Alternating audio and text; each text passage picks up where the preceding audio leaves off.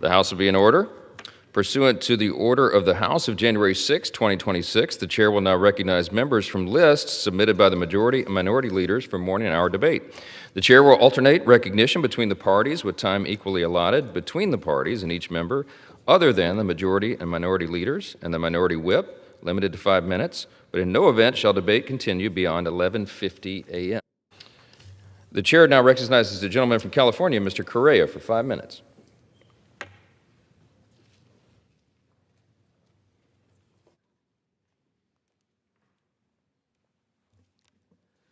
Thank you, Mr. Speaker.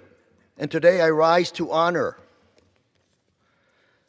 the Seagarstrom High School girls soccer team earning a victory and the CIF Division VI championship. Again, showing Santa Ana, home of champs.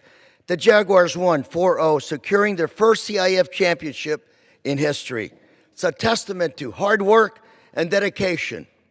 I congratulate Coach Diego Aguirre for his leadership and players Aymar Salgado, Isabela Barrera, and Jewel Orellana for scoring in the CIF championship game. Congratulations to the players, to the team's success. You've made your school history in Santa Ana. We're proud of you, and we look forward to seeing your future successes. Thank you, Mr. Speaker. Mr. Speaker, I rise today to honor the Barrow family and their multi-generational commitment to service, education in our community. The family legacy began with Kanta and Babula Barrow, who came to the United States from India in the late 1950s. Kanta and Babula believed that education is a pathway to opportunity in the middle class, and they worked multiple jobs while pursuing graduate degrees and raising their 3 sons, Raja, Rimal, and Ami.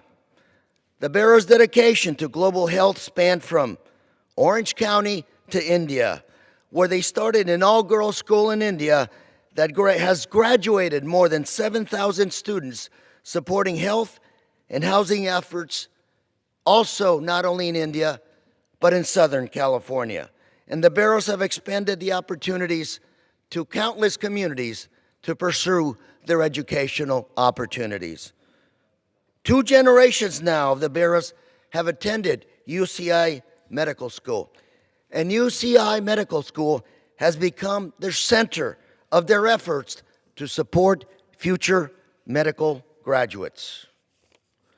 In 2020, the Barrows donated $100,000 to the UCI School of Medicine to permanently support medical students traveling to India. These aspiring medical students are able to work in global clinical environments and underserved communities here in the United States. The personal history of the Barrow family inspires all of us to pursue education, to give back to our communities, not only in America, but around the world. To the Barrow family, thank you. Thank you for showing us how it's done. Thank you, Mr. Speaker, and I yield. The chair recognizes the gentleman from Pennsylvania, Mr. Fitzpatrick, for 5 minutes.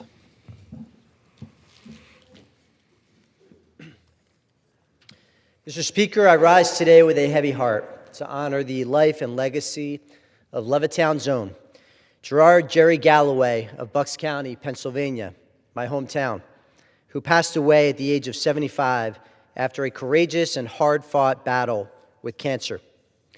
Born in Philadelphia as the first of 10 children, Jerry's deep Catholic faith, instilled by his parents, Jim and Jane, guided him throughout his life of service to his family, his community, and to his country. Drafted into the United States Army in 1968, Jerry served our nation with quiet strength before earning a bachelor's degree and 2 master's degrees in education and psychology later in life. He devoted his career to serving individuals with autism and intellectual disabilities, working with students that were too often labeled as difficult or unreachable, and showing every child the attention and love that only he could give. A lifelong member of Queen of the Universe Parish, my home parish in Bucks County, Pennsylvania, Jerry brought Holy Communion and companionship to those who are unable to attend Mass. He and his family are the heart and soul behind the annual Bucks County St. Patrick's Day Parade, and he will be remembered not only for his faith and service, but for his King of Cool spirit that made everyone he met feel known and feel loved. To his beloved wife, Edna, his daughters, Megan, Bridget, and Maria, his grandchildren, and to all who knew and loved him, we extend our deepest sympathies. Jerry Galloway's legacy of faith, family, and service will forever be remembered with pride of the Galloway family and the entire Bucks County family. He will be dearly missed, and we love him.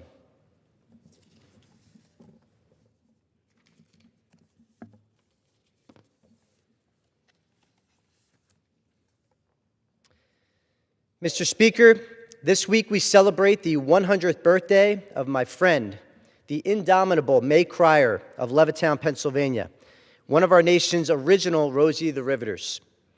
As a young woman in World War II, May went on to work for the home front, helping build the aircraft that formed the backbone of America's air power. For decades since, she has been a tireless advocate to ensure the millions of Rosies who riveted, welded, and labored in our factories, in our shipyards, in our farms, in our schools, and our hospitals receive the recognition that they have long deserved.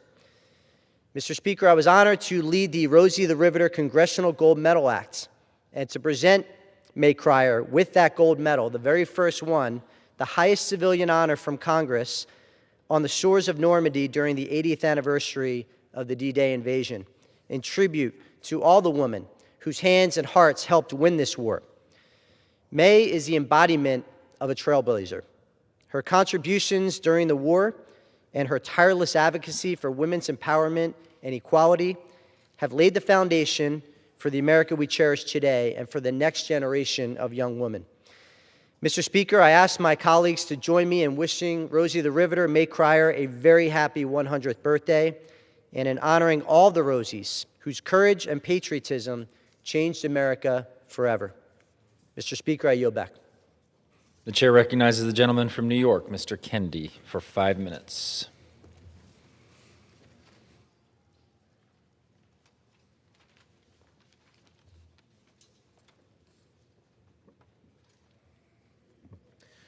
Mr. Speaker, I rise today with a heavy heart to honor the life and legacy of James A. Lewis IV, who tragically passed away on January 26, 2026, at the age of 46. James was the beloved son of Reverend Dr. James A. Lewis III and Lady Zandra Lewis of Miracle Missions Full Gospel Church.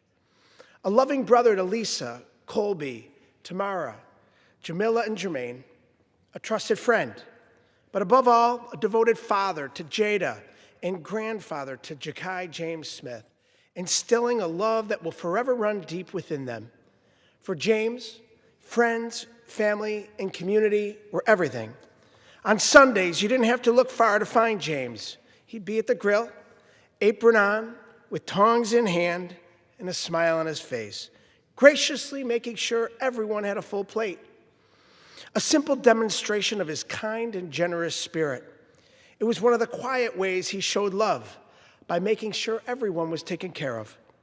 He carried that same spirit of service into every facet of his life, including his work at the Erie County Medical Center and Golisano's Children's Hospital of Buffalo, where he helped keep patients safe, supported frontline caregivers, and ensured that healing could happen. James went on to build a business of his own, starting a cleaning company driven by excellence and commitment to service. Through his work, James supported community institutions of all sizes and helped create spaces where opportunity and hope could flourish and take root. James measured his success by whether his family was cared for, whether his work was done well, and whether he lived in accordance with his faith. And today, his legacy lives on through his beloved family. In them, his strength endures and his spirit carries forward. The backbone of this nation is built by those like James A. Lewis IV, people who serve quietly, love fiercely, and build community one act of kindness at a time. May we honor him not just for what he did, but for who he was. May we carry forward his example by loving our families more intentionally, serving our communities more faithfully, and remembering that greatness is often found in everyday acts of devotion. To the Lewis family, our community and our nation grieves with you. May memories of his life and the knowledge that he is now in the arms of the Lord comfort you. May James A. Lewis IV rest in peace. I yield back. The chair recognizes the gentlewoman from Alabama, Ms. Sewell, for 5 minutes.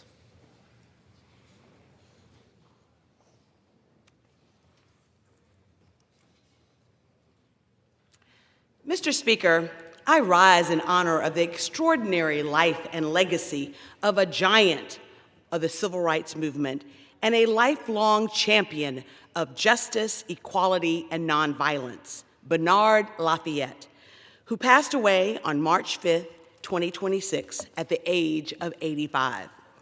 Bernard Lafayette was an extraordinary man who had extraordinary talents and extraordinary courage.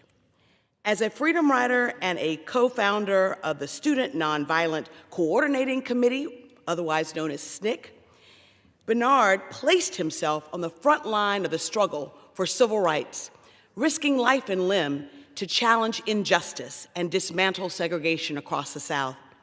As a trusted lieutenant of Dr. Martin Luther King, he helped to advocate a philosophy of nonviolent social change that moved our nation closer to its founding promise of liberty and justice for all. His liberation was one of selflessness. His leadership was instrumental during the most pivotal moments of the civil rights movement, especially in my hometown of Selma, where his organizing efforts helped secure the right to vote for countless Black Americans.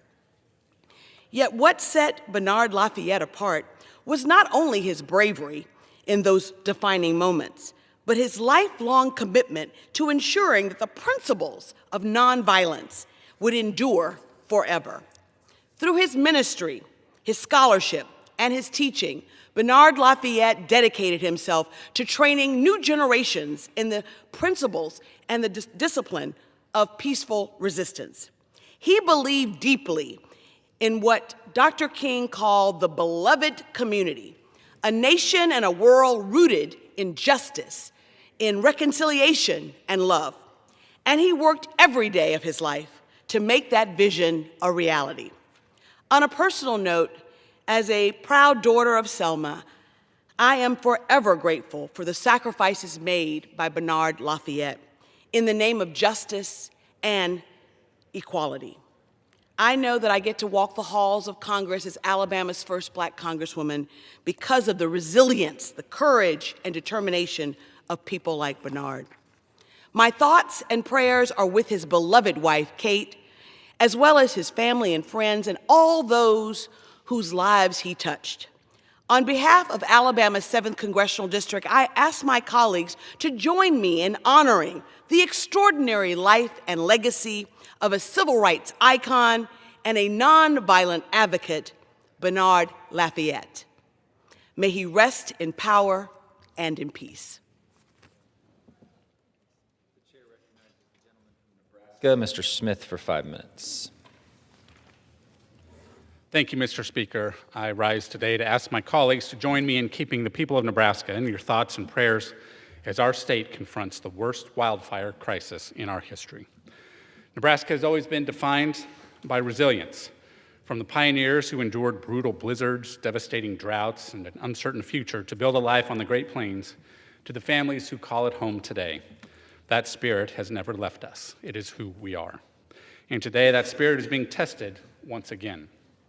On March 12th, 4 fires ignited across central and western Nebraska. In less than a week, they have burned over 826,000 acres, and there is still no clear end in sight. This past weekend, I joined Governor Pillen and Senator Ricketts to tour the affected areas and meet with local officials to learn about the latest containment efforts. What I saw and heard was certainly sobering. The scale of this devastation is staggering. Across 10 counties, no less than 46 structures have been destroyed, 470 more threatened. At least 600 Nebraskans have had to evacuate their homes, and one Nebraskan, Rose White of Arthur, Nebraska, has lost her life. I want to certainly take a moment to offer my heartfelt condolences to her children, grandchildren, great-grandchildren, and all who knew and loved her. Right now, these fires continue to burn, and Mother Nature is not predicted to be of any assistance anytime soon. The Morrill Fire, now the largest wildfire in Nebraska's history, has already burned more than 643,000 acres and is only 16% contained. The Cottonwood Fire has taken over 131,000 acres and is just 40% contained.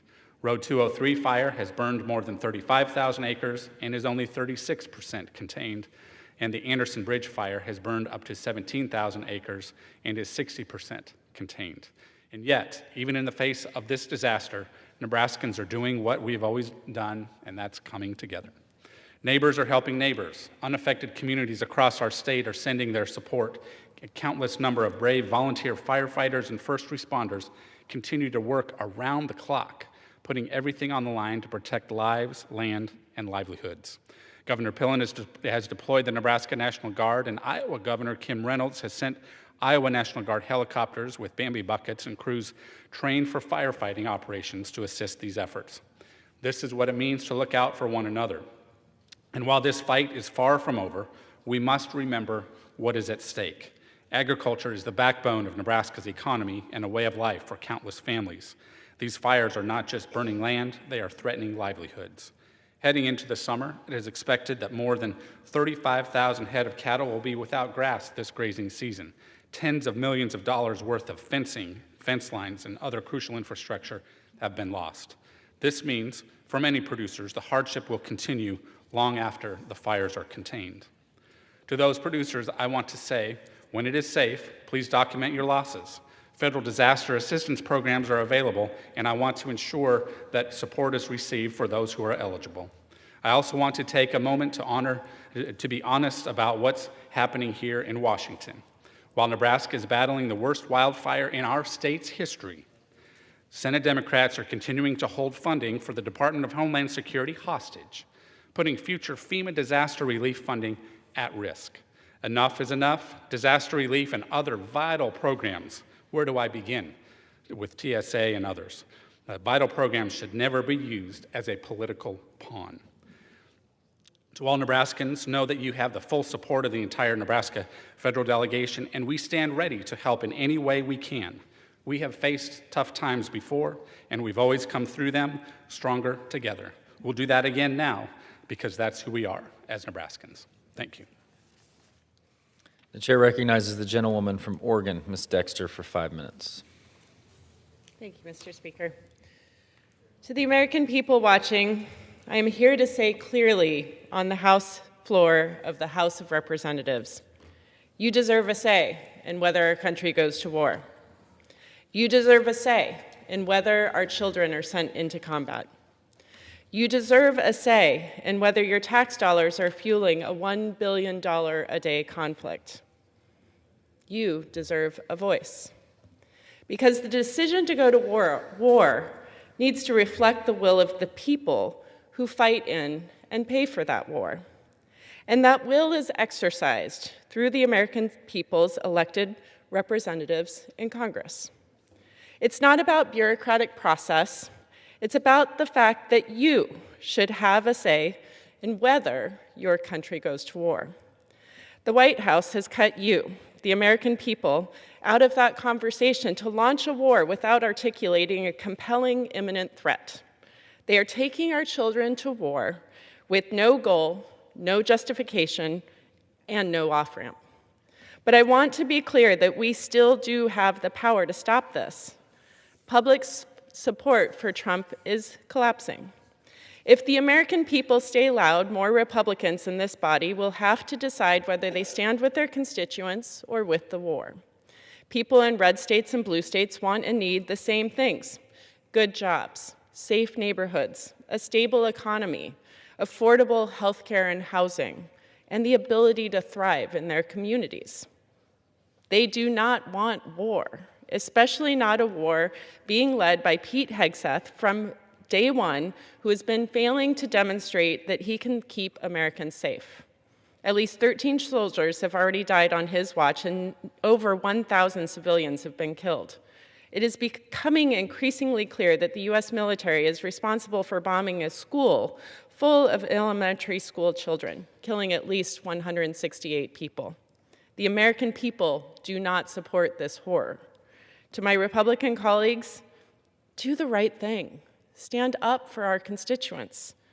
To the American people, do not look away from the truth of what is happening.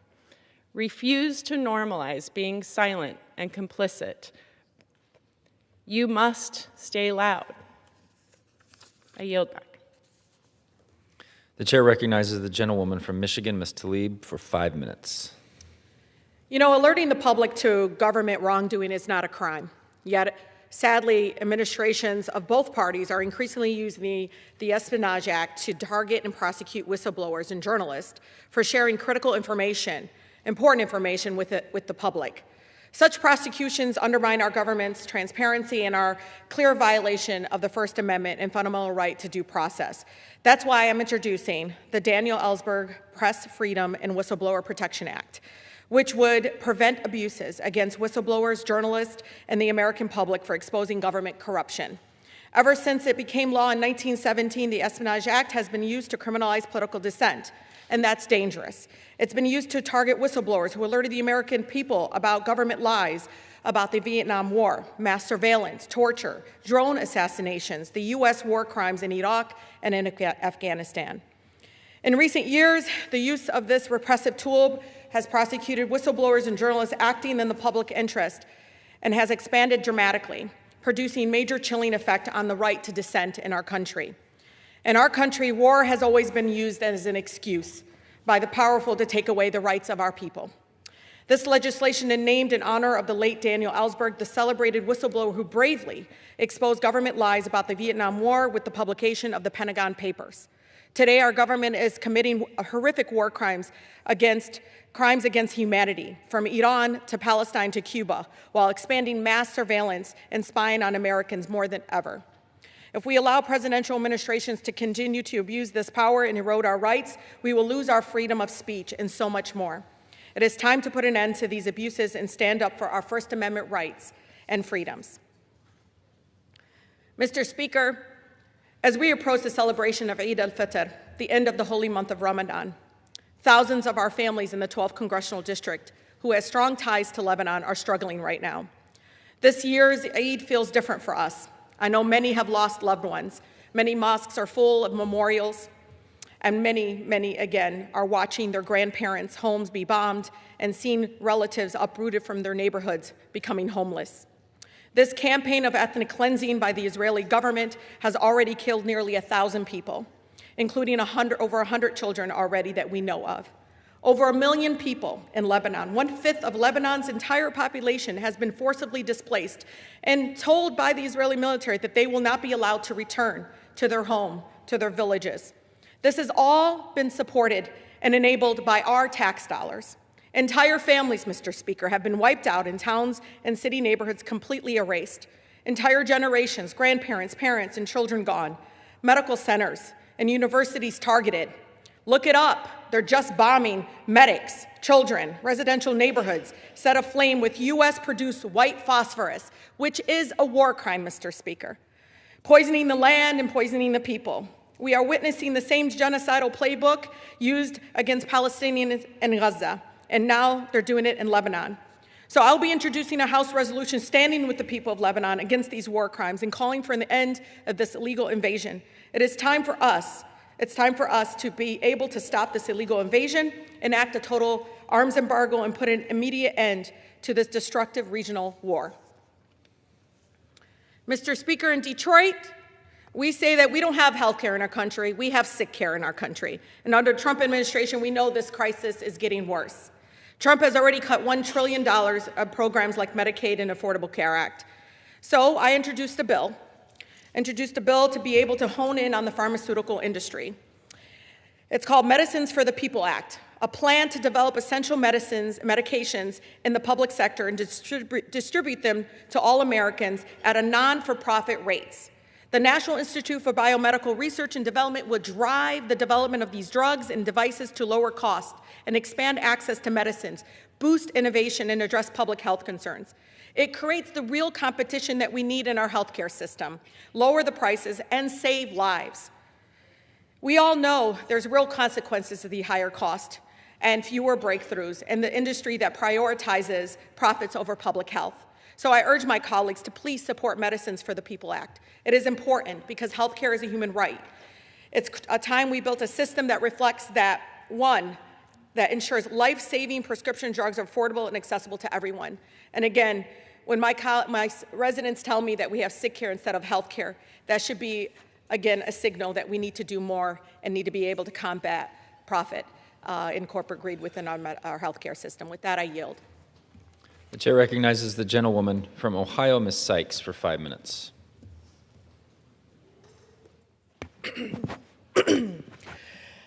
Mr. Speaker, last week, our nation lost 6 American service members in a tragic aircraft crash over Iraq. They are among the 13 who have lost their lives to date after Trump waged war in Iran. Among them were 3 Ohioans serving in the Ohio National Guard: Captain Seth Koval, Captain Curtis Angst, and Technical Sergeant Tyler Simmons. These were brave men who answered the call to serve their country. Technical Sergeant Tyler Simmons was only 28 years old. He had what his family called his dream job in the Air Force. His cousin said he had $1 million smile that could light up a room, and he loved flying and serving his country. Captain Curtis Angst, a graduate of the University of Cincinnati, spent a decade serving his country as a pilot. And Captain Seth Koval, who served nearly 20 years in uniform, had dedicated much of his life to flying missions that kept other aircraft in the sky and other service members safe. These men flew one of the most demanding and dangerous missions in the Air Force, refueling other aircraft mid-air so they could complete their missions and return home safely. But these airmen never made it home.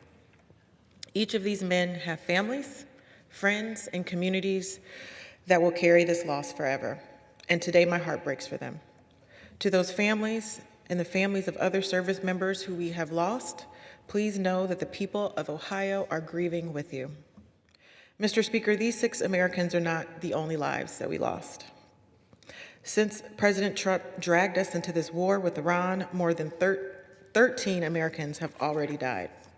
13 families who received the worst knock at the door imaginable, and more than a dozen communities across the country are now mourning someone who stepped forward to serve.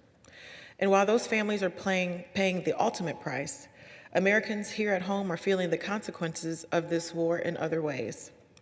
Gas prices, oil prices, and the cost of nearly everything else are skyrocketing. Families feel it every time they fill up their tanks, every trip to the grocery store, and the cost of food at the market.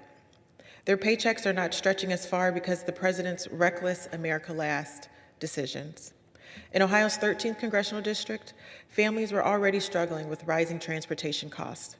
Cars, gas, insurance, and public transit costs are becoming increasingly expensive. According to the House Budget Committee, Ohio families saw transportation costs increase by an average of $65 last year alone because of Republicans' careless policies. President Trump promised that prices would go down on his first day in office, but that promise turned out to be a lie. Instead, his tariffs, which act like a national sales tax on American families, and the Republicans' big, ugly bill are driving up costs and squeezing families' budgets even more. Mr. Speaker, I refuse to sit back and watch working families in Ohio get squeezed like this. That's why I've been pushing for policies that actually lower everyday costs and putting more money in people's pockets. I introduced the Lower Your Taxes Act to do such a thing. The bill would expand the earned income tax credit and child tax credit so working families can keep more of the money that they earn.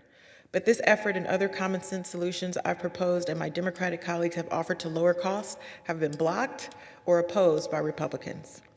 Mr. Speaker, we cannot forget the real people caught in the middle of all of this. Families who now have to decide between filling up the gas tank and buying groceries, between fixing their car, going to the doctor, or paying the rent. Americans cannot survive Trump's dangerous actions overseas that are taking a human and economic toll. Republicans have ignored warning signs and blocked cost-cutting solutions, and they've left working families left to fend for themselves. That is a failure of leadership. We can act to restore affordability, or we can keep letting costs spiral while Republicans protect the millionaires and the billionaires. I hope that we protect American families, because the people we represent deserve so much better than what they are getting right now. May God bless our troops, and may God bless the United States of America. Thank you, Mr. Speaker. I yield back. The chair recognizes the gentlewoman from New Jersey, Ms. Watson-Coleman, for 5 minutes. Mr. Speaker, I rise today to share the sentiments of my constituents in the 12th Congressional District in New Jersey. They are furious. The president's war in Iran is one of the greatest foreign policy blunders in American history. It is a war of choice, and he took this action without consulting either Congress or the American people. The president's reasoning after the fact has been one lie after another. In briefings to Congress, the administration has admitted this isn't about regime change and that there was no imminent threat, that there was no nuclear threat. The administration has gone before the American people and provided zero clarification of the objectives, nor had they planned for the obvious consequences of this action. There is no clear off-ramp. The Strait of Hormuz has been closed, with several cargo ships already destroyed, choking the global supply chain. This has led to higher oil and gas prices, which President Trump has declared is a good thing. In addition, a third of the world's traded fertilizer has been blocked from the market, putting agricultural work at risk. The American people were already struggling to pay the bills thanks to Trump's self-declared trade wars. Now we are forced to deal with the economic fallout and the personal fallout and the loss of lives of this self-declared war. The American people are paying for this war of choice with a price tag of $1 billion a day. The families of the 13 service members were lost are paying for this. Meanwhile, the president stands to profit from this war. Trump's sons are investing in drone companies with contracts with the Pentagon. This is a clear conflict of interest that calls into question the president's motives when sending our brave service members into harm's way in the first place. The president's son-in-law, Jared Kushner, is gallivanting across the Middle East for his private firm while simultaneously serving as one of the United States' chief negotiators. We've come to expect corrupt self-dealing from this president, the most corrupt president in our history, his family and their cronies, but now America lives at the stakes. Finally, this week, the president's Secretary of Defense, and I quote, "We'll keep advancing, no quarter and no mercy." The Secretary of Defense is committing war crimes at a press conference, declaring that the United States will offer no quarter, puts our own troops at greater risk. It represents an appalling lack of concern for the well-being of our troops and a direct violation of both U.S. and international law, and highlights his incompetence and his lack of soul. Mr. President, if you have the ability to feel shame, you'll end this war now. If my colleagues in this chamber have a shred of dignity left, they'll immediately pass a war powers resolution and bring an end to this disaster before more lives are lost. I yield back. Members are reminded to refrain from engaging in personalities towards the president, and members are also reminded to address their remarks to the chair. The chair recognizes the gentleman from New York, Mr. Goldman, for 5 minutes.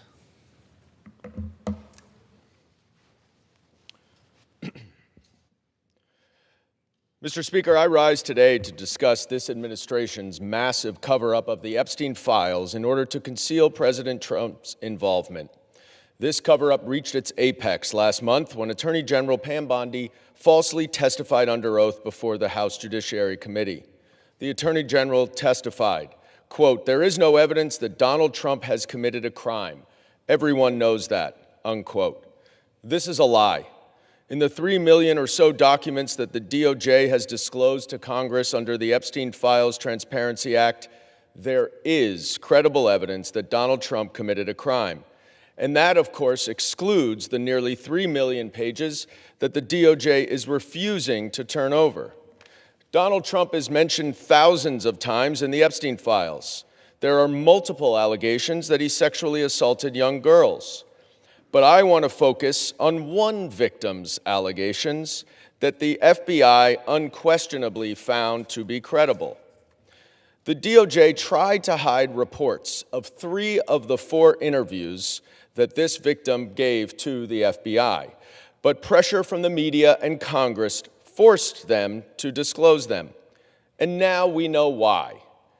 She credibly accuses Donald Trump of sexually assaulting her when she was between 13 and 15. In each of her interviews, this victim recited the same account of her interaction with Donald Trump. On August 7th, 2019, she explained that she was between 13 and 15 when she was left alone with Donald Trump, who, quote, mentioned something to the effect of, "Let me teach you how little girls are supposed to be." Trump unzipped his pants and put her head down, quote, down to his penis, bit the S out of it. Trump struck the victim and said words to the effect of, "Get this little B the hell out of here." The victim advised that she bit Trump's penis because he disgusted her. She provided some additional details in the next interview 2 weeks later, and then a month later, she met again with the FBI and asked, quote, what the point would be of providing the information at this point in her life when there was a strong possibility nothing could be done about it. She didn't speak to the FBI again. But the FBI certainly found her story credible. In a 21-page PowerPoint presentation that the FBI made to prosecutors, they included this victim's testimony. They would not have done so if they did not find the evidence credible, which means that Attorney General Bondi lied when she stated under oath that there is no evidence that Donald Trump committed a crime.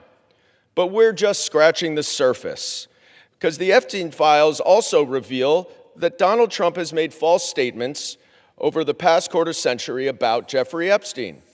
We know in 2002 he called him a terrific guy and said, quote, "It is even said that he likes beautiful women as much as I do, and many of them are on the younger side." In a birthday card, 2003, that Donald Trump gave to Jeffrey Epstein for his 50th birthday, Donald wrote for himself that we have certain things in common, Jeffrey. Enigmas never aged. Have you noticed that? A pal is a wonderful thing. Happy birthday. And may every day be another wonderful secret. But in that same year, Palm Beach County opened an investigation into Epstein that eventually was turned over to the FBI. The investigation became public in 2006, and the Palm Beach County police chief received a call quickly after from Donald Trump, where Trump told him, "Thank goodness you're stopping him. Everyone has known he's been doing this." What innocent person calls the police chief about an investigation upon just learning about it? The recent documents also show that Jeffrey Epstein emailed Ghislaine Maxwell and said, quote, "I want you to realize that the dog that hasn't barked is Trump. Redacted victim spent hours at my house with him. He has never once been mentioned." Trump also denied that he ever went on Epstein's plane. But of course, the Southern District of New York said that he was on his plane 8 times, often with young women. The reason why this matters is because we don't have half of the Epstein files. And if the Attorney General is covering this up in such a degree that she is redacting things from Congress, that she then, redacting things from the public that she then shows to Congress, what else is she covering up? And I would just show that this document here was redacted to the public, it was unredacted to Congress, and it completely disputes everything that Donald Trump has said about Jeffrey Epstein, about what he knew about the allegations, about his disgusting behavior, about whether he'd ever been to Epstein's house, saying, I may have been there with my wife. Asked if any young girls were there. No. He may have had children of guests, but that's it. Well, we know that's not the case. Now, why is this important? Because if the Attorney General is covering up this information that she then reveals to Congress, what else is she covering up about Donald Trump's involvement in the Epstein files? I yield back. Members are reminded to refrain, again, from engaging in personalities towards the president. The chair recognizes the gentleman from California, Mr. Mullen, for 5 minutes. Mr. Speaker, I rise today to talk about the rapid rise of AI chatbots and the urgent need to put clear guardrails in place. Artificial intelligence chatbots are becoming increasingly common in our daily lives. They're embedded in our phones, our classrooms, and our workplaces. There's no question that this is an innovative technology with the potential to democratize access to information, reduce costs, and expand opportunity. But as promising as this technology is, we must also be clear about its limits. AI chatbots are not and should not be treated as substitutes for licensed professionals like doctors, therapists, lawyers, and financial advisors. We have seen this most clearly in the mental health space. Users, including children and other vulnerable individuals, are increasingly turning to chatbots for therapy. Tragically, we have seen too many cases in which the children took their own lives after interacting with chatbots that failed to recognize a person in crisis and even encouraged their harmful thoughts. These limitations extend beyond mental health, too. People are turning to unqualified so-called robo-lawyers for legal advice and AI financial advisors for guidance on investing their hard-earned retirement savings. These are high-stakes interactions that can have devastating consequences without proper oversight, which is why every state regulates the licensing of these professionals according to rigorous standards. Many chatbot providers have added disclaimers saying their products are not licensed professionals, but, Mr. Speaker, disclosures are not enough.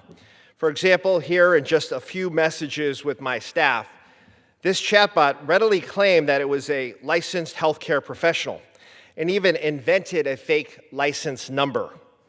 For a vulnerable user, that claim can be all it takes to place complete trust in a system that is incapable of consistently providing clinical care or sound professional guidance. In another example, a seemingly benign bot marketed as offering legal guidance quickly claimed to be a licensed attorney. Clear rules are needed now to protect consumers, promote trust in responsible innovation, and ensure a level playing field for companies that are doing the right thing. That's why I'm introducing the Chatbot Act. This legislation would prohibit companies from claiming or implying that a chatbot is a licensed professional through marketing or the bot's output. This is a narrow, common-sense consumer protection bill. I'm proud that it has been endorsed by a broad coalition of healthcare, legal, and financial trade organizations, as well as consumer protection and technology policy organizations. We must come together to ensure this new technology is developed safely and responsibly. I urge my colleagues on both sides of the aisle to support the Chatbot Act. And with that, thank you, and I yield back the balance of my time. The chair recognizes the gentleman from New York, Mr. Latimer, for 5 minutes.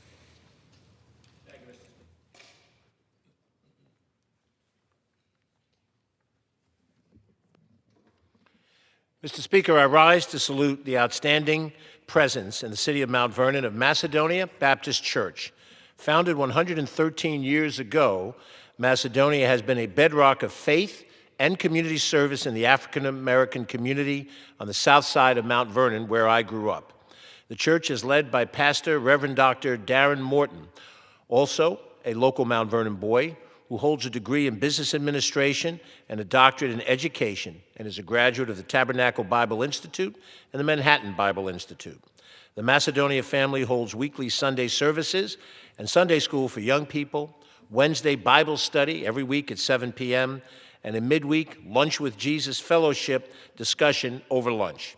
As they approach the solemn Christian season of Good Friday and Easter, Macedonia provides a daily 40-day Lenten journey series.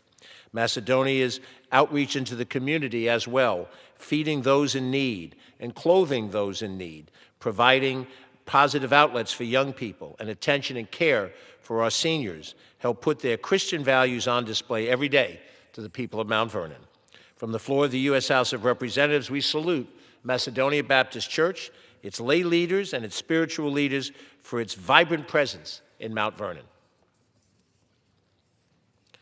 Mr. Speaker, alongside the Hudson River in Westchester County, there's a place to go on a Saturday morning where you can find farm-fresh produce and goods from the Hudson Valley, the Hastings Farmers Market. The market supports regional agriculture by bringing these products close to home on alternate Saturday mornings in the winter season and every Saturday throughout the spring and summer season. In the winter season from 9:30 a.m. to 1 p.m. The Hastings Farmers Market opened in the summer of 1998 and now, under the leadership of Ms. Pascal Ladruelec, features dozens of vendors with a wide variety of offerings in the strategic location across from the Hastings-on-Hudson Metro-North Railroad Station. The market, along with its sister market in Irvington, the Irvington Farmers Market, which is on Sundays, is convenient to all the Rivertown residents and the City of Yonkers residents. The market's mission is also including educating and inspiring the market community about the benefits of local farming and sustainable practices. And they invite charitable nonprofits and organizations to participate in the farmers market, groups from the Girl Scouts of Hastings to the local volunteer fire department. From the floor of the House of Representatives, we salute the Hastings Farmers Market as a valuable and estimable community asset. Mr. Speaker, I'd like to salute the leadership and the membership of the Knights of Columbus, Father John M. Grady Council 503, located in Portchester, New York, for their service to the community. The Knights, an organization of Catholic men nationwide, are organized into local councils and draw their membership in Council 503 from the parishes of St. John Bosco and the churches within the parish, including Corpus Christi, Holy Rosary, and the formerly named Our Lady of Mercy. The Knights of Council 503, led by Grand Knight Mark Scocera and Deputy Grand Knight Phil D'Orazio, have an active program that works to support the parish with local dinners and fundraising events, programs for the seniors and the veterans of the Portchester community and the Rye Brook community, and programs for young people, especially through the scouting troop programs. They maintain an active Knights of Columbus Hall that hosts their events and other events in the village, with the ever-present chef, past Grand Knight Charlie Sacco, and his wife, the head of the Ladies Auxiliary, Tony Sacco, in charge. And you can join them for Pasta Fridays every Friday night during Lent. Very affordable. From the floor of the U.S. House of Representatives, we salute the Knights of Columbus, Grady Council 503, for their service to Catholic values and their service to the local Portchester and Rye Brook communities. Thank you, Mr. Speaker, and I yield back. Pursuant to Clause 12A of Rule 1, the Chair declares the House in recess until noon today.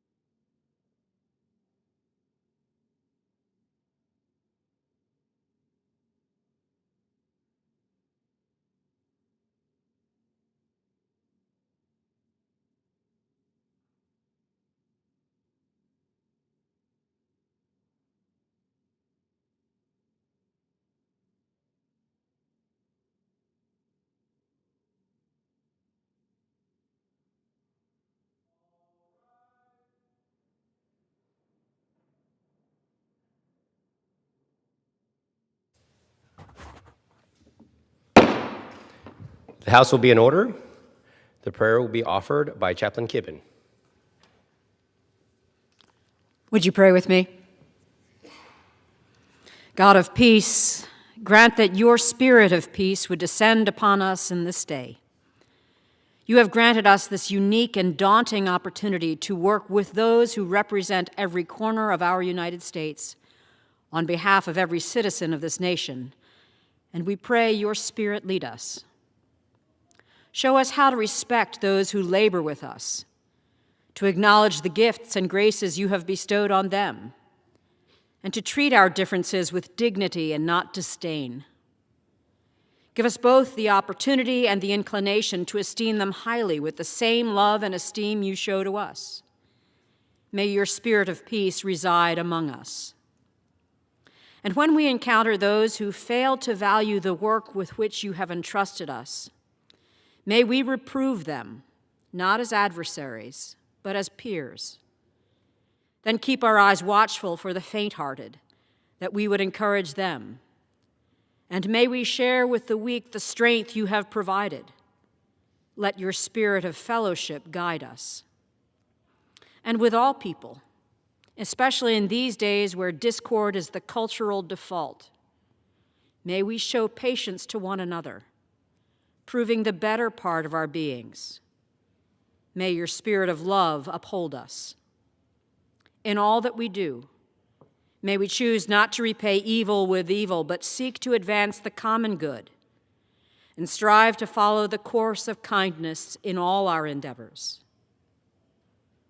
As we pray in the power of your name, we ask that you send your Spirit to lead us this day. Amen. The chair has examined the journal of the last day's proceedings and announces to the House the approval thereof. Pursuant to Clause 1 of Rule 1, the journal stands approved. The Pledge of Allegiance will be led by the gentleman from North Carolina, Mr. Harris.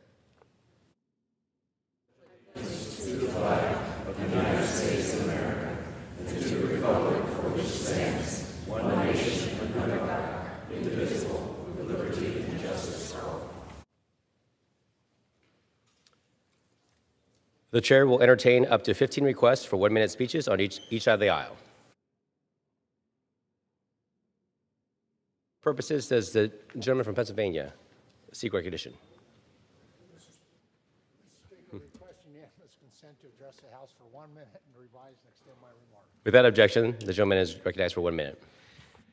Mr. Speaker, I rise today to recognize Susan Williams, the President and CEO of the Venango Area Chamber of Commerce. Susan will retire at the end of the month after 20 years of dedicated service. Susan first started working for the Venango Area Chamber of Commerce in 2006 as the Assistant Executive Director. A year later, she became the President and CEO. During her first year with the Chamber, Susan operated with a team of just 2 full-time staff and a summer intern. However, she quickly expanded the team and the programming offered by the Chamber. Susan was instrumental in the launch of Flex, Venango County's Young Professionals Organization. This initiative helps young people in the county collaborate and develop leadership skills. In addition to Flex, Susan helped launch Leadership Venango.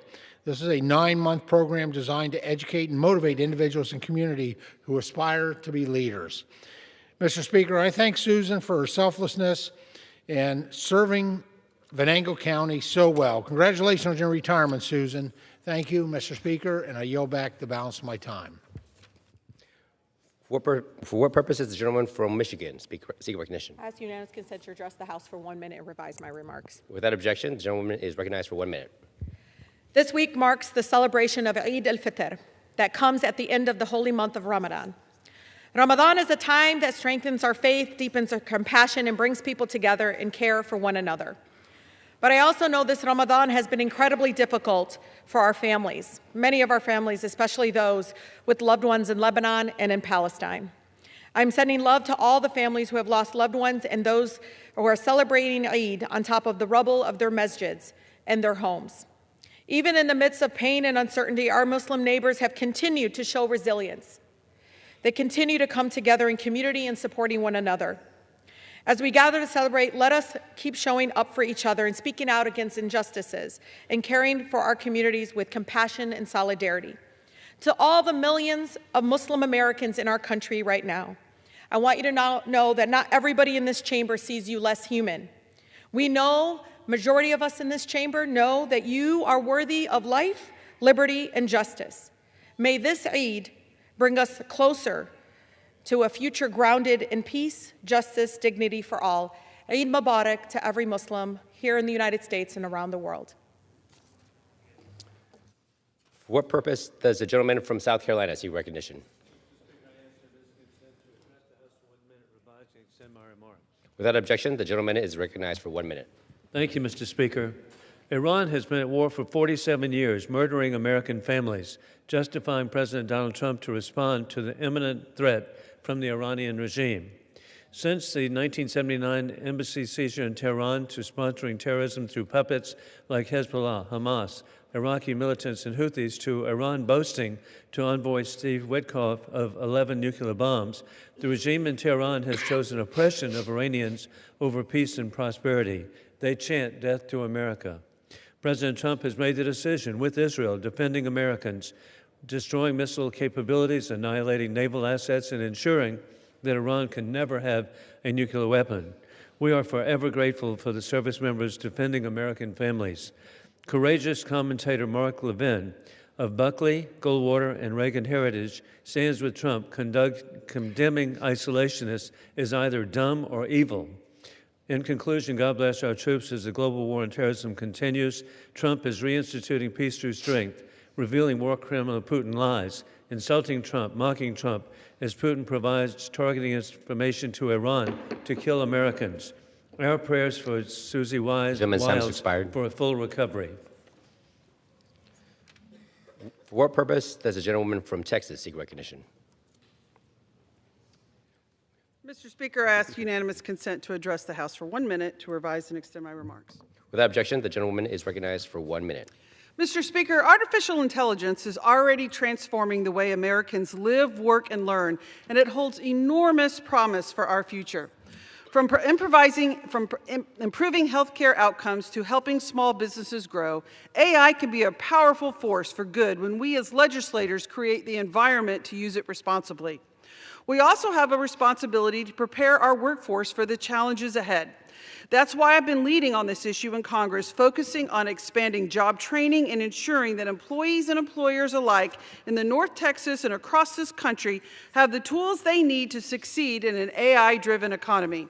We cannot afford to fall behind. Other nations are investing aggressively in this technology, and if we don't act, we risk ceding both economic and national security leadership. Congress must act to prepare our workforce for this new reality and to establish a smart, reasonable regulatory framework, one that encourages innovation while protecting the public and keeping our kids safe in an increasingly digital world. AI presents extraordinary opportunities, but only if we are prepared. That means investing in our people, setting clear rules of the road, and leading with purpose. I yield back. For what purpose does the gentleman from South Carolina seek recognition? Without objection, the gentleman is recognized for 1 minute. Thank you, Mr. Speaker. I rise today to honor the life and legacy of Diane Orlowski. She was a true force of nature. We came to know her affectionately on the campaign as Mama Dietz. And Mama Dietz would go shopping, and she would call and make tons of volunteer efforts, and she would do parades, and she really was everywhere, but she had such an exuberance, a spirit about her that was infectious. If you heard her laugh, you might not even know what the joke was, but you were captivated by the laugh and you found yourself laughing too. She was a leader in the Myrtle Beach area, but also in Connecticut in the business community, and had decades of experience as a businesswoman. And after retiring, of course, she did like most and celebrated or retired to the Grand Strand. And so we are going to miss her very deeply because of the life that she led, the person that she was, and she loved her family dearly, her sons, her grandchildren. We always were impressed about the stories that she would share, the trouble that she would get into with her grandkids. She brought light into every room that she was part of, and her absence leaves the world a little bit quieter without her laugh echoing through it. She will be deeply missed. With that, Mr. Speaker, I yield back. For what purpose does the gentlewoman from North Carolina seek recognition? Without objection, the gentlewoman is recognized for 1 minute. Mr. Speaker, I rise today during Women's History Month to honor Ellen Lewis of Wake Forest, North Carolina, a remarkable community member who's not often remembered in the history books. Born into slavery, Ellen Lewis was about 15 years old when Union soldiers came through Wake Forest after the Civil War and told enslaved people that they were free. After emancipation, she built a life of service to her community, becoming a respected nurse and midwife who delivered hundreds of babies, both black and white. Her story reminds us of the generations of black women who have been the backbone of maternal care in our communities. Yet today, black mothers in America are still far more likely to experience complications or die from pregnancy-related causes. Let's recommit ourselves to building a healthcare system where every mother can give birth safely and with dignity. Thank you, Mr. Speaker, and I yield back. For what purpose does the gentleman from Utah seek recognition? Speaker, I ask unanimous consent to address the House for 1 minute and to revise and extend my remarks. Without objection, the gentleman is recognized for 1 minute. Thank you, Mr. Speaker. Thank you, Mr. Speaker. I rise to honor Dr. Kenneth John Brown, a Marine, a teacher, a husband, and a man of deep faith who recently passed away at 102 years old. Ken Brown was just 20 when he landed on Iwo Jima, where he proudly served his country. He came home, started a family, earned his doctorate, and spent his career teaching our youth in the classroom. He was, by every account, a man who showed up for his country, for his church, for his students, and for his family for over a century. Mr. Speaker, lives like Ken Brown's are worth pausing to recognize. He is a reminder that one person, committed to the right things, can leave this world better than he found it. May his example inspire all of us to do the same. Thank you, Mr. Speaker, and I yield back. For what purpose does the gentleman from Rhode Island seek recognition? I ask to address the House for 1 minute and to revise and extend my remarks. Without objection, the gentleman is recognized for 1 minute. Mr. Speaker, there are more than 60 million Americans aged 65 and older, nearly 20% of our population. And older Americans face a range of challenges, dealing with rising costs on a fixed income, getting access to the care they need in housing and transportation, dealing with scams and elder abuse, and more. That is why we must reestablish the Select Committee on Aging in the House of Representatives to ensure that older Americans' needs are being looked at holistically by this body. The committee existed from 1974 to 94, and its work led to the passage of legislation to make nursing homes safer, increase home care benefits, improve research and care of Alzheimer's, and more. It's time to bring it back. Along with Republican Representative Maria Salazar of Florida, I am reintroducing a bipartisan bill to do just that. I urge our colleagues on both sides of the aisle to support it for today's seniors and for future generations. And I would like to enter this article in support of the bill into the congressional record. Thank you, and I yield back. Without objection. For what purpose does the gentleman from California seek recognition? Mr. Speaker, I ask unanimous consent to address the House floor to revise and extend my remarks. Without objection, the gentleman is recognized for 1 minute. Mr. Speaker, I rise today to recognize and celebrate the Sierra Pacific girls basketball team for their amazing 2026 season. This past year, the Lady Bears finished an incredible season by winning the Division II state championship, the highest CIF state division title in school history. These student athletes have shown what's possible through teamwork, discipline, and grit. They put in long hours, battled through adversity, and continue to push themselves to be better every single day, and that dedication has absolutely paid off. To the players, coaches, and families, congratulations on this well-earned victory. You've made your school, community, and the Central Valley proud. Thank you, and I yield back. For what purpose does the gentleman from California seek recognition? Mr. Speaker, I ask unanimous consent to address the House for 1 minute. Without objection, the gentleman is recognized for 1 minute. Mr. Speaker, the war in Iran is crushing the economy here at home. Working class and middle class Americans are struggling. Today I read that the price of gas has gone up 27% just in 2 weeks. And every day we're spending $2 billion of American money in Iran. To put that in perspective, for 20 days in Iran, we could have free public college for every American. We could have 1,000 new trade schools. We could have childcare at $10 a day for working class Americans. So today, Senator Sheldon Whitehouse and I are introducing the tax windfall profits for oil companies. They need to be paying a tax, and that money needs to go back in the pockets of ordinary Americans who are struggling at the pump. And instead of putting more money into Iran, we need a Marshall Plan for the United States of America. The Democrats stand for America's economy first, building jobs here, childcare here, healthcare here. Let's focus on our people and our communities instead of draining more money in a war in the Middle East. For what purpose does the gentleman from North Carolina seek recognition?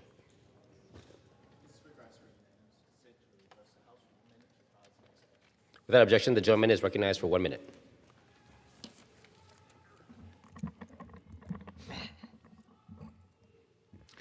Mr. Speaker, founded in 1891, Elizabeth City State University celebrated its 135th anniversary.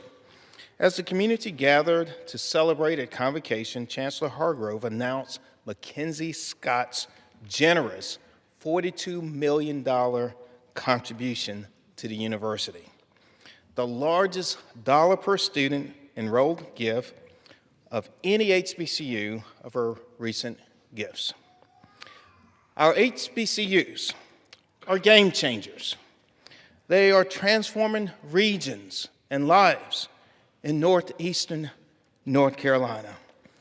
We're reclaiming our future and keeping the American dream within reach.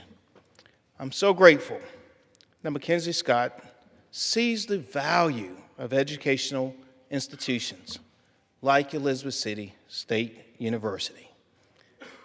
Viking pride, Viking pride, Viking pride. Thank you, Mr. Speaker. I yield back. Pursuant to Clause 8 of Rule 20, the chair will postpone further proceedings today on motions to suspend the rules on which a recorded vote or the yeas and nays are ordered, or votes objected to under Clause 6 of Rule 20. The House will resume proceedings on postponed questions at a later time. For what purpose does the gentleman from Arizona seek recognition? Mr. Speaker, I move to suspend the rules and pass H.J. Res. 139. The clerk will report the title of the joint resolution. House Joint Resolution 139, a joint resolution proposing an amendment to the Constitution of the United States requiring a balanced budget for the federal government. Pursuant to House Resolution 1115, the gentleman from Arizona, Mr. Biggs, and the gentleman from Maryland, Mr. Raskin, each will control 30 minutes. The chair recognizes the gentleman from Arizona. Thank you, Mr. Speaker. I ask unanimous consent that all members may have 5 legislative days in which to revise and extend their remarks and to insert extraneous material on H.J. Res. 139. Without objection. I yield myself such time as I may consume. The gentleman is recognized. Mr. Speaker, today our national debt exceeds $38 trillion and grows second by second. On a per-person basis, the national debt amounts to more than $113,000 for every person living in the United States. For generations, Congress has chosen to max out our national credit card and leave the bill to the next generation instead of having hard conversations about spending. Families across our nation have had these hard conversations, and they balance their budgets. Their leaders of this nation should do the same. Americans know that debt comes with strings attached. Every dollar we spend beyond our means today is a dollar and change we must repay tomorrow. It's no different for government. And the more America borrows, the more expensive every next borrowed dollar becomes. Indeed, annual federal spending on interest is now one of the largest line items we have. We spend more on interest than we do on Medicare. We spend more on interest than we do on national defense. Republicans and Democrats may have different policy ideas and priorities, but surely we can all agree that a budget hamstrung by huge interest payments benefits nobody. Our fiscal trajectory is alarming and unsustainable. Higher than expected interest rates or other challenges could trigger a debt spiral. It's happened to other countries throughout history. Without changes, it will happen to us. The day of reckoning will come, and it will not be big and beautiful. It will be big and ugly. There are two choices: spend a lot less on the future or spend a little less starting today. I choose the second option, and that's why I support the Balanced Budget Amendment. It is the only way to submit our commitment to long-term fiscal stability. A 5-year path to balance will allow us to make prudent spending choices to gradually balance the budget and wean us from our reliance on deficit spending. It's simple. The Balanced Budget Amendment will restore fiscal sanity and take us off the path to an economic calamity. But the Balanced Budget Amendment will not merely beat back a future fiscal crisis. It will also reduce the cost of living here and now. The enormous federal debt is currently driving up borrowing costs for all Americans. Mortgages, car payments, student loans are all more expensive because of Congress's profligacy and irresponsibility. We saw the disastrous effects of budget-busting deficit spending during the catastrophic 4 years of Biden-Harris rule. With the eager support of Democrats in Congress, the Biden-Harris administration approved $4.7 trillion in new deficit spending, ultimately racking up $8.5 trillion in new debt. And what did the average American get? The worst inflation in 40 years. When Biden-Harris took over in January 2021, inflation was just at 1.4% per annum. By the middle of the term, it exceeded 9% per annum. Inflation is a tax on everyone, but we all know who it hurts the most: the poor, the working class, seniors on fixed incomes, and American families who saw their expenses explode and their salaries stay flat. Mr. Speaker, I reserve. Reserves.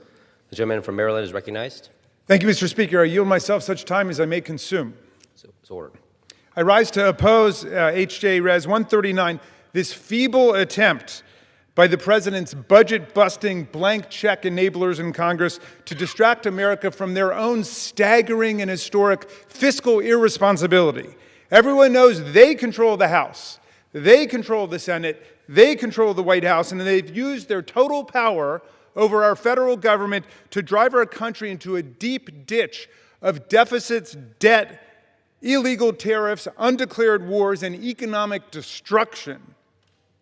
After adding $4 trillion to our national debt with their tax breaks for the super rich, every Republican in the chamber but Representatives Massey and Davidson voted to allow President Trump to keep spending between $1 and $2 billion every day, not of his own money, but of our money, on his unauthorized and unconstitutional war in Iran, without so much as a single vote or a single honest debate on the floor of the House. This war of choice and aggression, which is spiraling out of control now in the Middle East, and which President Trump now calls a little excursion, has already cost 13 American service members their lives and wounded over 200 Americans in uniform while killing more than 1,000 Iranian civilians, including 170 children at a girls' school that was bombed in the first week of Donald Trump's war. But still our colleagues sit there passive, invertebrate, and complicit in the face of this brazen usurpation of congressional war powers, rising from their constitutional stupor only to vote no on our war powers resolution, which every self-respecting member of the Article I branch should have voted for. The administration reports that the first 6 days of this war cost the taxpayers $11.3 billion, or $1.9 billion a day. Have Republicans come to the floor to explain why this war was necessary, or to offer evidence of an imminent threat posed to the American people? Have they asked for a special Iran war tax to demonstrate their fiscal responsibility? No. They just put Trump's little excursion, as he calls it, on the national credit card like an impulse trip to Disney World. But our constituents are paying through the nose for this historic folly right now, not just as taxpayers, but as consumers. We've already been buffeted by Donald Trump's illegal tariffs and imbecilic trade wars against the rest of the world and the soaring cost of living under his corrupt economic policies. But now we also have to contend with skyrocketing gasoline prices thanks to their foolish disruption of the global oil supply. Gas prices have shot up more than 25% since the lawless mullah theocrats of Iran shut down the Strait of Hormuz after the lawless MAGA theocrats of America bombed Iran. Now, our Republican colleagues present a doomed proposal to deface our Constitution with the same kind of witless, self-incriminating graffiti someone recently scrawled on the exterior front wall of the Kennedy Center, which they called the Trump Kennedy Center.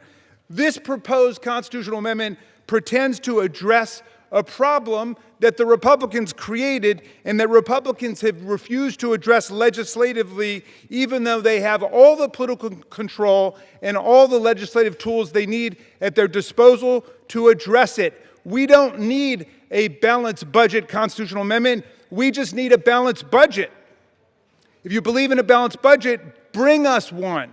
Show it to us. You control the Congress, but don't start a fiscal wildfire with your out-of-control spending and then throw the Constitution into the flames too. If this proposed amendment were in effect today, the GOP-controlled Congress would be forced to pay for Trump's war by further cutting critical programs for America's working families. And if we gain a majority and try to repeal the $1 trillion tax cut that they handed to the wealthiest 1% of Americans, we would have to get a 2/3 vote in the House and a 2/3 vote in the Senate in order to engage in that act of fiscal responsibility. But if they wanted to pass another $1 trillion tax cut for Elon Musk and the richest Americans, they would only need to get a majority vote in the House and the Senate. Mr. Speaker, even Republicans are denouncing the gigantic runaway deficits that result from out-of-control Republican spending and stupendously reckless Republican tax cuts for billionaires and giant corporations. One of our GOP colleagues, Representative Chip Roy, described their one big beautiful bill as garbage prior to the House vote, saying, if we're going to do the tax policy, at least do the spending policy. Have the courage and fortitude to do what you campaign on when you're talking about balancing the dang budget. Well, Representative Roy's outrage makes sense. Republicans control the House. They control the Senate. They control the White House. Yet they've not once balanced the federal budget or even tried to present a balanced budget to Congress. Their obscene, ugly, profligate law added a jaw-dropping $4 trillion to the national debt because of their massive giveaways to billionaires and corporations, which is the true political mission on their side of the aisle. They paid for a fraction of their profligacy by stripping health insurance and food assistance from tens of millions of working-class Americans who are now living with their Marie Antoinette policies concocted by billionaires and cyber barons throwing great Gatsby parties at Mar-a-Lago and bulldozing the White House to build themselves one more gilded ballroom. So now, rather than showing some discipline and hard work and reversing some of their terrible fiscal blunders from the past to propose an actual balanced budget, no, they waste our time to keep the party going by inviting us to spend the day finger painting on the Constitution of the United States. To observe the semi-quincentennial of the country, they want us to use our Constitution to make them do what they claim they want to do, but refuse to do at a time when they possess all the power they need to do it. And with the same foresight and expert planning the White House has used in their chaotic forever war in Iran, they will put our government into a fiscal straitjacket forever to cover up for their gilded incompetence and misplaced priorities. It would mean, for example, that a responsible leader like Franklin D. Roosevelt or Bill Clinton would no longer have the flexibility to deal with economic crises created by Republicans like Herbert Hoover or Calvin Coolidge or George W. Bush. The simple truth is we don't need a constitutional amendment to balance the budget or have responsible fiscal policies. They've got one-party control of every branch of government. They never stop talking about balanced budgets. Why don't they just bring us one? That's all we need to do. But billionaire ripoff artists like Elon Musk or Peter Thiel, they don't get rich off of balanced budgets. They get rich when the GOP opens the spigots of taxpayer money in federal government contracts and giveaways for billionaires and the high-flying, rent-seeking corporate class. Republicans have run up historic corrupt deficits this Congress and have never once submitted a single balanced budget. We don't need a constitutional amendment to force the majority to do the right thing. We need a new majority. Republicans may as well introduce a constitutional amendment saying that federal agents shouldn't shoot American citizens in the face for exercising their First or Second Amendment rights, or a constitutional amendment saying that federal agents shouldn't shoot someone 10 times for lawfully carrying a firearm in Minneapolis. You don't need a constitutional amendment to respect the law, and you don't need a constitutional amendment to do the right thing for the American people. You just need a new majority, and my friends, it is coming. I urge members to oppose this foolish diversionary legislation, and I reserve the balance of my time. Gentleman reserves. Gentleman from Arizona is recognized. Thank you, Mr. Speaker. You know, histrionics and misdirection won't cover the historical hypocrisy of the reckless spending of Democrats, who now even choose to keep parts of the government shut down. Under the Biden administration, the national debt grew by an unprecedented $8.5 trillion. And by the way, this used to be a bipartisan issue. When you mentioned Bill Clinton, I think, yeah, that's the last time everybody came together from both parties that actually produced a balanced budget. And you say, well, why don't Republicans do it now? Because we'd like to invite you to do it with us. We would like to invite you to do it with us, but you don't want to do it with us. In fact, you just basically announced you'd like to repeal the Tax Act and give us the largest tax increase in national history. What did we get for the runaway spending of Joe Biden? When Biden and Harris took over in January, inflation was at 1.4%. By the middle of the term, it was over 9%. The One Big Beautiful Bill Out will reduce debt to GDP, flip primary deficits into surpluses by 2034, and reduce the deficit by about $4.5 trillion relative to the policy baseline prior to an enactment. All of this while averting the largest tax hike in American history that my colleague across the aisle basically just announced they're going to enact upon the American people if they become the majority. Democrats have proposed radical bills that far exceed the alleged cost of the One Big Beautiful Bill. Let's see what they've done. The Green New Deal will cost $93 trillion over 10 years. That's theirs. Medicare for all, their proposal will cost $32 trillion over 10 years. So forgive me if I think they're projecting a bit on this one here. Simple truth is a balanced budget amendment would hold both parties accountable, and I'm pleased to yield 2 minutes to my friend from North Carolina, Mr. Harris. The gentleman from North Carolina is recognized.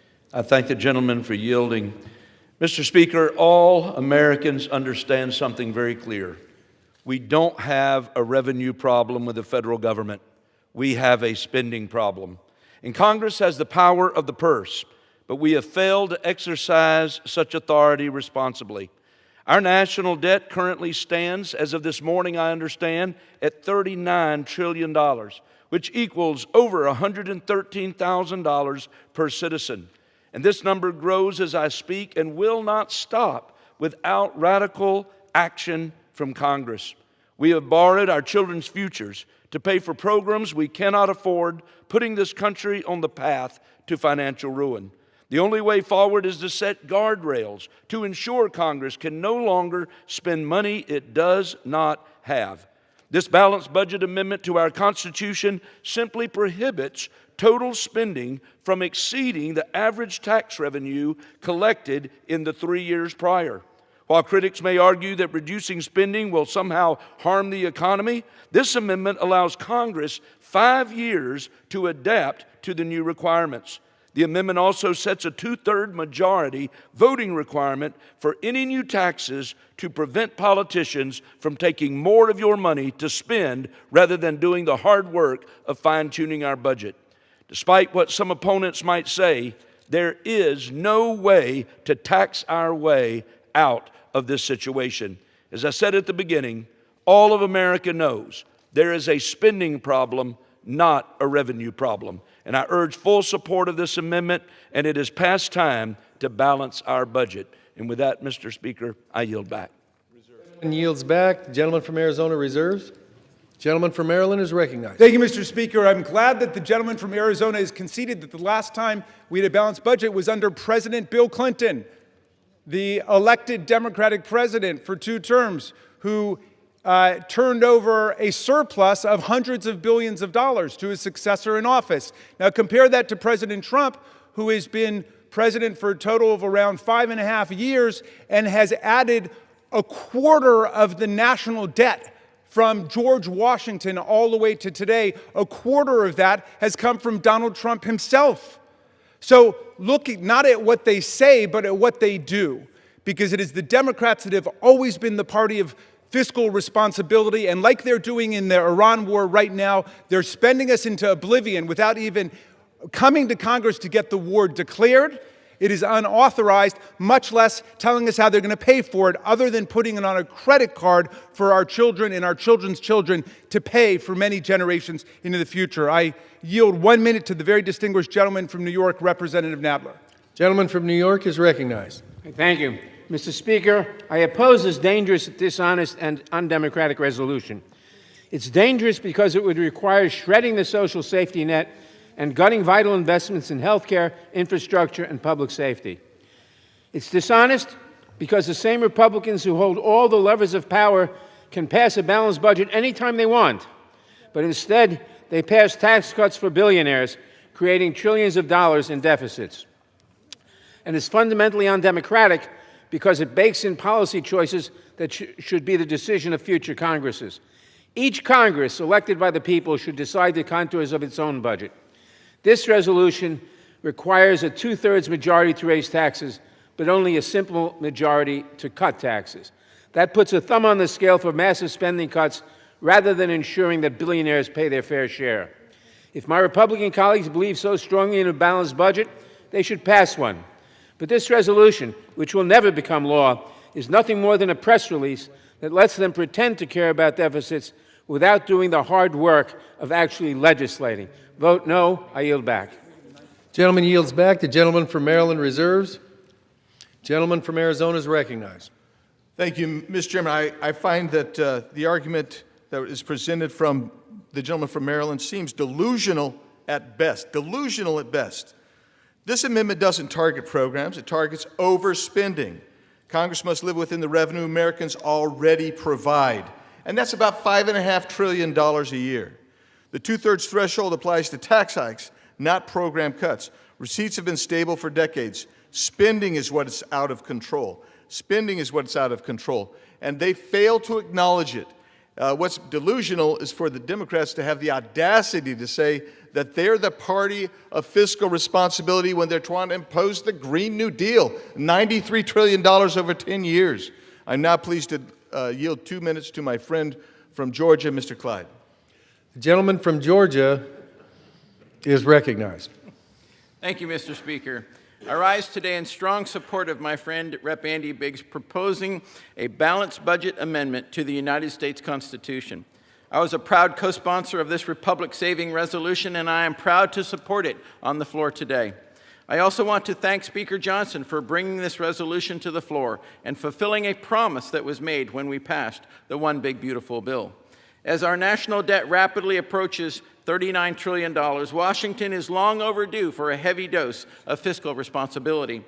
It's not just irresponsible anymore, it's a national disgrace, and it's time to put an end to it. To put our debt into perspective, this year the federal government expects to bring in just over $5.1 trillion in revenue, but plans to spend almost $7.1 trillion. That's almost a $2 trillion deficit. Nearly $1 trillion of that spending goes to purely pay interest payments.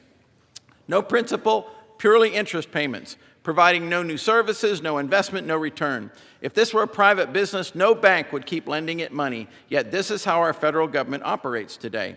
This trajectory is unsustainable. Global markets will not finance U.S. deficits indefinitely. When confidence in our ability to repay fades, we risk a true sovereign debt crisis. collapsed pensions, failing banks, and shuttered federal programs.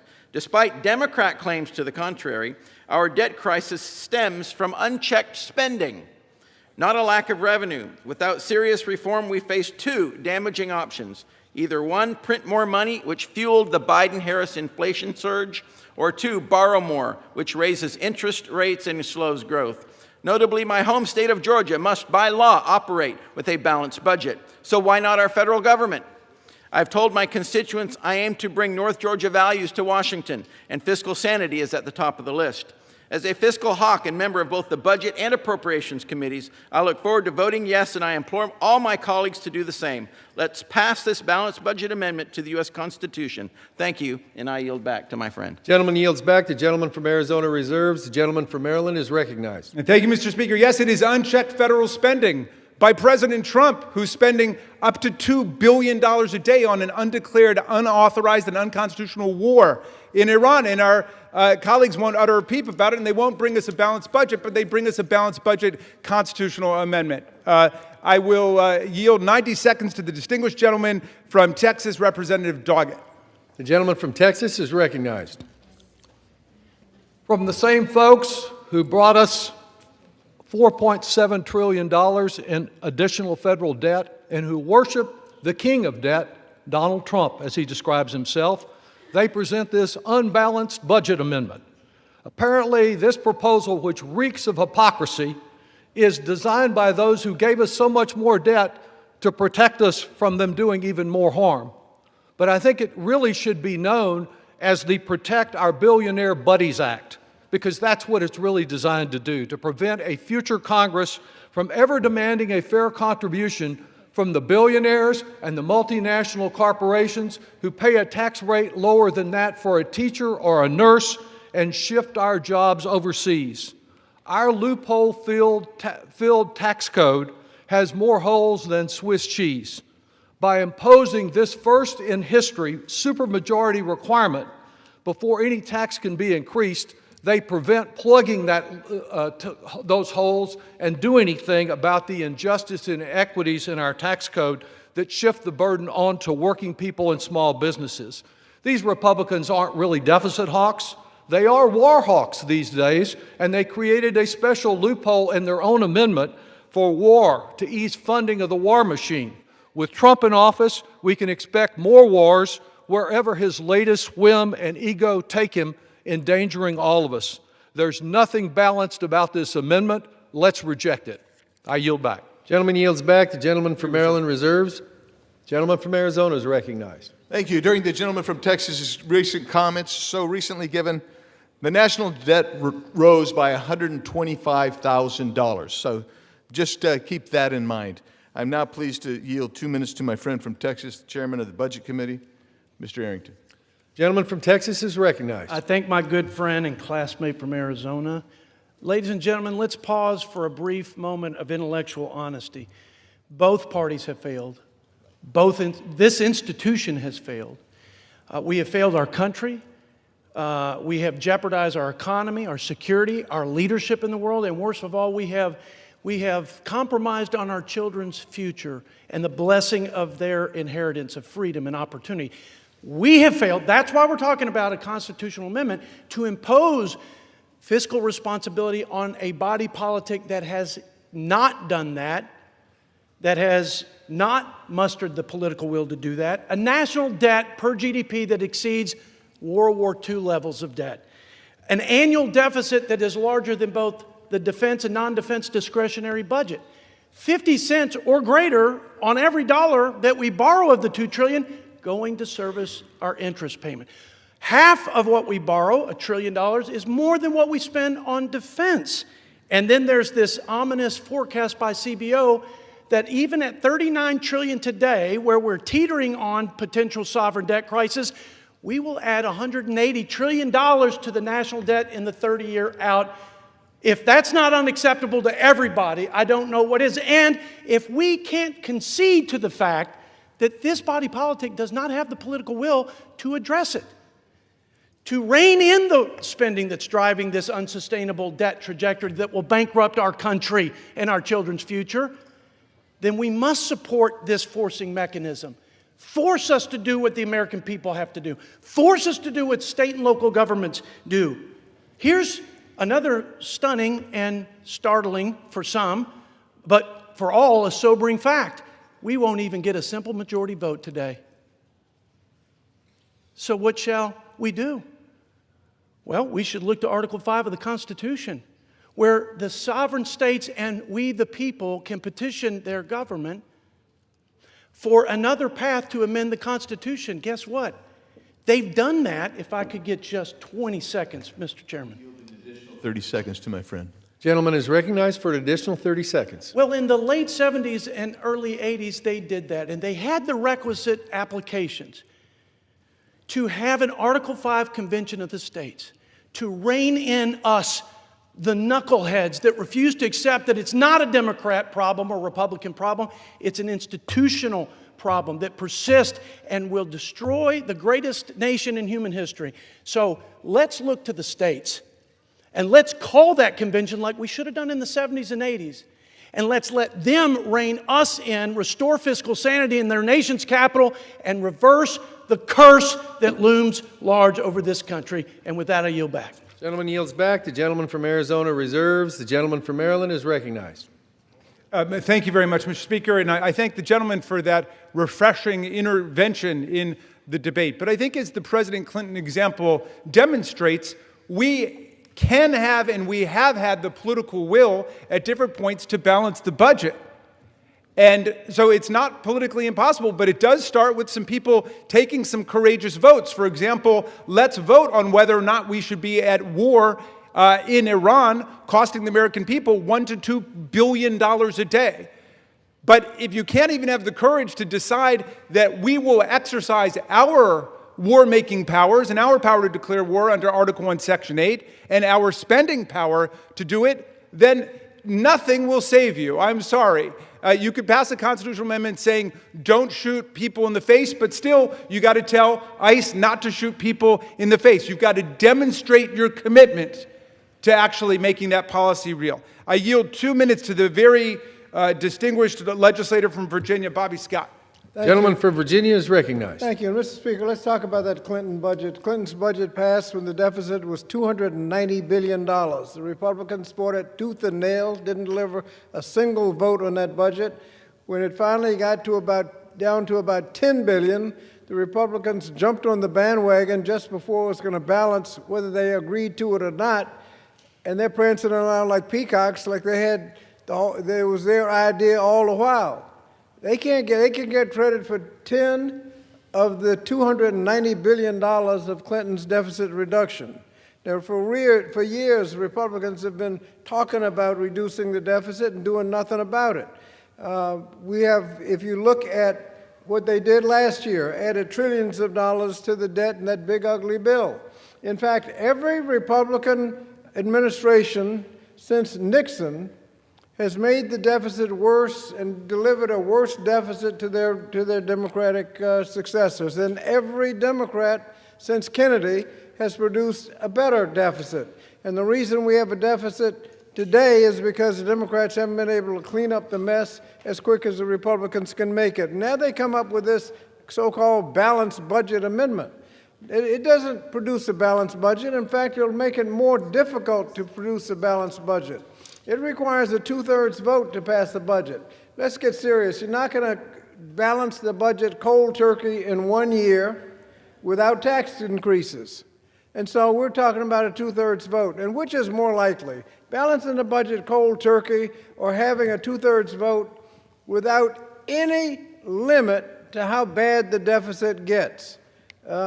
I think people have been around here long enough to know that it's going to be the two-thirds vote and it's going to be a horrendous deficit. Republicans have used their time to enact massive tax cuts for big corporations in the top 1%. They've exploded the deficit in the process.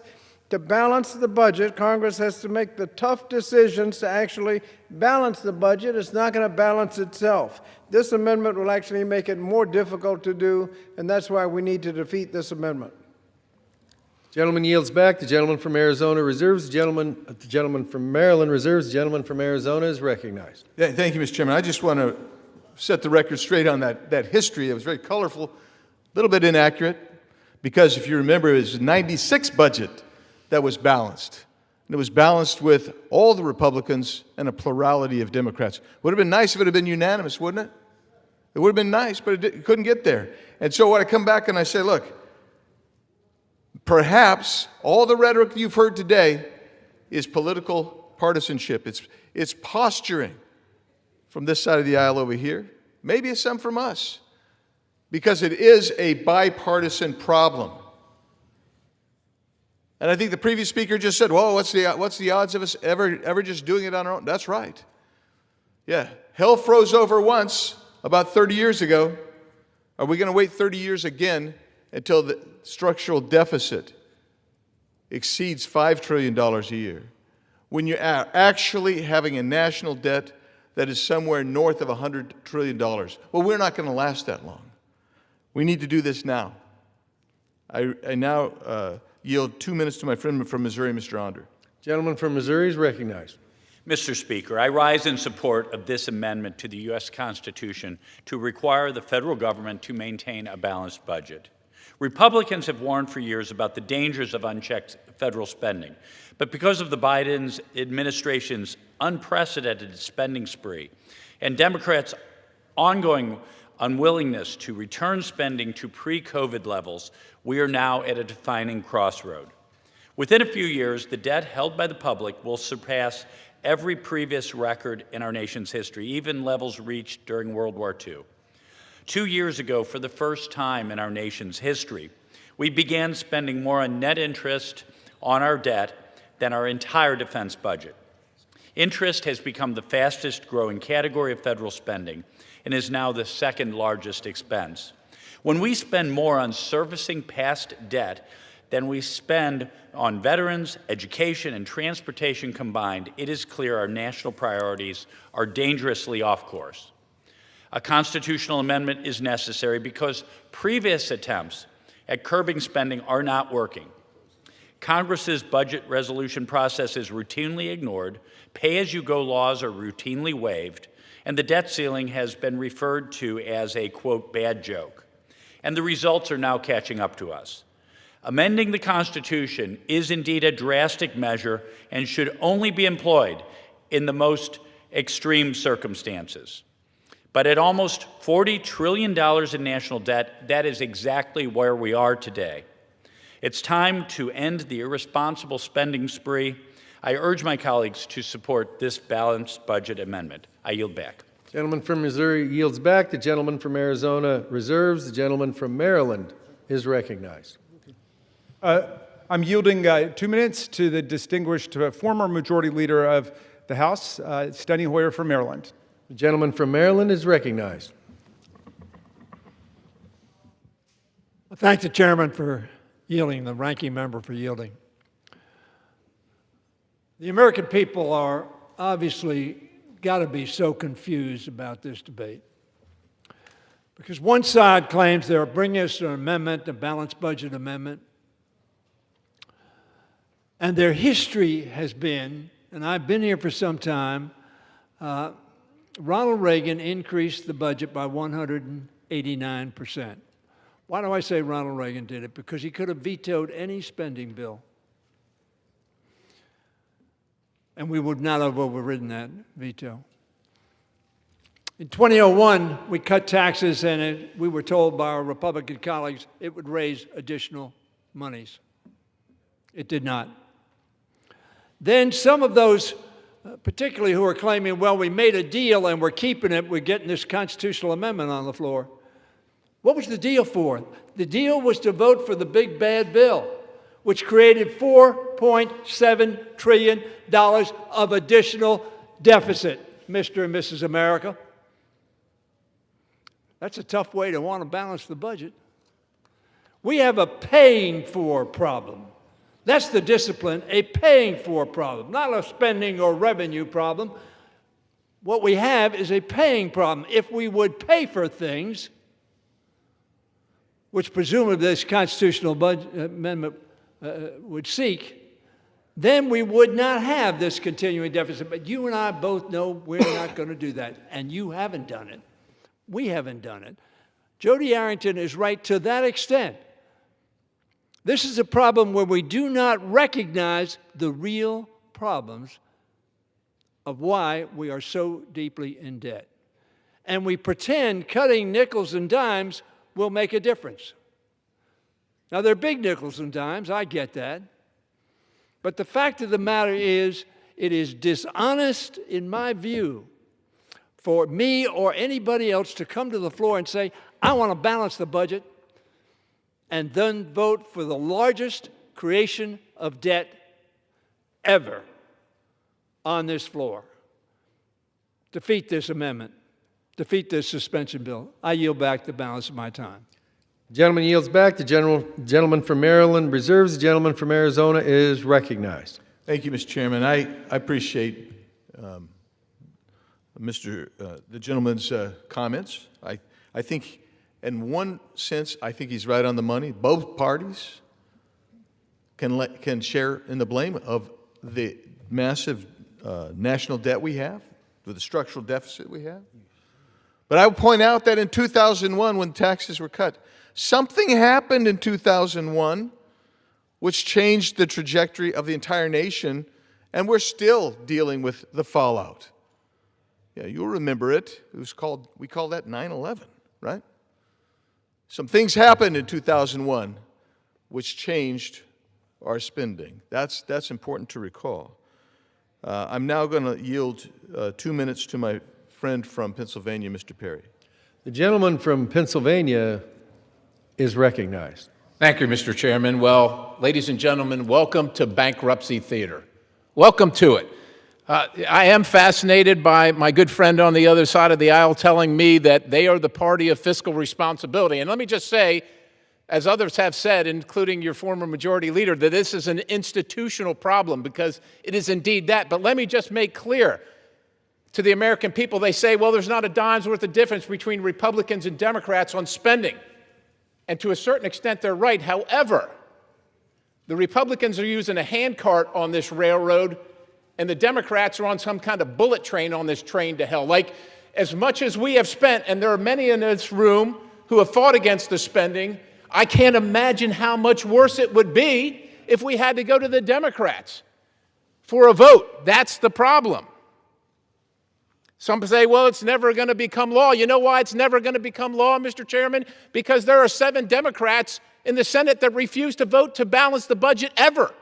It's going to pass here, maybe, but it definitely won't pass there. That's why it will never become law. All the people I know that I represent have to balance their budget. Now, I will tell you, I went to the president and I said, Mr. President, we're spending too much money. You ran on cutting spending. I ran on cutting spending. We're spending too much money. And he said to me, you're right, Scott, but I can't get them to vote for less. And he's right about that. You folks tax and spend and tax and spend, and our folks are willing to spend without taxing enough. Now, I'm not saying that we should tax more. The American people are taxed enough, plenty. But we are overspending and continue to overspend. When I got here, I think the individual debt per person was like about $40,000. What is it now, $130,000? Ladies and gentlemen, this place cannot control itself. The American people are going to have to step in. This allows them the opportunity, and we ought to give it to them. I thank the gentleman for offering the amendment, and I thank leadership for honoring their promise. I yield the balance. Gentleman yields back. The gentleman from Arizona reserves. The gentleman from Maryland is recognized. Well, I'm charmed by the story that the gentleman from Pennsylvania just told us about having gone to the White House to talk to the president and telling the president he's spending too much, which might be, I'm sorry? Okay, well, I'm just recording the story as was presented to us. You're spending too much, he said to the president, which is the understatement of the 21st century. He's spending $1 to $2 billion a day on an undeclared, unauthorized, unconstitutional war in Iran. He's given us 1/4 of all of the debt that's been created in the United States from George Washington until today. That's under the Trump administration. So the gentleman represents that he spoke to the president and said, you're spending too much. And the president's response was, I know we are, but I can't get them to stop spending more. Who is them? Was that an implied critique of the Democrats? Because they control the House, they control the Senate, they control the White House. So who is President Trump in that vignette referring to? Is he referring to the Republicans? He must be, because they're the ones who are controlling the chamber, as they're proud to tell you. At least until the end of this year, they are the ones doing it. If you think you support a balanced budget amendment, why don't you start with a balanced budget? Just bring us one balanced budget. That's all that we need from you. Now, they've taken what's a math problem and tried to turn it into a constitutional problem. Every family in America knows you've got to make your expenses come within your means, within your resources. Every family does that. But they don't want to do that. They want to turn what is a simple math problem, an economic problem, into a constitutional problem. So now, to celebrate America's semi-quincentennial, 250th anniversary, for the first time they want to say, what we need to do is to amend our Constitution to make us do what we want to do, but we can't do. We don't have the political will and courage to do it. Well, it was offered by the majority itself. We've got the will on our side to do it. President Clinton did it, and we fight to try to make our resources match up with our expenses. We've already heard their side of the aisle is looking for a $1.5 trillion military budget for next year. $1.5 trillion for the defense budget. That's what they want, or the war budget, I'm sorry, for the war secretary, for Mr. Hegseth. They want $1.5 trillion. That's where they're headed. So, endless wars in the Middle East, undeclared, wars of choice, wars of aggression, not authorized by Congress. None of them will even utter a peep about it today. That's where we are hemorrhaging money in America. Instead, they want to talk about a hypothetical pie-in-the-sky constitutional amendment that no other generation of Americans has ever needed before in order to do the right thing. Well, look, what is their loyalty and fidelity to the Constitution? Let's say they got their amendment. Well, right now, Article 1, Section 8 says Congress must declare war. Not the president, not Donald Trump, not J.D. Vance, not Tulsi Gabbard or somebody in their chat group. Congress must declare war. Well, what do? Nothing.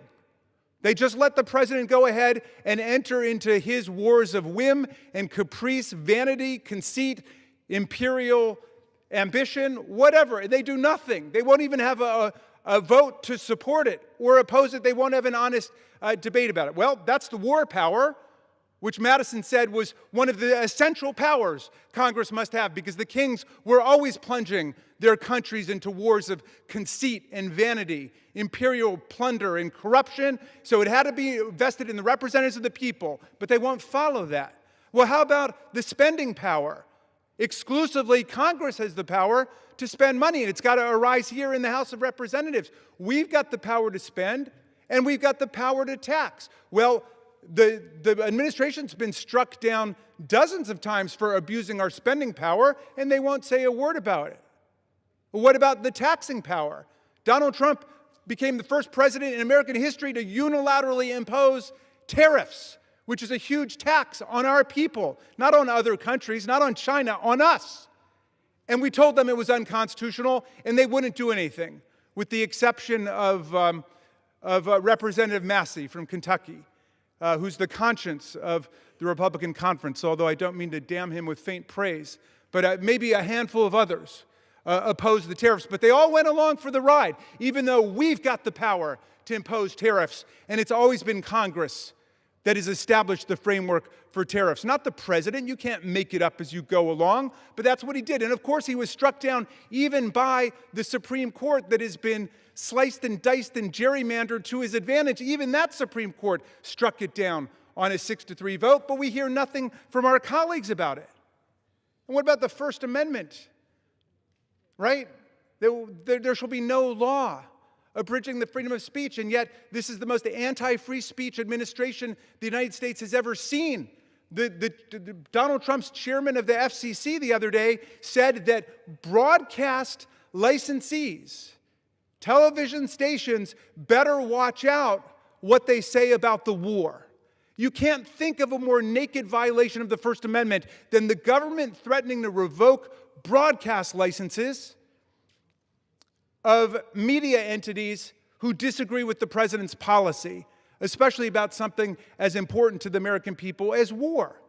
And they don't utter a single word about it. So that's their demonstrated fidelity to the Constitution. And now they're saying, well, yes, we're not balancing the budget. We haven't presented a single balanced budget. But if you make us do it through the Constitution, we'll follow the Constitution.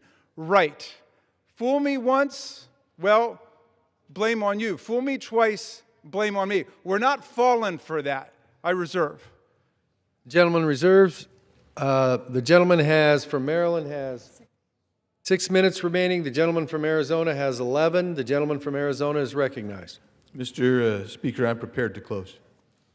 Gentleman is prepared to close and reserves. The gentleman from Maryland is recognized. We have no further speakers, and we're prepared to close as well.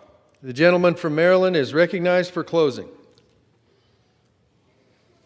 Thank you, Mr. Speaker, and thanks to my distinguished colleague from Arizona for a spirited discussion of this important issue. I will take the example offered by the gentleman from Arizona of President Clinton. We could take many historical episodes, but we have time only for one. President Clinton was determined to balance the budget, and he returned hundreds of billions of dollars in a surplus to his successor in office. And he worked with the Republican-controlled Congress and led them along to eliminate the deficit. The government ran a huge surplus without the aid of a contrived balanced budget constitutional amendment, and Clinton bequeathed to his successor, George W. Bush, famously, a $236 billion budget surplus, which Bush and the GOP Congress quickly squandered on tax cuts for the richest people in the country, and then the staggeringly costly forever wars in Iraq and Afghanistan. And what do you know? History repeats itself. If it doesn't repeat itself exactly, it certainly rhymes. Because what do we have now? They've added $4 trillion to our debt with their massive giveaways to the richest people in the country and the richest corporations. And now, what are we in? Despite all of Donald Trump's campaign promises, we're in another undeclared, unauthorized, forever war of regime change. Although it's not really regime change war, because the president obviously doesn't care about democracy or human rights in Iran any more than he cares about democracy or human rights in America. But in any event, we are there. We're in that war, spending $1 to $2 billion a day. And so what do our colleagues do to try to deal with this fiscal catastrophe?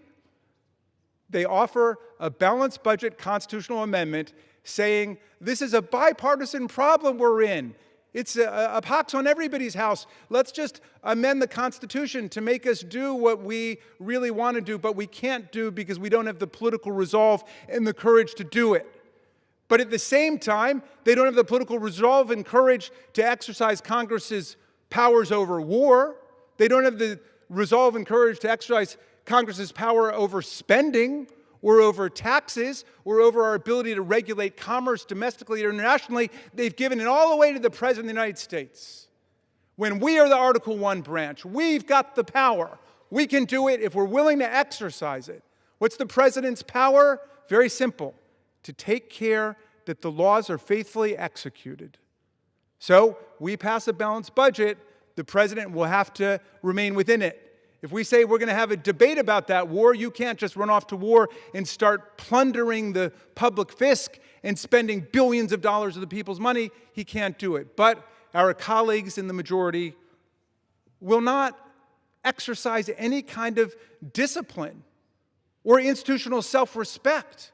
You know, the framers of the Constitution thought that people in Congress would stand up for congressional power, just like the president would stand up for presidential power and would always try to aggrandize the power of the executive branch, and the Supreme Court would stand up for the power of judicial review and what the courts do. But they thought that, as Madison put it in Federalist 10, ambition would counteract ambition. We would stand up for ourselves. Our colleagues in the majority will not stand up for congressional powers under the Constitution of the United States. So they want to finger paint some more on the Constitution by adding their balanced budget constitutional amendment. We don't need a balanced budget constitutional amendment, which will be a fiscal straitjacket in times like COVID-19 or times of war where Congress needs the flexibility. All we need is for you to bring us a balanced budget, show some fiscal discipline, show some fiscal resolve. Then we can take it seriously. But otherwise, it just seems like a massive, fantastical distraction from what's actually taking place in America today and on Earth, which is we have a president who is bulldozing everything from the White House itself to the Bill of Rights to the separation of powers. And what do we have on the other side of the aisle? Nothing but legislative accomplices in all of this fiscal and constitutional irresponsibility. So they want to take a simple math problem and displace everybody's attention by trying to turn it into a constitutional issue. Well, that wasn't the handiwork of James Madison. That wasn't the handiwork of Alexander Hamilton, who took balanced budgets very seriously. They didn't think that America needed it. If the political leadership is not rising to the task, then we need new political leadership. If this congressional majority can't do it, let's elect a new congressional majority. But let's not throw the Constitution into the fire with all of the other constitutional principles that have been set ablaze by this administration. Thank you, Madam Speaker, and I yield back. The gentleman from Maryland yields. The gentleman from Arizona is recognized. Thank you, Madam Speaker. Hyperbole and sophistry right here on the floor of the House from politicians. Who would have thunk it? I mean, really, who would have thunk it? I get a big kick out of that. You know what the national debt was when Barack Obama became president? It was $8 trillion. You know what it was when he left? $20 trillion. You know what the gentleman from New Jersey did? He defended every wild-eyed anti-constitutional program, every abuse of the First Amendment under the Biden administration. So when you had reporters being castigated, investigated, and prosecuted, not a peep from him. Not a peep! But boy, golly, he's going to come up here and attack President Trump. That's what he's going to do. And then he's had the audacity to talk about being a basement of this body. And to say that we have absolute control over all three bodies. I wish we did. That would mean we had 60 Republican senators in the Senate. Quite frankly, I got a major problem with that because that's a supermajoritarian body under the cloture rule. That wasn't contemplated by the founders either. They thought it would be a simple majority. And the rationale for his argument is, well, James Madison and Alexander Hamilton wouldn't have said it. But you know what? James Madison and Alexander Hamilton would have said, we're not going to have direct elections of senators. They're going to be elected by their state legislature. That rationale doesn't make sense in this argument. It's specious and weak. That's the rationale that you're throwing at us today. You said we've never needed a balanced budget amendment before. Well, perhaps you're correct, but we sure have a massive structural deficit today. We have a structural deficit because even though we bring in a record amount of revenue, we keep spending more. And this body doesn't have the political will. That's the point that our side's been making. We don't have the political will. Not on our side or your side. You want to turn this constantly into a partisan affair. I'm saying both sides have recklessly spent too much. Both sides. And you know who is punished by it? It's not us. It's not us. It's the American people. It's the American people that are taking the burden of feckless, blind spending, reckless spending. So even if you get the record amount of revenue, this body's not going to make a concomitant amount of spending. No, it's going to spend more. We'll always spend more. We'll always spend more. Only if we have a balanced budget amendment, which, by the way, used to be a bipartisan issue. Used to be a bipartisan issue that the national debt and deficit, both parties' national security leaders used to say, that is our number one security threat. I mean, for 25 years, a generation or more. We don't hear that today from these guys. It's too bad. I wish we did. Man, I wish we did. I wish we could both say, let's put this together. It's delusional. It's delusional. The fact of the matter is, what was spent during COVID? Yeah, massive amounts of literally trillions of dollars without any productive capacity to go with it. That fueled the Biden era inflation. And we're dealing with that today.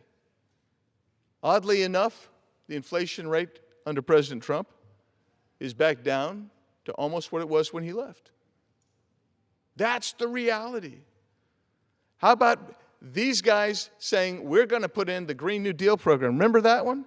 Yeah, $93 trillion worth of spending with no pay for over a 10-year period. $93 trillion.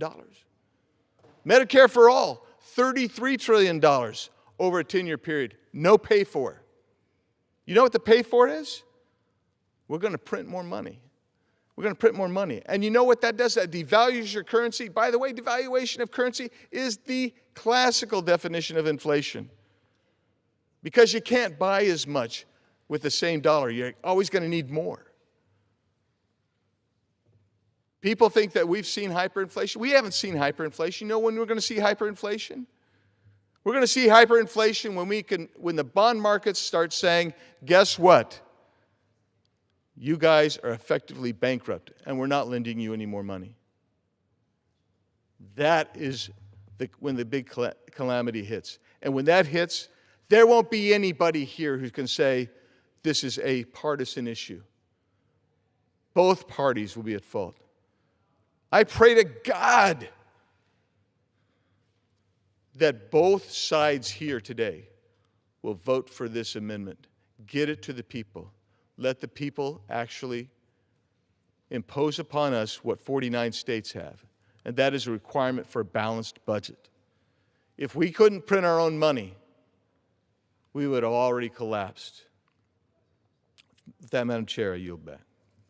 The gentleman yields. The question is, will the House suspend the rules and pass House Joint Resolution 139? Those in favor say aye. Those opposed, no. In my opinion of the chair, 2/3 of the being of the affirmative, the rules are suspended. Madam Speaker, I'm seeking recorded vote, please. Does the gentleman ask for the yeas and nays? I ask for the ayes and the nays, yes. The yeas and nays have been requested. All those in favor of taking this vote by the yeas and nays will rise and remain standing until counted. A sufficient number have risen, and the yeas and nays are ordered. Pursuant to Clause 8 of Rule 20, further proceedings of this question will be postponed.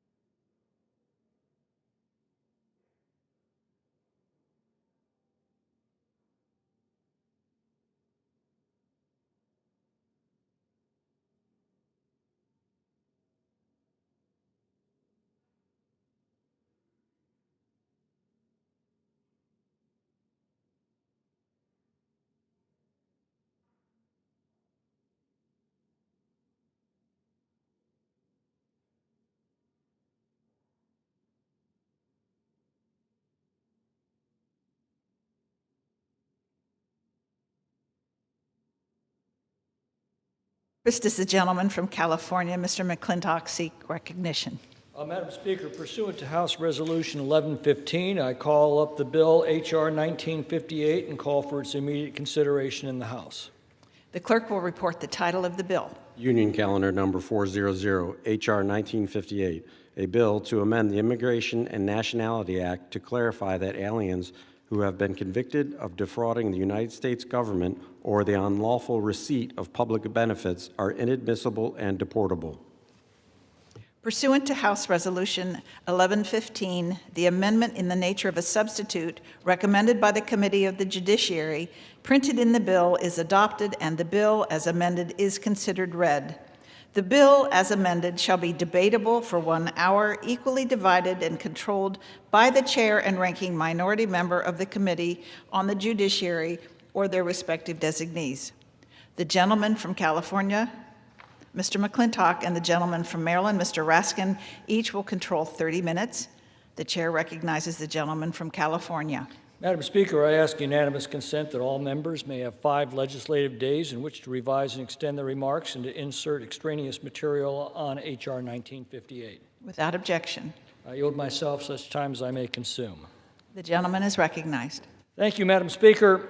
For years, Republicans on the Judiciary Committee have sounded the alarm about the cost of the Democrats' open border policies on our schools, our hospitals, homeless shelters, food banks, law enforcement, and American wages. But what we're now discovering is that many within these populations immediately set out to rob our country of literally billions of dollars paid by American taxpayers to help needy Americans.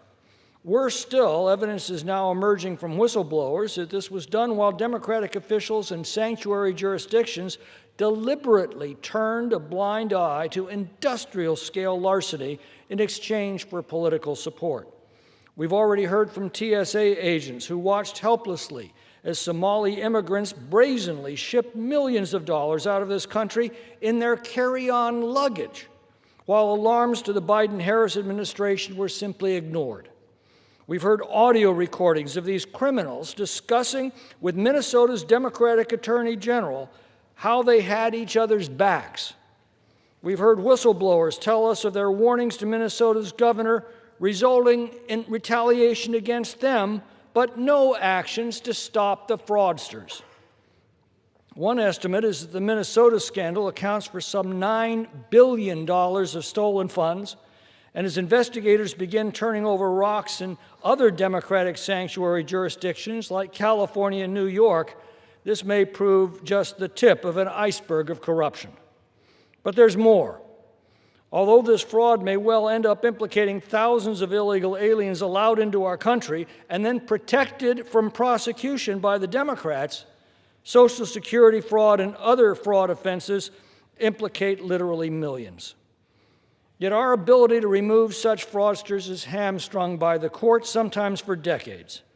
In one case from 2017, the Board of Immigration Appeals held that an alien was not removable from the United States for having committed an aggravated felony, despite the alien's fraud conviction for $169,000 in food stamps theft.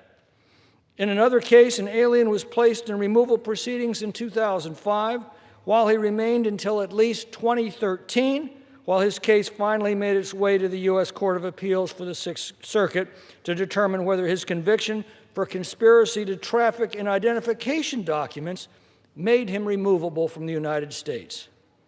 Another fraudster spent 2 years challenging his removal proceedings, even though he admitted that he received up to $3.5 million through food stamp fraud.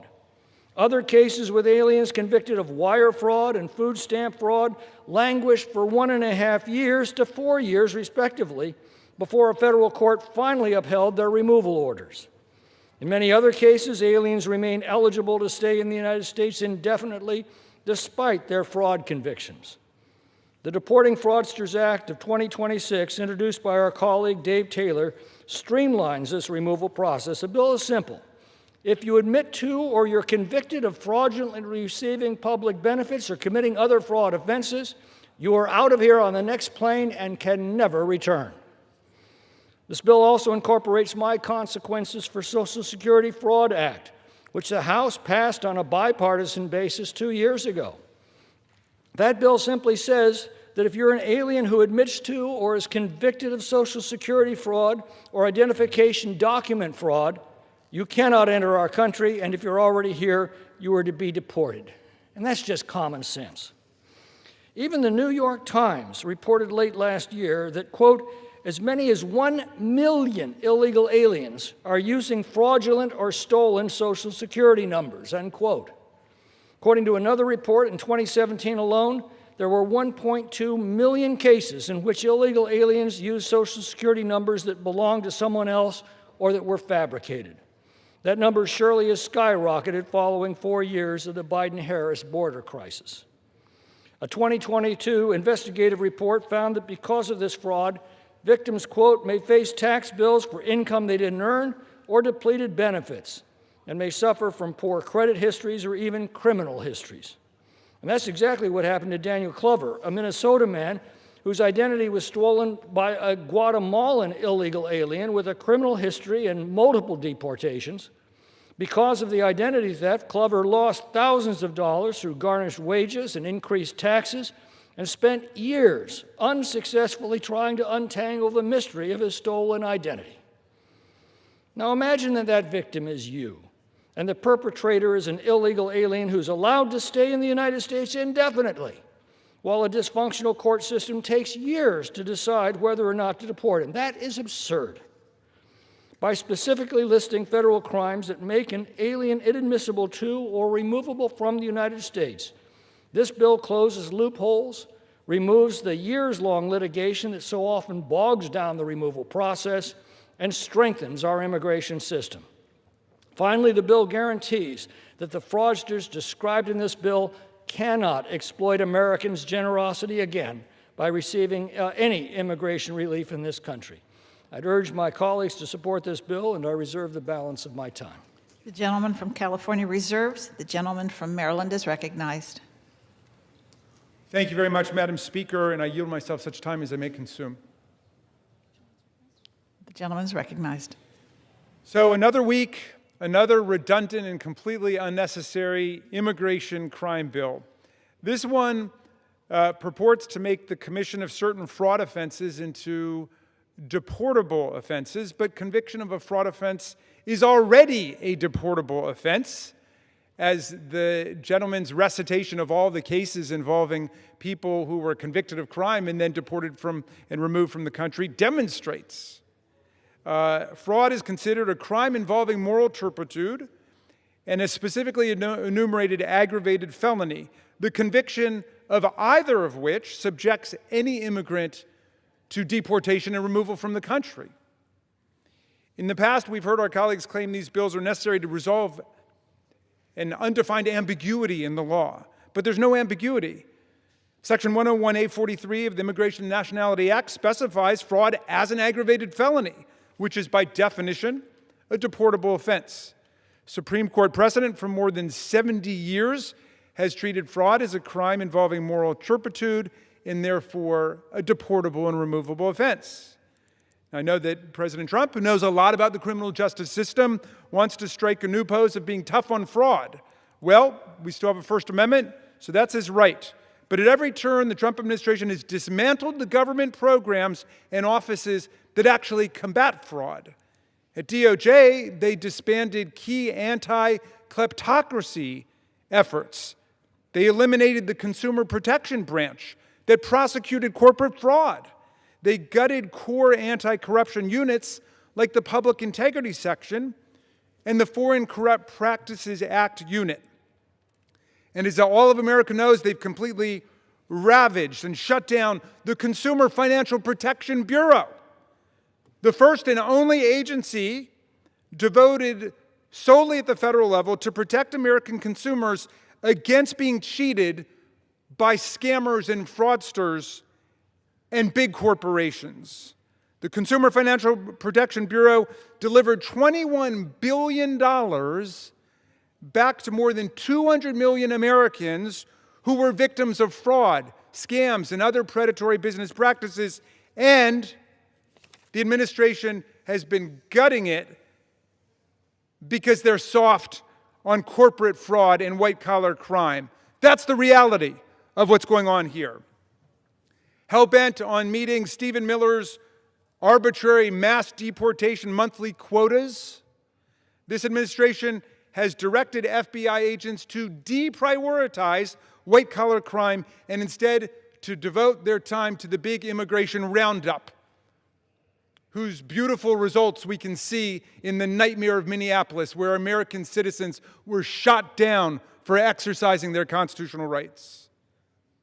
Well, as a result, prosecutions of white-collar crimes, which include a variety of fraud offenses, were down more than 10% in the Trump administration in 2025. And if that weren't enough, ICE is interfering with states' ability to successfully prosecute crimes like fraud and theft, and to ensure that perpetrators pay their fines and make restitution to their victims. Why is that?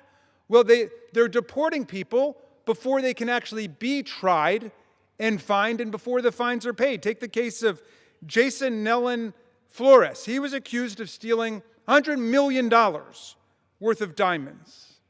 Before his trial was set to take place, ICE swooped in and simply deported him before trial. That meant he served no jail time and was never ordered to pay any restitution to his victims, leaving them with lots of questions about where the $100 million of diamonds are, but no justice. So by bypassing the conviction requirement, this legislation would hand a literal get-out-of-jail-free card to immigrants who commit fraud by deporting them without going through the criminal justice system and giving their victims a day in court. This is part of a broader trend of this administration siding with the perpetrators against the victims, a trend America has seen in the administration's shameful decision to cover up for Jeffrey Epstein and Ghislaine Maxwell's co-conspirators, accomplices, and enablers, while outing the identities and even the photographs of survivors. It's a trend that includes the president's outrageous abuse of the pardon power to let fraudsters, who also happen to be MAGA donors, to purchase a pardon and skip out on their obligation to pay any fine or restitution to their victims. That includes Trevor Milton, who defrauded investors in his company to the tune of $676 million. Milton and his wife donated $1.8 million to the president's re-election campaign. In March of last year, Milton got his pardon and erased all of the restitution, the hundreds of millions of dollars he owed to his victims. Take Lawrence Duran, who was sentenced to the longest prison sentence in American history for Medicare fraud. In September of 2016, he filed hundreds of thousands of false claims with Medicare, bilking the taxpayers out of more than $87 million.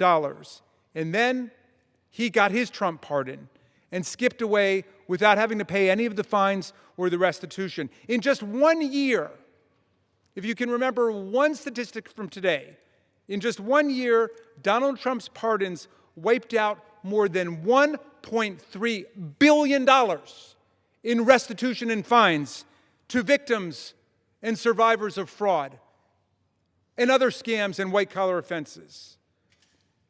This bill is simply another effort to push a fake narrative while ignoring all of the fraud that engulfs us, which the administration has tolerated or even approved through these outrageous pardons. The administration used fraud as an excuse to send thousands of masked federal agents to terrorize the people of Minneapolis and surrounding areas.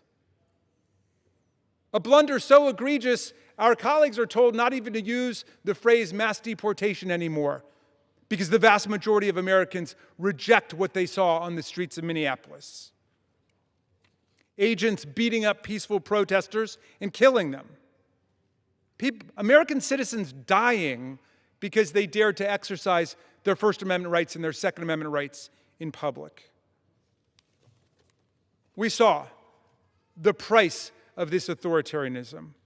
Every day this administration is pushing lies to try to get the American people to ignore the reality that is discernible by our own senses. That's the real fraud on the American people.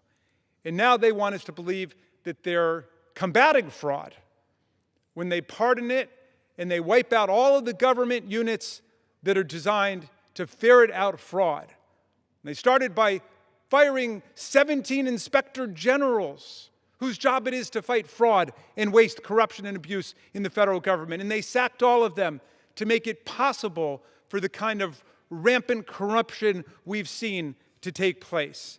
American people can see what's going on. We urge members to oppose this redundant, unnecessary, and distractionary bill. I reserve the balance of my time. Gentleman from Maryland reserves. The gentleman from California is recognized. Speaker, my friend fundamentally misunderstands the provisions of this bill. There's nothing in this bill that prevents the prosecution and punishment of an individual for fraud. In fact, when they admit the fraud, I think that's a plea of guilty. They can still be prosecuted. They can still be incarcerated. But this assures at the end of the judicial process and at the end of their punishment, they be deported. Now remember, the Democrat sanctuary policies require that criminals in jail be released back onto our streets rather than to be deported. That's what this bill fixes. They claim it's unnecessary because aliens with fraud convictions are already inadmissible or removable, and that couldn't be farther from the truth. Although aliens who commit some forms of fraud may be found deportable, it's far from certain. Take, for example, a case in which an alien who stole an American's identity for 19 years. Although convicted, the Ninth Circuit Court of Appeals ruled this wasn't enough to constitute moral turpitude and therefore was not deportable.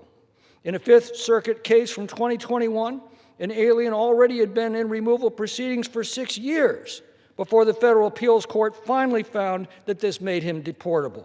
Another fraudster spent 2 years challenging his removal proceedings, even though he had admitted that he'd received some $3.5 million through food stamp fraud. These criminal aliens should have been out of this country once they'd served their sentences, and that's why H.R. 1958 is imperative. I'm now pleased to yield 3 minutes to the gentleman from Arizona, Mr. Biggs. The gentleman from Arizona is recognized for 3 minutes. Thank you. I thank the gentleman for yielding time to me. Mr. Speaker, nothing angers a law-abiding American more than being stolen from, and then watching the system let the thief go do it over and over again. But our immigration system only works when people who come here follow our laws and want to build the American dream, not strip it away from the very people who make this country work. Right now, that trust is broken. These are not small scams. They are organized, deliberate fraud schemes that target the most vulnerable among us. A single mother relying on food assistance, or an elderly couple who spend a lifetime paying into Social Security, or a child whose identity is stolen before they can even speak. And here's the part that makes no sense. Under current law, defrauding the U.S. or stealing taxpayer dollars is not explicitly a deportable offense. That loophole has allowed criminal fraud networks to operate for decades. We've seen the consequences. In Minnesota, Somali fraud networks stole millions, and federal prosecutors now estimate Medicaid fraud in that state alone could hit $9 billion. Even in my own home state of Arizona, fraud exceeds billions of dollars. But Minnesota isn't the outlier, it's the warning sign. A GAO report found nearly 3 million Social Security numbers with evidence of misuse. A Cuban national defrauded Medicare of more than $3 million through a fake medical equipment scheme. A 3-year-old child had her Social Security number used to take out credit cards and auto loans. These are not isolated cases. Fraudsters can exploit SNAP, Social Security, Medicare, and other programs because the law does not clearly say that these crimes make an alien removable from the U.S. And litigation delays and loopholes let these offenders stay here, continuing to harm Americans while their victims struggle to recover. The Deporting Fraudsters Act of 2026 closes that gap, and it does it with simple, common sense steps. It makes clear that any alien who defrauds the U.S. or steals government funds intended for American citizens is inadmissible and deportable. It ensures that an alien's own admission to committing fraud can trigger consequences because courts in multiple circuits have ruled that certain Social Security fraud offenses do not automatically carry immigration penalties. And it bars these offenders from receiving immigration benefits, including asylum, so they cannot exploit our generosity twice. This is not complicated. If you come to this country to build a life, follow our laws, and contribute. We will welcome you. If you come here to steal from American taxpayers, you don't get to stay. Becoming an American is a privilege. It carries responsibilities, and when someone abuses that privilege by stealing from the very people who welcome them, they forfeit the right to remain here. This act is a common-sense reform that protects vulnerable Americans, and I'm proud to be pleased to be a co-sponsor of this bill. And now I'll just touch on the Biden pardons. Literally hundreds of millions of restitution dollars foregone. In fact, one individual, Paul M. Daugerdas, sentenced to 15 years in prison for his role in a multi-billion-dollar tax fraud scheme described by prosecutors as one of the largest criminal tax fraud cases in U.S. history. Now, why do I bring that up? Because my friend across the aisle is obsessed. Minute to the gentleman. The gentleman is extended additional time. The gentleman may continue. Thank you. He wants to, this Trump derangement syndrome that we hear about so much. What about the 1,400 people that were pardoned in the last waning hours of the Biden administration? Many of them fraudsters, hundreds of millions of dollars of restitution foregone. I didn't hear any outrage from the gentleman over that. But there should be outrage when an illegal alien is committing fraud. This bill will help make them inadmissible and deportable, and that is what this bill is about, not some imaginary or delusional sophist argument that we're hearing from the other side. I yield back. I reserve. The gentleman from California reserves. The gentleman from Maryland is recognized. Thank you, Mr. Speaker. Well, you're entitled to your own opinions, but you're not entitled to your own facts. And I'm afraid that the gentleman owes former President Biden a major apology for what he just said. He said that hundreds of millions of dollars in restitution owed by people that Joe Biden pardoned was forgiven. According to a study by the Cato Institute, which the gentleman can look up, all of the fines and restitution forgiven by Joe Biden was $680,000, not even $1 million. Whereas Donald Trump has forgiven $1.3 billion in fines and restitution owed by the fraudsters and con men and white-collar criminals that he's pardoned since he's got back into office under their pay-to-play pardon operation they got going over there right now. That's the reality of the fact. That's the truth of the matter. No, Joe Biden did not forgive hundreds of millions of dollars in fines. What Donald Trump has done is utterly aberrational in American history. And I see the gentleman is fleeing the chamber right now rather than deal with the facts and the reality of it. The gentleman was completely wrong. The gentleman from Maryland I'm may addressing continue. to the chair. The gentleman was fleeing the chamber rather than deal with the reality that he was absolutely wrong when he accused President Biden of forgiving hundreds of millions of dollars in fines and restitution to people he pardoned. Never happened. Less than $1 million, $680,000. I will submit the Cato Institute report for the record, Mr. Speaker, and I would love to be contradicted if there are any facts over on that side of the aisle. If anybody wants to traffic in facts, but no, maybe it's more imaginary, delusional sophistry from the gentleman. Does he have any facts? I mean, it's no problem just saying, I made a mistake, right? It's like Secretary Noem calling Alex Preddy a domestic terrorist, calling Renee Good a domestic terrorist. That was a terrible mistake and a blunder, but she couldn't admit it. Will the gentleman admit that he's wrong about that, or does he have a fact? I don't know. I ask you, Mr. Speaker, whether there might be some way of determining whether there are any facts available to contradict me on this. But the study that I've got shows that all of Joe Biden's pardons result in less than $1 million in fines and restitution being forgiven. And you know why that is because up until President Trump, every other president had demanded, ordinarily as a matter of course, that fines be paid and restitution be paid. So, I hope that there are some people on the other side of the aisle. They've got a huge staff of hundreds of people. Can somebody find a fact that would contradict what I've just said? In the meantime, I would like to yield 5 minutes to the very distinguished gentlelady from Washington, who is the chair of the the ranking member of the subcommittee on immigration. The gentlelady from Washington is recognized for 5 minutes. Thank you so much, Mr. Chairman. I rise in strong opposition to H.R. 1958. This bill was inspired by the allegations of fraud in Minnesota that a conservative YouTuber claims to have discovered, and it is part and parcel of the Trump administration's deadly assault on Minnesota. The Trump administration used these fraud allegations to surge thousands of lawless ICE and Border Patrol agents into Minnesota who increasingly used violent tactics to terrorize communities, to kidnap people off the streets, to break into homes without a warrant, to deploy chemical weapons and assault anyone who dared to peacefully and lawfully protest, observe, or record their activities. And we can never forget that ICE's lawless actions resulted in the killings of 2 U.S. citizens. Renee Good, a mother of 3, had just dropped one of her 3 children off at school and stopped to support her neighbors when an ICE agent shot her not once, not twice, but 3 times at point-blank range and killed her. Alex Preddy, an ICU nurse, tried to help a peaceful observer whom federal agents had shoved to the ground when several agents attacked him, wrestled him to the ground, and, Mr. Speaker, shot him 10 times. The harm that the Trump administration inflicted on Minnesota has resulted in generational trauma on people of all statuses, all in the name of so-called fraud. But this was never about fraud. We know that because the Department of Justice under President Biden began investigating these crimes back in 2022. Likewise, the bill before us today is not really about fraud either. Current law already allows people to be deported for committing fraud.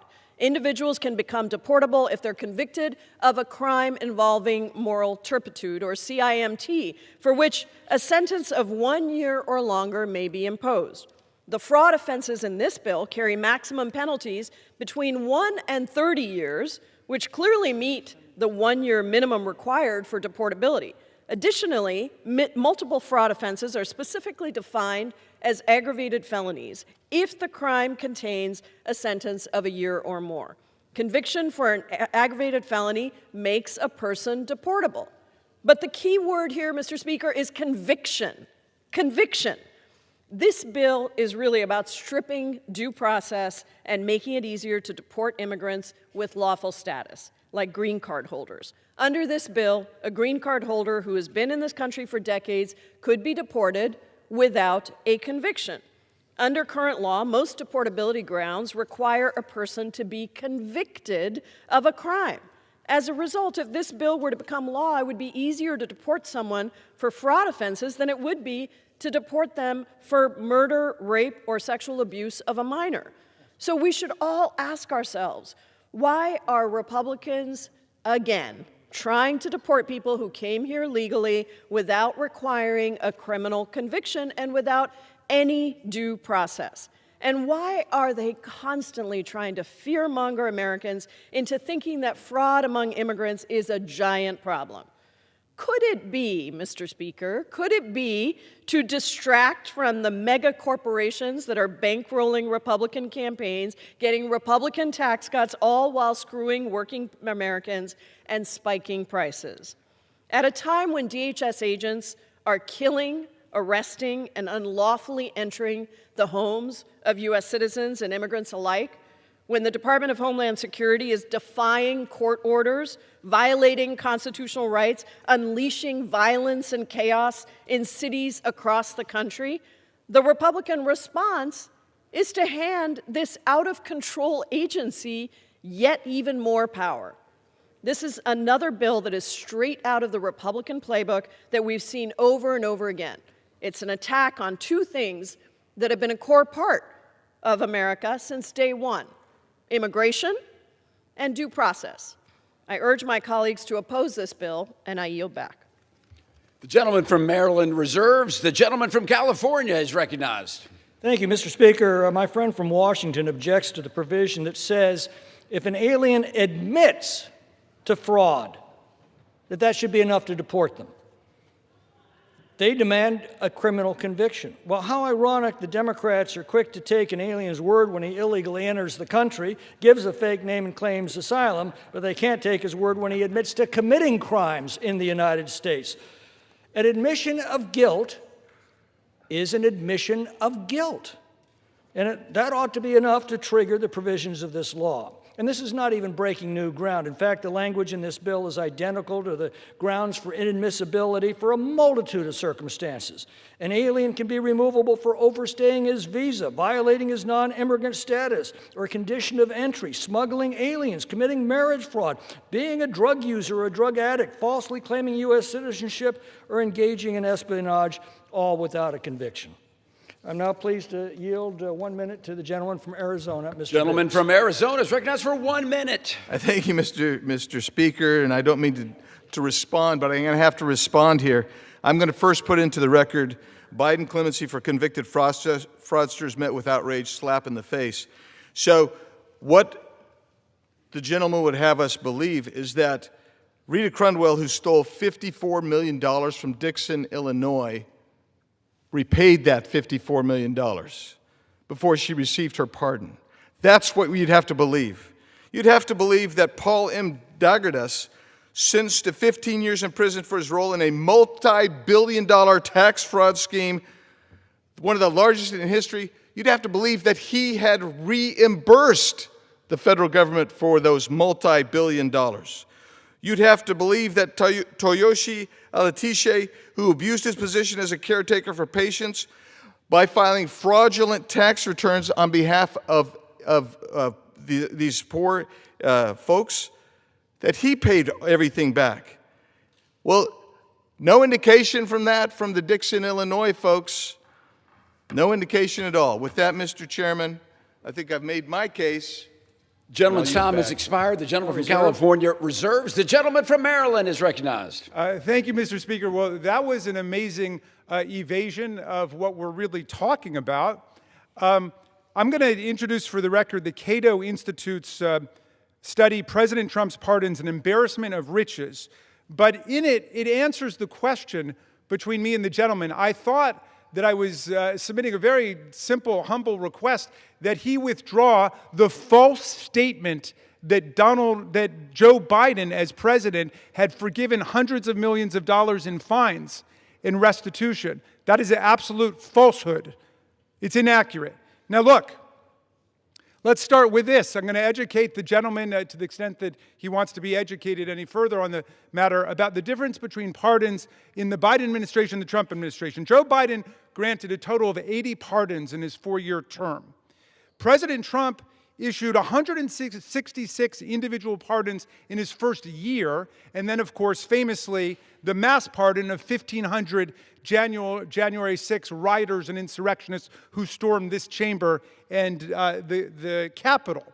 Well, here I'm quoting directly from the Cato study for the benefit of the gentleman from Arizona. Biden's pardons eliminated roughly $680,000 in financial penalties, fines, restitution, and forfeitures owed to victims or the government. So this is money that a court has determined is owed and must be paid. Biden forgave $680,000. Now, I'm sure if you're one of the victims, you're not happy to hear about that was forgiven. But that is within the power of the president. Now, in contrast, the former pardon attorney of the United States, Liz Oyer, calculated that Trump's second-term pardons, that's just 1 year of pardons, has forgiven the criminal debts, fines, restitution, and forfeitures of more than $1.5 billion. In other words, Biden didn't even forgive 1 million. President Trump has forgiven more than $1.5 billion to the fraudsters and white-collar criminals and scammers who have found their way to Mar-a-Lago in the White House and have been able to finagle the pardon that they always wanted. This staggering sum, as Cato Institute puts it, has been zeroed out by presidential edict. That's in a completely different galaxy than what President Biden or any other president, Democrat or Republican, has done in American history. It's stratospheric, and I'm glad that the gentleman's blatant misstatement and his refusal to retract it have given us the opportunity to focus on this extraordinary corruption that's taking place, because it tells the true story of fraud and how fraud is being treated by the current administration. Cato says, consider the case of Trevor Milton, who no longer must repay the investors he defrauded $660 million that he owed them. Take the case of Lawrence Duran, who no longer must repay the government he defrauded of $87 million.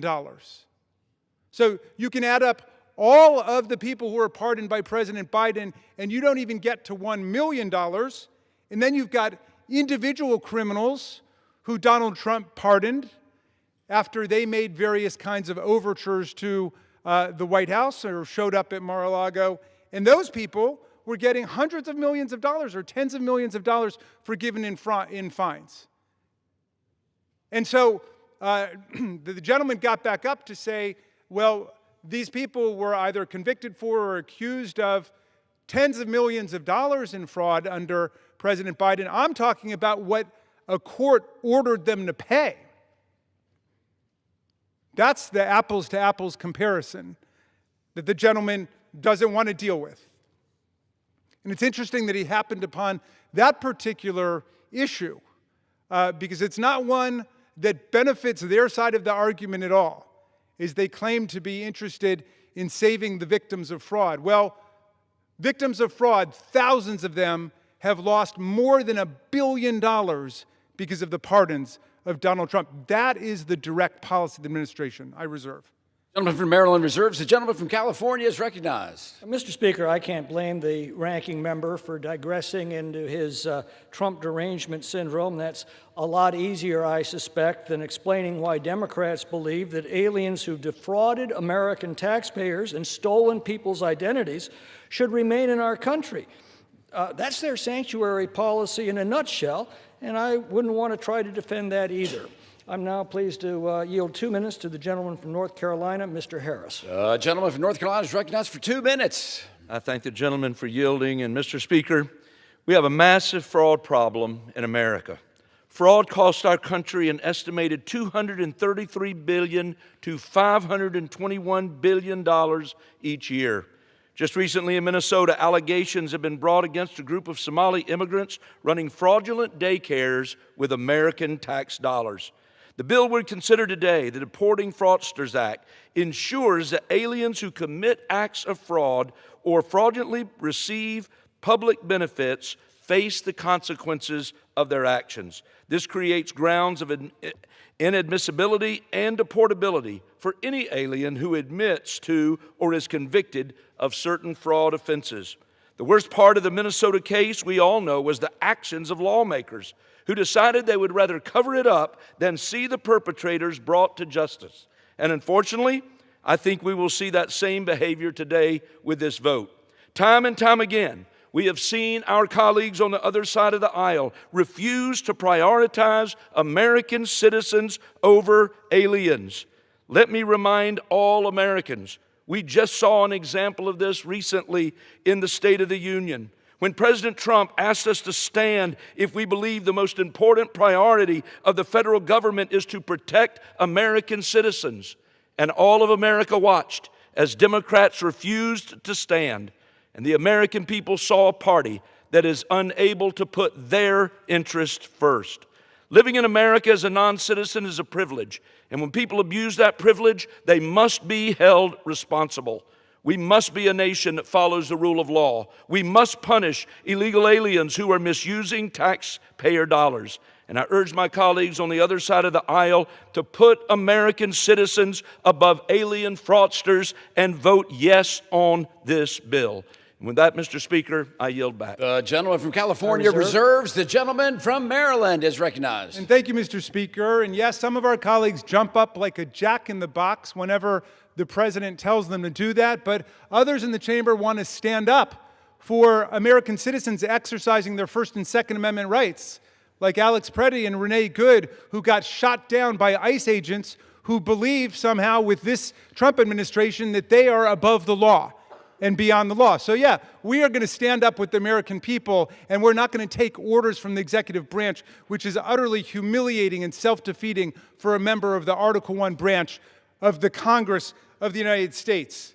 The gentleman, I think, accuses us of something I think he called the deranged Trump syndrome, which I can only imagine means following a president who plunges the country into an illegal, unauthorized, undeclared war, spending $1 or $2 billion a day, and then not asking any questions about it because somehow you think your political destiny is intertwined with the president who has shown no loyalty to the people who show loyalty to him. But that's a personal problem on their part. But no, we don't have deranged Trump syndrome. I think that falls on that side of the aisle. I'll reserve. Gentleman from Maryland reserves. The gentleman from California. Mr. Speaker, I'm pleased to yield such time as it may consume to the chairman of the House Judiciary Committee, the Honorable Jim Jordan. The gentleman from Ohio is recognized. Thank you, Mr. Chairman. I thank the gentleman for yielding. Just step back and understand the Democrats' position for a second. First, they were for a wide open border. You don't have to take my word for it. Just remember what we saw. Every single day for 4 years of the Biden administration, people lining up on the southern border, camping out under the bridges on the various towns along the border. Open 8 to 10 million people in a 4-year time. They were all fine with that. Lost track of 300,000 kids during that time. Then their other position, another position, abolish ICE. Don't want to enforce our immigration laws. No. We got to abolish ICE. As if being doxxed, tracked, harassed, spit on, sworn at, attacked, death threats for ICE agents and their families. As if that wasn't enough, now the Democrats say, we want to get rid of them altogether. That's really going to help the situation in our country. And then third, they're for sanctuary jurisdictions. We just passed legislation in our committee 2 weeks ago to deal with this. 18 cities, 11 states, 3 counties, District of Columbia, representing 31.5% of the population of this country reside in a jurisdiction where left-wing political leaders tell local law enforcement, don't work with federal law enforcement when it comes to enforcing federal law. Maybe one of the dumbest things I've ever heard. But that is their position. And guess what? Last year alone, 17,864 times, a detainer was filed at the local jail, local detention center when an illegal migrant was in that facility and charged with another crime, and ICE files a detainer and says, if you're going to let him out, give us a heads up. Just tell us. We'll come apprehend the individual there in the jail so we don't have to do it on the street where our agents are going to be spit on, harassed, sworn at, and attacked. Just let us do it at the jail. And these jurisdictions say no. And now here we are today. The final one. If you find some fraudster who's a naturalized citizen rips off the taxpayers, you can't deport him. They're like, no, we're not going to deport him. We're going to give him, as the chairman said, sanctuary here in the country. This is the most ridiculous positions. Open border, abolish ICE, sanctuary jurisdiction, don't deport fraudsters who are here. I mean, this is craziness. But that's their position. And this bill is so common sense. So I want to thank Mr. Taylor for sponsoring this legislation. You know, what was it? Sarah Huckabee Sanders a few years ago said in the response to President Biden, the divide in America today is normal versus crazy. This is just normal common sense stuff. Every position they take is crazy. Thank Mr. Taylor and our chairman, Mr. McClintock, for the great work they've done on this legislation, and I urge a yes vote. Gentleman from California reserves. The gentleman from Maryland is recognized. Thank you, Mr. Speaker. There's such a thick fog of propaganda and disinformation in the chamber. I think we've lost sight of what the bill is about and what the law is. The law is very clear today, which is conviction of a criminal fraud offense is already a deportable offense. It already gets you deported. And that's why the majority began with a whole litany of cases where people were being deported after committing crimes. They didn't like the fact that they had the right to appeal it. Okay, they don't like the fact that there's due process, but they appealed it and then they were deported. But that is what the law is. So their bill is simply an effort to say you don't need a conviction anymore. You could just deport them based on hearsay evidence. An ICE agent says, well, this person admitted to me that they had committed fraud. And that substitutes for prosecution, trial, and conviction by a jury. And meantime, we've got hundreds of judges in America now who are condemning ICE for lying in court. We have Department of Justice lawyers who are saying literally in court, my job sucks, because they can't defend what's taking place with ICE. We have judge after judge denouncing the fantastical, misleading, deceptive, mendacious testimony of people from ICE. And now you want to just trust an ICE agent to say, this person admitted to me that they committed criminal fraud. We're just going to kick them out of the country without a trial? You know, Thomas Jefferson said during the Alien and Sedition Acts that there are people who want to strip away the rights of aliens, and that will inevitably come to attack the rights of citizens, too. We already saw that in Minneapolis. There were people, a lot of people in this chamber, willing to look the other way when they were knocking down the doors of immigrants without a search warrant, without probable cause, when they were roughing up immigrants, or immigrants were dying in custody. But then suddenly, these ICE agents thought they could get away with it when it comes to U.S. citizens. And that's when America woke up to this threat and said, no, ICE agents are not superior to the rule of law. They are not above and beyond the law. And even President Trump understood it, which is why he's pulled a lot of people out of Minneapolis. They wanted to change the subject. They said, stop using the words mass deportation. And a majority of the American people reject these authoritarian tactics that have been unleashed against both citizens and immigrants. This is a nation of laws. It's a nation under the rule of law and under the Constitution. Their bill is at best, if not completely redundant and unnecessary and silly. It's a gloss on what the law already is, which is if you're convicted of fraud and you're an immigrant, you get kicked out of the country, you're removed. They want to pick a fight on a nonsensical problem. We don't need to degrade our own rule of law by taking action against people without a criminal conviction. The criminal justice system works just fine. And so we should be encouraging government agents not to lie to judges, not to render false testimony, as judges across the country have been saying. Both Republican and Democratic appointees have been rejecting what's coming out of this administration. And this bill, as far as I know, is not about naturalized citizens. I think our distinguished chairman said something about that. He may have gotten it confused with another bill. But this bill is unnecessary and it is redundant, and I will reserve. Gentleman from Maryland reserves. Gentleman from California. Mr. Speaker, my friend seems so overwrought that he's simply misspeaking and doing so quite prolifically. This bill does not say that you can deport on hearsay evidence.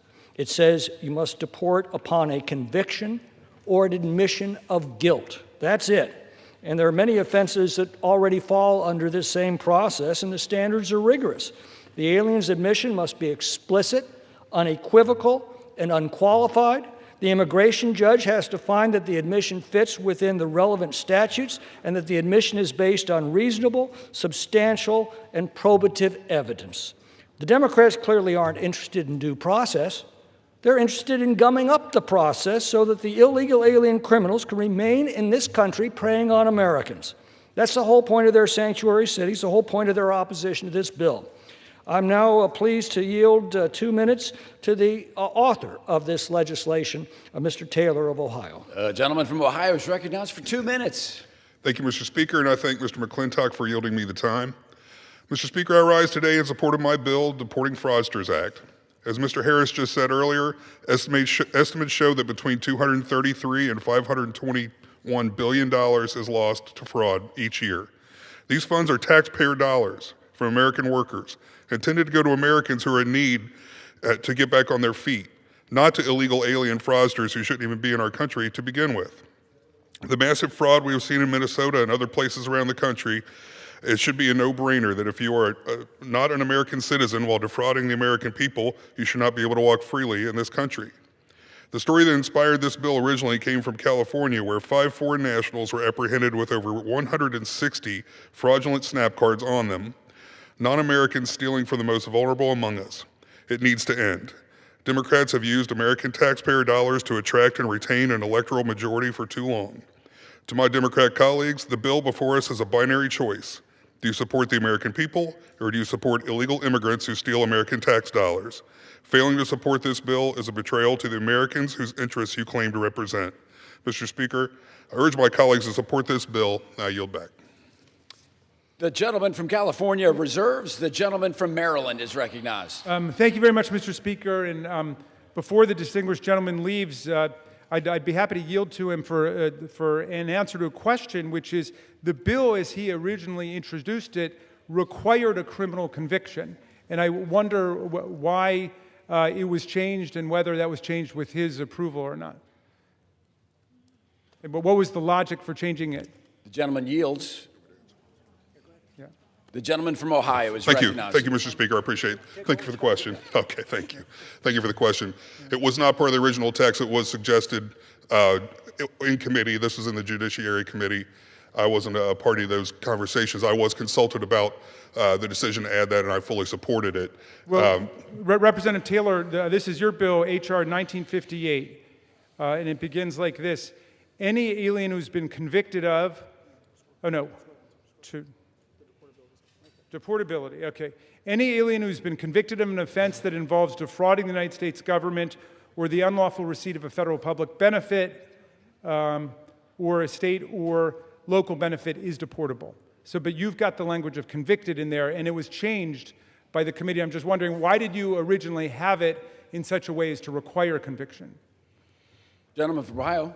Thank you. I'm not sure I got what you said there, but it requires a conviction unless there's an admission. That's the way it's been changed. It's been altered to that. But when you introduced it, it required a conviction, and I'm just wondering, what was your original logic, and why did you change your mind about that? If you did, maybe you didn't. And looking back at that, it's probably something I should have included in the original text. If the person's going to admit it, that they should be deported. Obviously, that they're admitting it, and it's something that honestly is apparently is commonly occurring at the border as people come in. They'll admit that they previously. My time. I mean, I supported the from original. Maryland is recognized. Yeah. I mean, I supported the original vision because that is, I mean, it was basically unnecessary because it was a restatement of what the law is, but it put it all in one place, so I could certainly support that. But then your language was completely diluted in committee to open up this huge gaping hole to say that you don't need a criminal conviction before deporting someone. And we've, enumerated the problems with that. I mean, for one thing, it deprives victims of a crime the opportunity to be heard and perhaps to get their restitution and to get their proper justice in court. But also, it sets a terrible precedent. And this is the Thomas Jefferson point when you say, well, we're going to have lesser standards relating to immigrants. Well, that then carries over to citizens. And we've seen already in this huge immigration roundup what that means in terms of the trampling of the rights of our people under the Bill of Rights. So I'll reserve. The gentleman from Maryland reserves. The gentleman from California. I'll yield a minute to the gentleman from Ohio. Gentleman from Ohio is recognized. Thank you again, Mr. Speaker, Ms. McClintock. In this situation, my read of the bill is an unwithdrawn admission is the same as a guilty verdict. This is a person who's admitted they've broken the law. Therefore, they sit in the same position as someone who's been convicted of it if they're not even going to say, oh, no, actually, I didn't break the law. They admitted it, they're deportable. And I yield back. Gentleman from California. Mr. Speaker, first, the ranking member should know that once a bill is introduced, it leaves the control of the individual member and becomes the property of the House and is subject to modification by a majority of the House.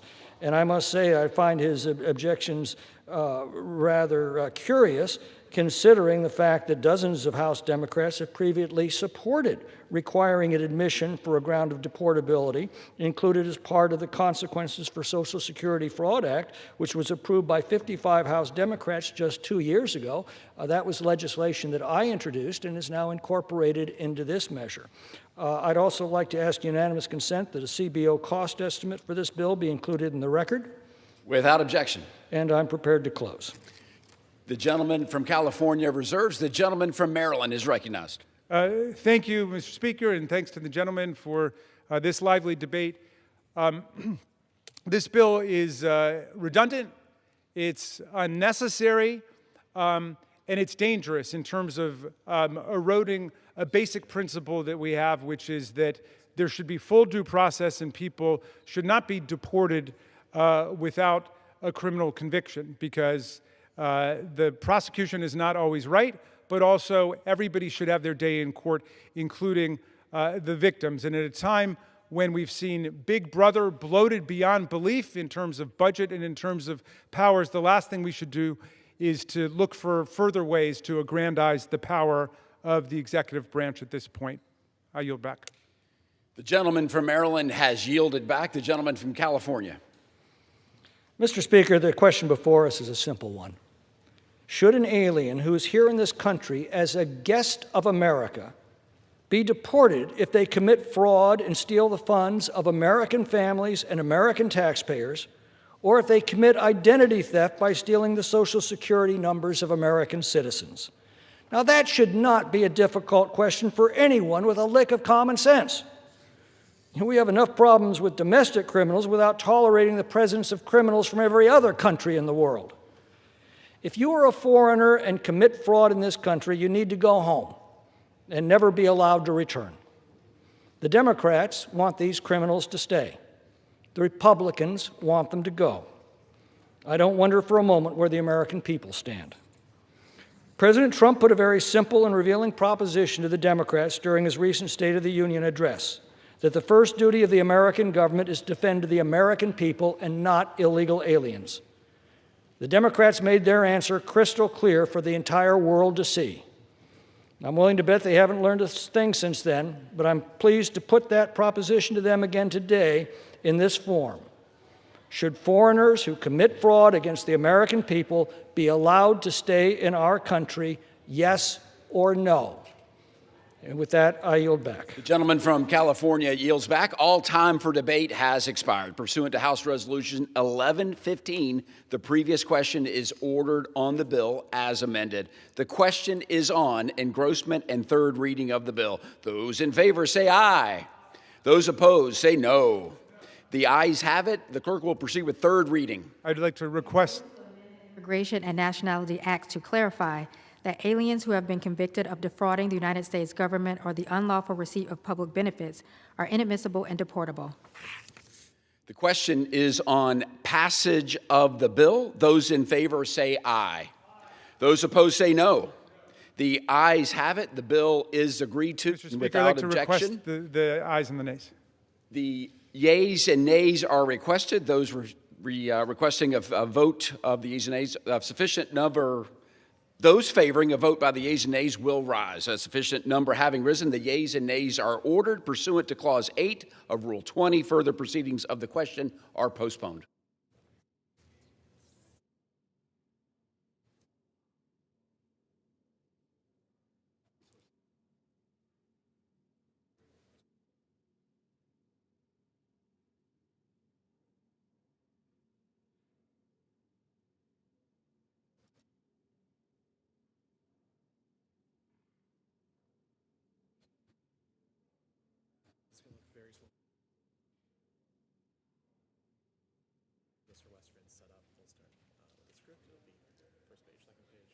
Thank you.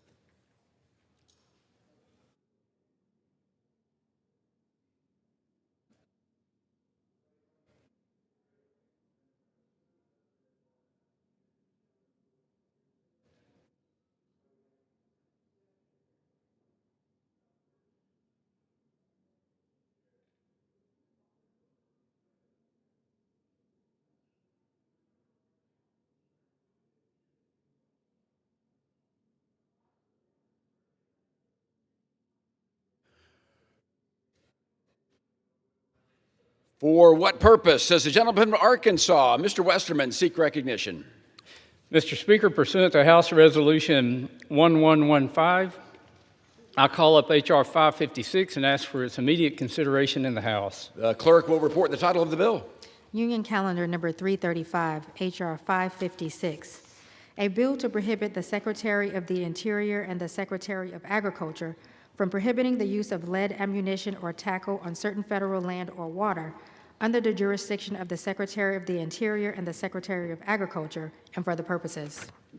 Pursuant to House Resolution 1115, the amendment in the nature of a substitute recommended by the Committee on Natural Resources printed in this bill is adopted, and the bill as amended is considered read. The bill as amended shall be debatable for 1 hour, equally divided and controlled by the chair and ranking minority member of the Committee on Natural Resources or their respective designees. The gentleman from Arkansas, Mr. Westerman, and the gentleman from California, Mr. Huffman, each will control 30 minutes. The chair recognizes the gentleman from Arkansas, Mr. Westerman. Mr. Speaker, I ask unanimous consent that all members have 5 legislative days to revise and extend their remarks and to include extraneous material on H.R. 556. Without objection. Mr. Speaker, I yield myself such time as I may consume. The gentleman is recognized. I rise in strong support of H.R. 556, sponsored by my colleague, Congressman Whitman of Virginia. This common sense bill protects hunters and anglers' ability to continue using cost-effective lead ammunition and fishing equipment on our federal lands.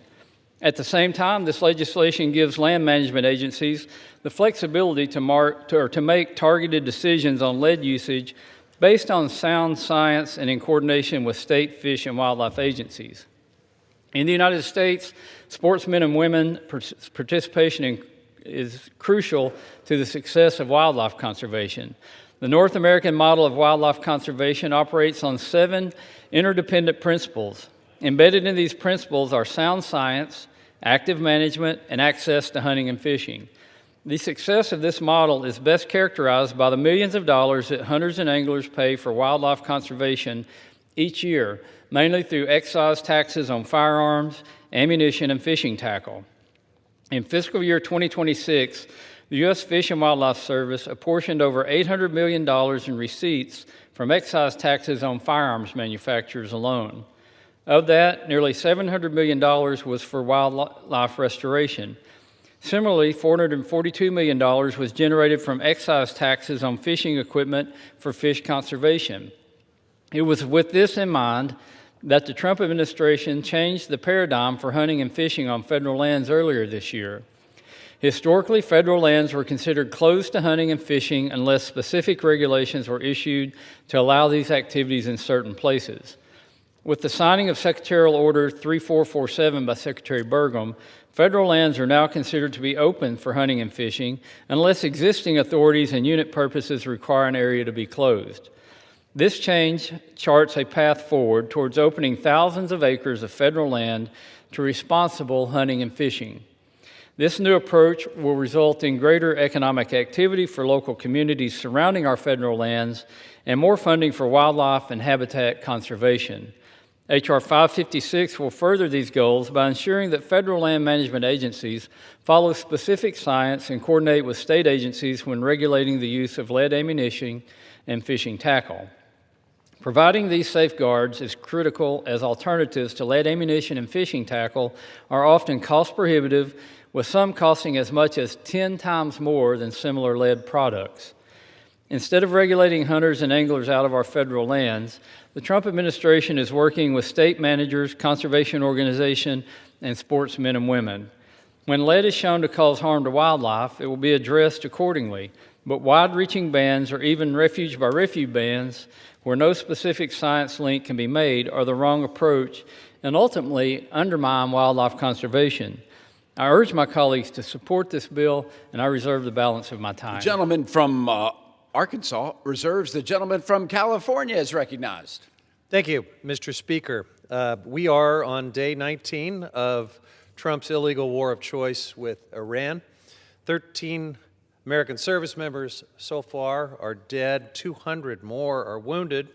Gas prices have surged 80 cents a gallon just in the last 3 weeks. Grocery bills climbing. Oil over $100 a barrel. The Strait of Hormuz is effectively closed. So what is it in the face of this chaos and calamity that the United States House of Representatives has chosen to do this week? Debate a bill about lead ammunition in our nation's wildlife refuges. Now, we should consider the iconic national symbol of the bald eagle when we talk about this subject.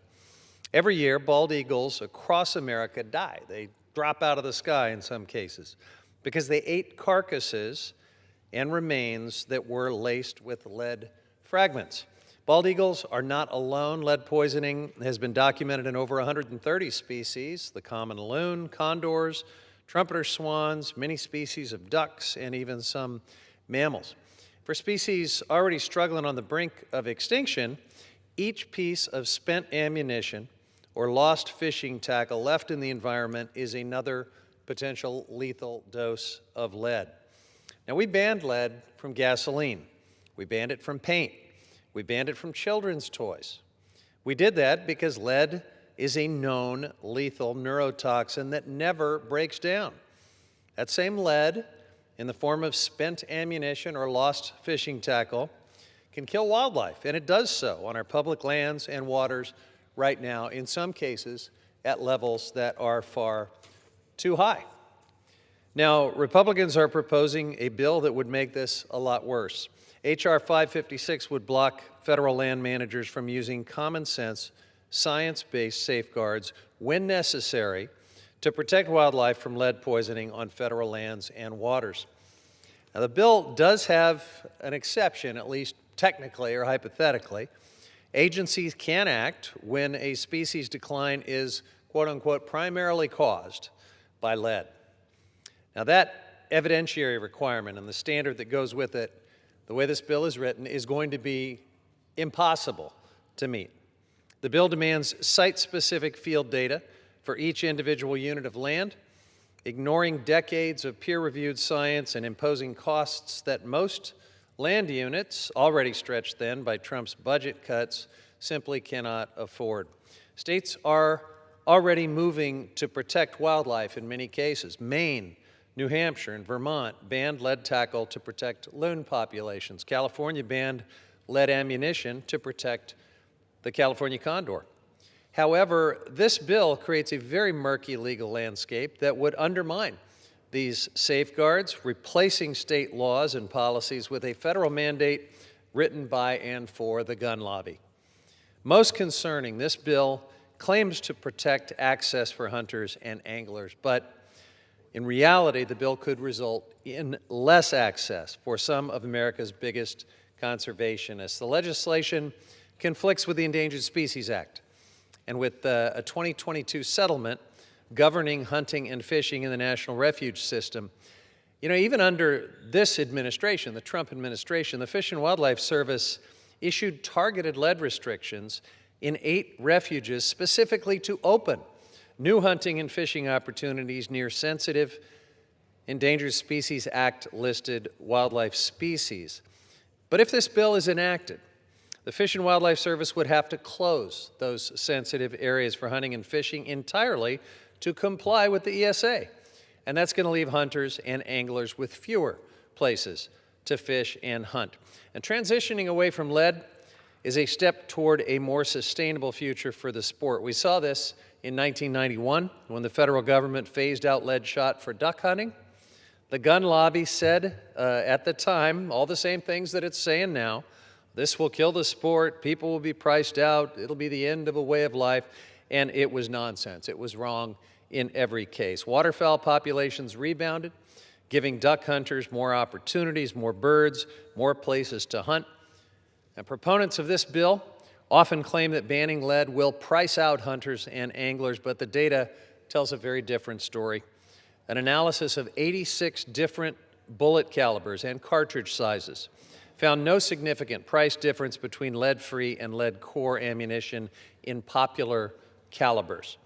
Now, switching to non-lead tackle can add less than 1% to the average angler's total annual costs. And in the handful of refuges that do restrict lead to protect endangered species and to make sure that we can continue hunting and fishing, the Fish and Wildlife Service already offers vouchers and programs providing free or low-cost ammunition and tackle to hunters and anglers. Our public lands, we have to always remember, belong to the American people, not to the NRA and the gun lobby.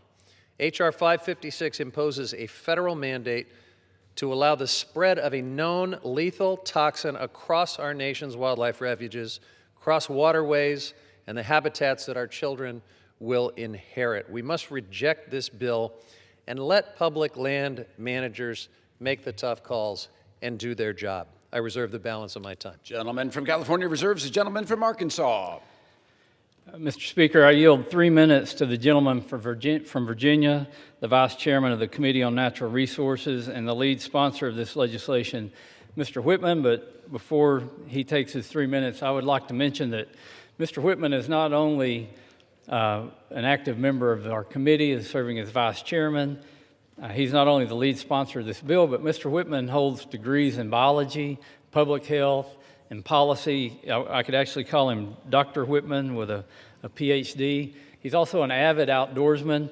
If there ever was an expert in this area, I would consider Representative Whitman an expert, and I yield 3 minutes to him.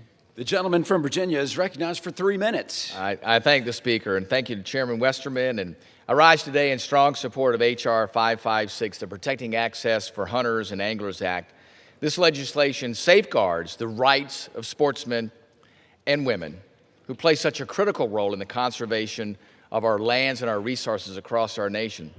As a lifelong hunter and recreational fisherman, I know firsthand how important access to our public lands and waters is for America's sportsmen and women. Hunters and anglers are some of the nation's most dedicated conservationists, and they care deeply about the lands. And they demonstrate that through the license fees that they pay, through the excise taxes that they pay, and on-the-ground stewardship. They have helped fund wildlife management and habitat conservation for generations and have been responsible stewards of the land. Unfortunately, in recent years, we've seen efforts to restrict the use of traditional lead ammunition and fishing tackle on federal lands and waters, policies that would have placed unnecessary burdens on sportsmen and women and limited the access to these outdoor traditions that are so fundamental to what Americans cherish. I appreciate the Trump administration and Secretary Burgum for taking action through a secretarial order to address this issue and protect access for hunters and anglers, those true stewards of the great resources that are parts of this nation. This legislation builds on that effort by codifying these protections in law, ensuring that future administrations cannot impose sweeping restrictions that are not grounded in science or consistent with state wildlife management authority. The Protecting the Access for Hunters and Anglers Act ensures that any future restrictions on lead ammunition or tackle on federal lands and waters must be supported by sound science and in line with state law. Let me repeat that again. Counter to the gentleman from California's statement, this requires a demonstration of sound science in coordination with state management agencies. State management, wildlife management agencies have primacy in managing the resources in their states. And we should make sure that we honor the regulations and requirements that they put in place to make sure that hunters and anglers have access to the resources that belong to them. These resources belong to the citizens of the United States of America, everyone, not just a group that says, oh, no, we want to restrict access, or we want to use pseudoscience to say that there's a threat here, or we want to state that a species is actually on the road to recovery is somehow threatened or endangered. You know, you can mislead, but the American people aren't going to fall for that. The American people understand what this is about, and that is allowing them to have access to the lands that they own, to the resources that belong to all of us. That's what makes this nation great. You know, states have long been the primary managers of fish and wildlife. That's their responsibility, and they're best positioned to make decisions that balance conservation with continued access for hunters and anglers. We should respect the states. The 10th Amendment tells us to do so. This legislation also helps ensure the participation in these... The gentleman is recognized for an additional minute. Thank you, Mr. Speaker. This legislation will also help ensure that participation in these outdoor traditions remain affordable, which means they will be accessible. We want to reduce barriers that could prevent the next generation of sportsmen and women from getting involved. The young folks of today want to be part of the outdoors. Let's make sure we don't stop that. I'm proud to see this bill pass the House last Congress, and I remain committed to advancing it once again so we can send it to the Senate and ultimately to the President's desk. Protecting access for hunters and anglers means protecting the conservation model that has sustained America's wildlife and public lands for decades. With that, Mr. Speaker, I yield back. I reserve. Gentleman from Arkansas reserves. Gentleman from California is recognized. Thank you, Mr. Speaker. Just a couple of points. First of all, federal wildlife managers already, under current law, have to follow the best available science. If they were to issue lead ammunition regulations randomly, arbitrarily, in a way that contravenes science, they would find themselves immediately in court, and those actions would be overturned. In terms of deference to state law and state wildlife managers, I certainly agree with the gentleman on that, but the problem is many states have actually taken steps to restrict lead ammunition and tackle, and this bill is so poorly written that it's not clear whether federal wildlife managers could continue to comply with those state laws or whether they would have to ignore them and continue to allow lead in those cases. So several reasons why this bill, in addition to the policy problems we've highlighted, is technically not ready for prime time. But at this point, I'd like to defer and yield 3 minutes to the gentlelady from Michigan, Representative Dingell. A woman is recognized for 3 minutes. Thank you, Mr. Speaker. As a former chair and proud member of the Congressional Sportsmen's Caucus, I have worked tirelessly to defend our public lands and wildlife for the benefit of all outdoor enthusiasts. And I'm here today on the floor to continue to fight for healthy wildlife populations and protect public lands access for our nation's hunters and fishers. I've been warning my colleagues for years that this legislation, as written, will undermine science-based conservation of wildlife and will result in closures of areas to hunting and fishing. The fact is, when land managers are allowed to follow the best available science, restrictions on lead, ammunition, and tackle can be used as a tool to expand access for hunters and fishers, not limit it. This is especially important in places like national wildlife refuges, where managers must ensure that hunting and fishing activities are compatible with the refuge's purposes, including safeguarding threatened and endangered species. Even last fall, we saw new hunting and fishing opportunities combined with restrictions on lead. The Trump administration's 2025 hunt-fish rule combined these limited lead regulations for new hunting and fishing opportunities with its lead-free hunting voluntary incentive program. For example, at Poskin National Wildlife Refuge, they combined a new opportunity for lead-free bear hunting with the program that distributed all needed lead-free ammunition to hunters. The bill as currently written undermines that effort by requiring costly and unworkable unit-specific analysis before any regulation on lead can be proposed. In many cases, this bureaucratic burden in H.R. 556 may cause entire units to be closed to hunting or fishing. From an administrative perspective, it's less risky to remain in compliance with the ESA and the Refuge Administration Act by closing units to hunting and fishing than to navigate the complex process required by this bill. Meanwhile, wildlife populations are under increasing pressure from a range of stressors, including habitat loss, disease, and climate change. Lead contamination often contributes to population decline alongside these other factors, and waiting until lead becomes the primary cause of harm means we're acting too late. That is why at the appropriate time, I will offer a motion to recommit this bill back to committee. If the House rules permitted, I would have offered the motion with an important amendment to the bill. The gentlewoman's time has expired. I yield the gentlelady another minute. The gentlewoman from Michigan is recognized for 1 minute. Thank you. My amendment ensures that land managers can make science-based decisions to protect both wildlife and hunting opportunities so they don't face a choice between keeping lands open to hunting and fishing or protecting wildlife. As someone who strongly supports our hunters and anglers, I want these activities to remain sustainable and accessible for future generations. Hunters and anglers are among conservation's greatest champions, and they deserve our support. Grounding conservation and recreation in sound science supports both the natural resources we value and outdoor traditions we cherish. I ask unanimous consent to insert into the record the text of this amendment. I hope my colleagues will join me in voting for the motion to recommit that will protect our nation's rich wildlife heritage for future generations. And I yield back, Mr. Speaker. Without objection. Reserve. The gentleman from California reserves. The gentleman from Arkansas is recognized.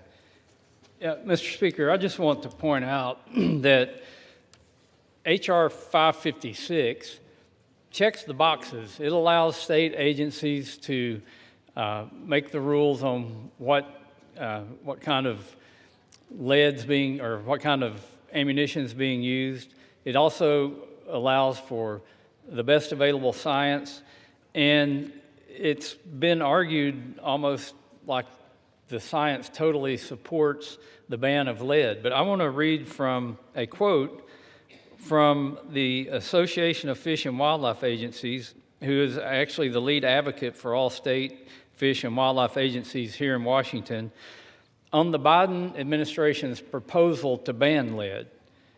I'm quoting what they testified. Without definitive science conclusively and fully documenting population-level impacts, we do not believe there is sufficient evidence to support these mandates, end quote. So what the people that are closest to this issue said was that there's no conclusive science that we should ban lead, yet that's what the previous administration wanted to do, not only on fish and wildlife refuges, but they wanted to ban it for, or not only for hunting, but also for fishing. And fishing and hunting are sports that people in my district do that maybe can't afford to do a lot of other activities. And when you increase the cost of ammunition or the cost of fishing tackle by a factor of 10, you're going to price people out of that sport. And going back to my opening comments, hunters and fishermen are the ones that fund conservation in America through excise taxes, and a lot of that comes from ammunition and from fishing tackle. And what this would do, it would force more people out of those sports, it would reduce funding for conservation, and it would create a downward spiral. We need to use common sense, we need to use thorough science-based research, and we need to be able to make these decisions as they arise. And we're not preventing lead from being banned. We're not saying that you can go back and use lead to hunt waterfowl and migratory species. We're just saying that on these fish and wildlife agencies, for certain game, you can still use lead shot. We're not going to allow that to be banned just because somebody has a political agenda to ban it. So this is a common sense bill. It's good for hunting and fishing. It's good for hunters and fishermen. And it's ultimately good for our country and conservation. So I strongly support it, and I reserve the balance of my time. Gentleman from Arkansas reserves. Gentleman from California is recognized. Reserve. Gentleman reserves. Time, and I'm prepared to close, and I reserve the balance of my time. Gentleman from Arkansas reserves his balance. Gentleman from California. Thank you, Mr. Speaker. So about this best available science, just to be very clear, best available science is what wildlife managers have to do right now. If they don't, any regulation that they promulgate involving lead tackle or lead ammunition restrictions is going to be invalidated and will mean nothing. What this poorly written legislation would do, though, is substitute a brand new scientific standard that we've never seen. We have no idea what it really means. It would have a narrow exception to allow restrictions on lead ammunition or tackle on specific units of land if the applicable secretary determines that, quote, a decline in wildlife population at the specific unit of federal land or water is primarily caused by the use of lead in ammunition or tackle based on the field data from the specific unit of the federal land or water. These are very new and ambiguous terms. A simple reading would suggest you have to do a complete forensic analysis that would, in the real world, make this standard totally unattainable. It would effectively mean you would never be able to regulate lead ammunition or tackle, even when it was forcing the closure of hunting and fishing in our National Wildlife Refuge system.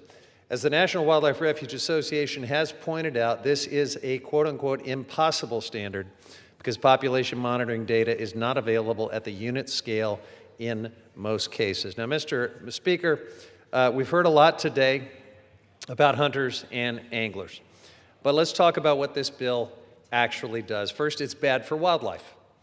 It strips our land managers of the tools they need to limit lead, a known neurotoxin, on our public lands and waters, putting the recovery of species like the bald eagle, our national symbol, and the California condor at great risk of further loss and potentially extinction.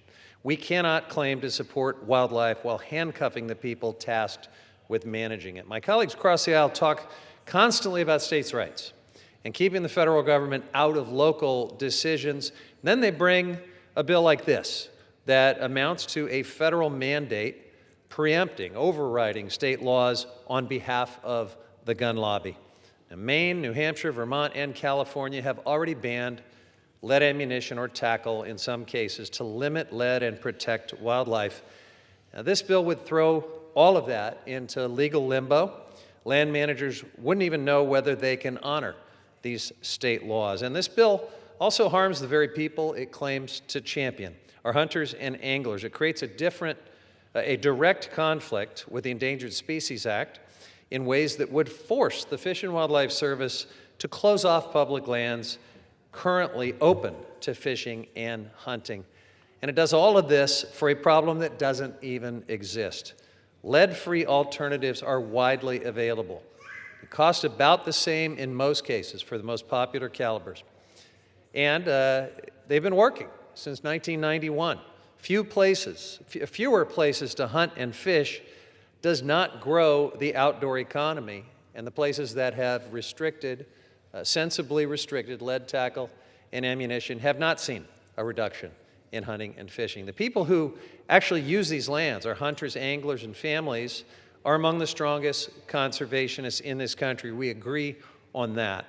The last thing they need is for Congress doing favors for the gun lobby at the expense of these lands and wildlife that they love. And we banned lead from gasoline, from paint, from children's toys. I don't think anyone in this chamber would argue for putting lead back in any of those circumstances, but House Republicans are asking us through this bill to guarantee the sacred place of lead in our wildlife refuges.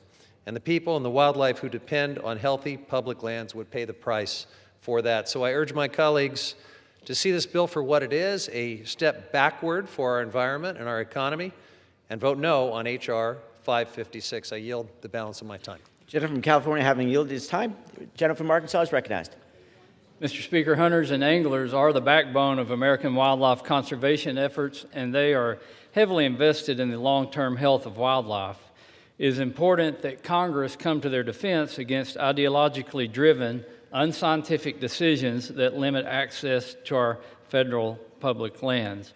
Mr. Speaker, I have a letter here supporting H.R. 556, and I just want to read some of the names who signed on to this letter before I ask for unanimous consent to submit it to the record. But these are organizations like the American Catfishing Association, American Sports Fishing Association, Bass Angler Sportsman Society, Boone and Crockett Club, California Waterfowl Association, Catch a Dream Foundation, Coastal Conservation Association, Congressional Sportsmen's Foundation, Council to Advance Hunting and the Shooting Sports, Dallas Safari Club, Delta Waterfowl, Ducks Unlimited, International Game and Fish Association, Major League Fishing, Mule Deer Foundation, National Deer Association, National Professional Anglers Association, National Rifle Association, National Shooting Sports Foundation, Pheasants Forever, Public Lands Foundation, Quail Forever, Safari Club International, Sportsman's Alliance, the Bass Federation, the Wildlife Federation, Whitetails Unlimited, and Wildlife Forever. These organizations represent millions of Americans who participate in outdoor recreation through hunting and fishing. I don't think they would be signing a letter encouraging the passage of H.R. 556 if they thought there was something that would endanger our fish and wildlife populations in this bill. And again, to be clear, this bill doesn't prevent the federal government from making decisions regarding the use of lead ammunition and fishing tackle, but it does say that any ban must be backed up by site-specific science demonstrating that lead use is harming wildlife and that refuge. It also requires that states be properly consulted when the federal government proposes to ban the use of lead. I believe a true partnership between states and the federal government in wildlife conservation is the best path forward, and this bill is a step in the right direction. So, Mr. Speaker, I ask unanimous consent to submit this letter to the record I just Without mentioned. objection. And Mr. Speaker, I also ask unanimous consent to include in the record an exchange of items between the Committee on Natural Resources and the Committee on Agriculture. Without objection. And to close, I again thank Congressman Whitman for his leadership in working on this legislation. I urge my colleagues to join me in supporting the bill, and I yield back the balance of my time. All time for debate have expired. Pursuant to House Resolution 1115, the previous question is ordered on the bill as amended. The question is on the engrossment of the third reading of the bill. Those in favor say aye. Aye. Those opposed say no. The ayes have it. Third reading. The Secretary of the Interior and the Secretary of Agriculture from prohibiting the use of lead ammunition or tackle on certain federal land or water under the jurisdiction of the Secretary of the Interior and the Secretary of Agriculture and for other purposes. For what purposes, the gentlewoman from Michigan seek recognition? Mr. Speaker, I have a motion to recommit at the desk. The clerk will read the motion. Mrs. Dingell of Michigan moves to recommit the bill, H.R. 556, to the Committee on Natural Resources. Pursuant to Clause 2B of Rule 19, the previous question is ordered on the motion to recommit. The question is on the motion. For those in favor, say aye. Those opposed, say no. The noes have it. The motion is not agreed to. Mr. Speaker, I ask for the yeas and nays. For what purposes, the gentleman from Michigan seek recognition? Mr. Speaker, I ask for the yeas and nays. The yeas and nays are requested. Those in favoring a vote on the yeas and nays will rise. A sufficient number have risen. The yeas and nays are ordered. Pursuant to Clause 8 of Rule 20, further proceedings on this question will be postponed. The chair leads before the House sundry communications. The chair leads before the House sundry communications. The Honorable, the Speaker, House of Representatives, sir. Pursuant to Clause 5B1 of Rule 10, I am writing to inform you that Representative Kevin Kiley has resigned as a member of the House Republican Conference. Signed sincerely, Lisa McClain, Chairwoman, House Republican Conference. The Honorable Tim Walberg. Dear Mr. Chairman, this letter is to advise you that Representative Kevin Kiley's election to the Committee on Education and Workforce has been automatically vacated pursuant to Clause 5B of Rule 10, effective today. Signed sincerely, Mike Johnson, Speaker of the House of Representatives.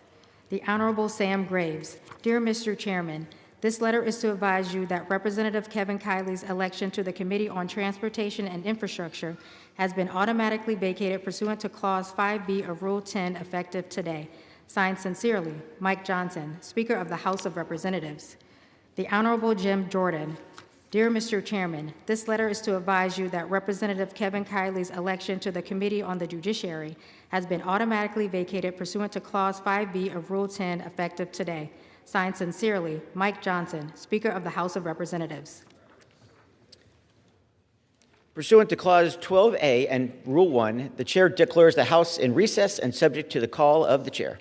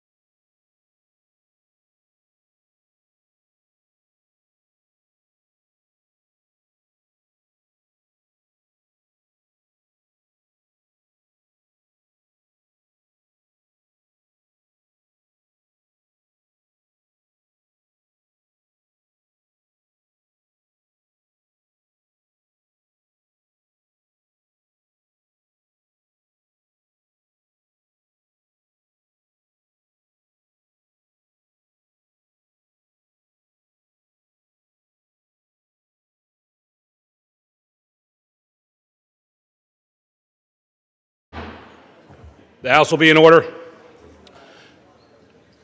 Proceedings will resume on questions previously postponed. Votes will be taken in the following order. The motion to recommit on H.R. 556, passage of H.R. 556 if ordered, passage of H.R. 1958, and the motion to suspend the rules and pass House Joint Resolution 139. The first electronic vote will be conducted as a 15-minute vote pursuant to Clause 9 of Rule 20. Remaining electronic votes will be conducted as 5-minute votes. Pursuant to Clause 8 of Rule 20, the unfinished business is the question on agreeing to the motion to recommit on H.R. 556 offered by the gentlewoman from Michigan, Ms. Dingell, on which the yeas and nays were ordered. The clerk will redesignate the motion. Motion to recommit H.R. 556, offered by Mrs. Dingell of Michigan. The question is on agreeing to the motion to recommit. Members will record their votes by electronic device. This is a 15-minute vote.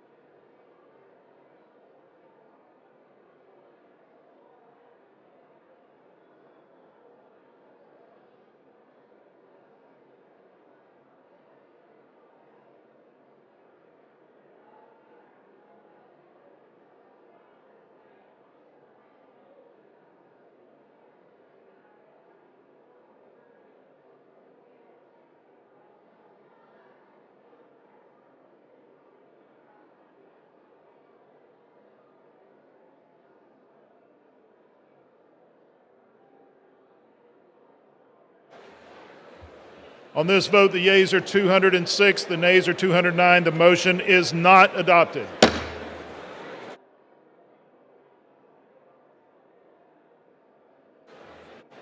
The question is on passage of the bill. Those in favor say aye. Those opposed say no. The ayes have it.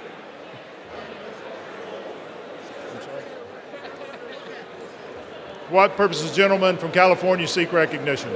Request a recorded vote. A recorded vote is requested. Those favoring a recorded vote will rise. A sufficient number having risen, a recorded vote is ordered. Members will record their votes by electronic device. This is a 5-minute vote.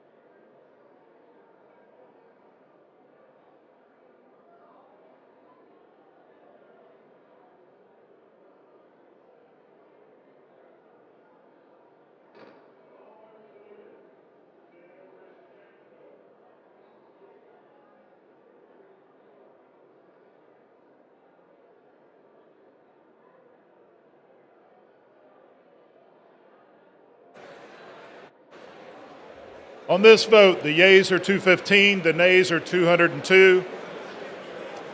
The bill is passed. Without objection, a motion to reconsider is laid on the table.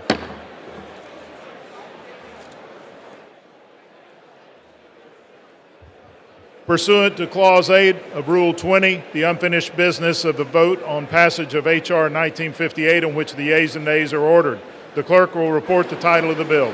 Union Calendar Number 400, H.R. 1958, a bill to amend the Immigration and Nationality Act to clarify that aliens who have been convicted of defrauding the United States government or the unlawful receipt of public benefits are inadmissible and deportable. The question is on the passage of the bill. Members will record their votes by electronic device. This is a 5-minute vote.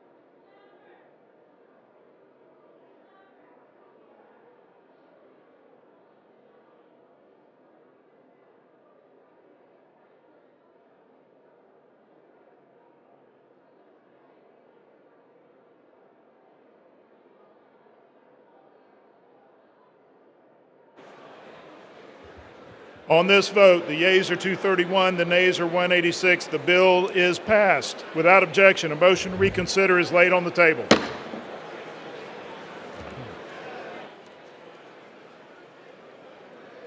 Pursuant to Clause 8 of Rule 20, the unfinished business is the vote on the motion of the gentleman from Arizona, Mr. Biggs, to suspend the rules and pass House Joint Resolution 139, on which the yeas and nays are ordered. The clerk will report the title.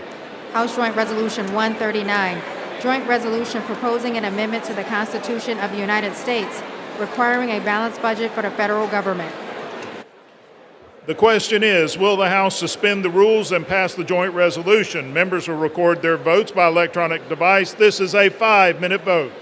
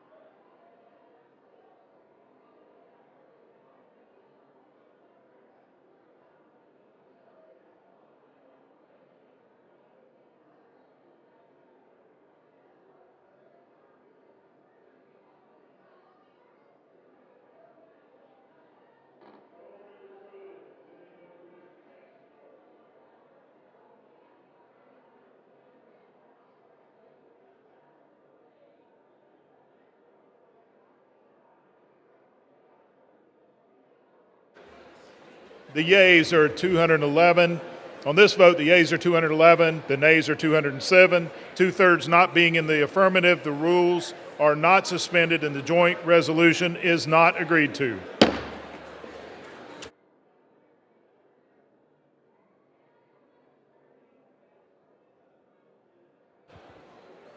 For what purpose does the gentleman from New York, Mr. Lawler, seek recognition? I ask unanimous consent that the gentleman from Washington, Mr. Smith, who was inadvertently added to the legislation by my staff, be removed as a co-sponsor of H.R. 1007.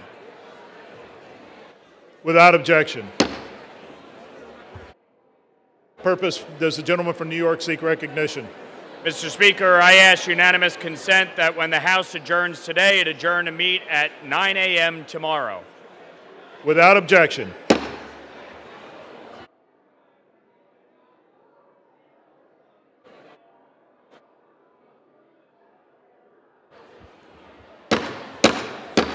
The House will be in order.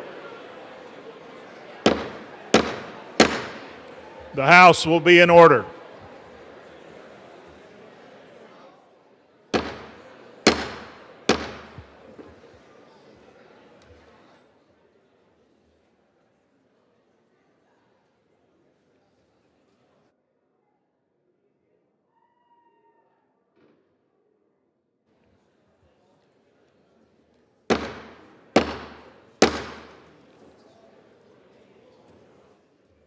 The House will be in order. For what purpose does the gentleman from Kentucky seek recognition? I ask unanimous consent to speak out of order. Objection. Mr. Speaker, tonight the Kentucky congressional delegation rises to honor Army Staff Sergeant Benjamin Pennington and U.S. Air Force Technical Sergeant Ashley Pruitt, who were both killed in the line of duty while serving in support of Operation Epic Fury. Their selfless sacrifice will never be forgotten by the Commonwealth of Kentucky in these United States of America. Staff Sergeant Benjamin Pennington of Glendale, Kentucky was 26 years old. Growing up in Hardin County, he ran track at Central Hardin High School and was an Eagle Scout. After graduating in 2017, he enlisted in the U.S. Army while serving with distinction ever since. He leaves behind a loving family and a loving community. Technical Sergeant Ashley Pruitt of Bardstown, Kentucky, was 34 years old. A native of Nelson County, in high school she was a member of the Air Force Junior ROTC program. Joining the Air Force in 2017, she found her passion as a boom operator aboard the Boeing KC-135 aero refueling aircraft. She leaves behind her husband, Greg, 3-year-old daughter, Olivia, stepson, Oliver, and loving parents. The Commonwealth of Kentucky and the United States of America will forever be grateful to these brave heroes who made the ultimate sacrifice protecting our nation. Their families and loved ones will always remain in our prayers. And on behalf of the Kentucky congressional delegation, the House of Representatives, I ask the United States House of Representatives to observe a moment of silence in their honor.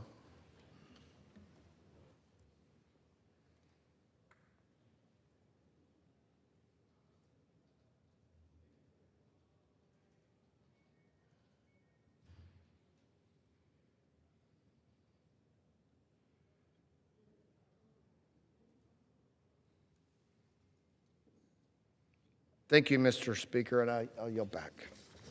The gentleman yields.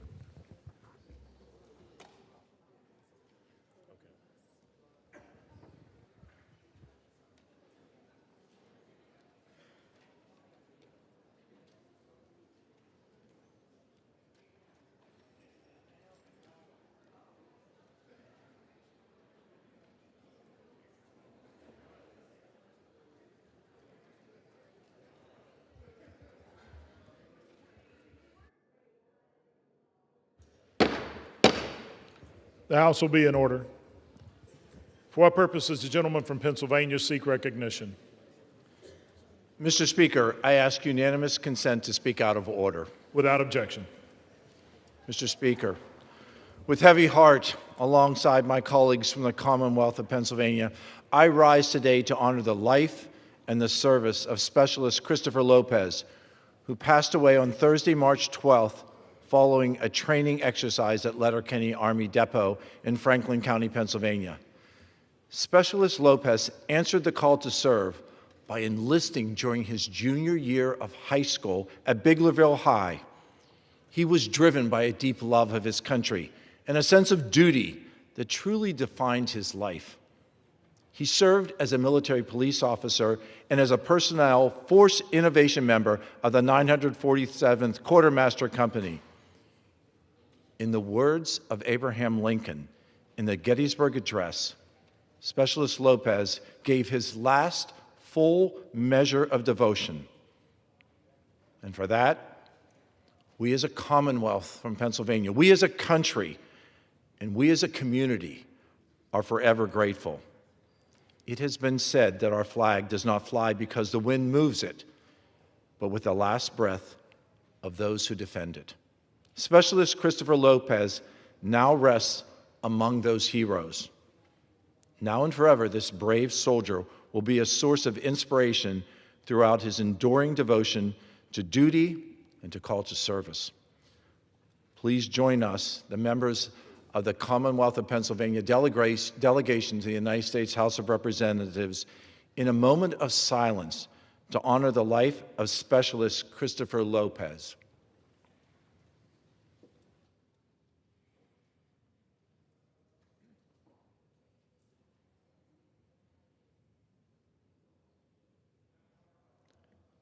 Thank you, Mr. Speaker, and I yield back.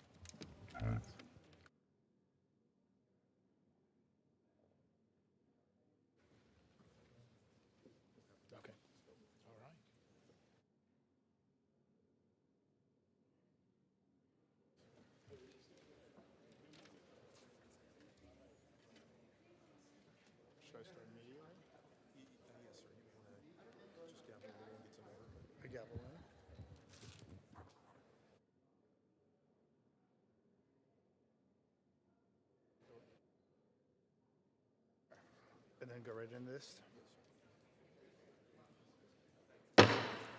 The House will be in order. The chair will now entertain requests for 1-minute speeches. What purpose does the gentleman from Georgia seek recognition?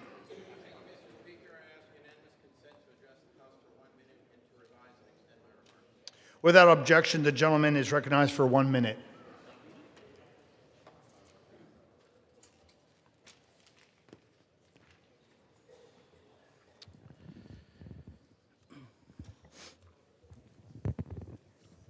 Mr. Speaker, I rise today to pay tribute to the life and legacy of North Hall High School teacher and coach Jason Hughes. Mr. Hughes was more than just a teacher. He was a beloved mentor and role model. From heading the math department and educating students in the classroom to coaching multiple teams and leading Bible studies, Jason met every opportunity with a simple yet thoughtful question: how can I serve you better? Jason's service-driven life made an unforgettable impact on countless students, athletes, parents, and teachers throughout the North Hall community. In addition to his passion for serving others, Jason was known as a devoted husband, loving father, and a man of deep faith. Tragically, a terrible accident cut his remarkable life short too soon. I extend my deepest condolences to his wife, Laura, and their 2 sons, Owen and Luke, during this unimaginably difficult time. And I ask that we continue to pray for comfort and healing over his loved ones and the North Hall community. May we take comfort in knowing that Jason is with our Heavenly Father, who welcomed him home with the words, "Well done, good and faithful servant, soli Deo Gloria." And I yield back. For what purpose does the gentleman from New York seek recognition?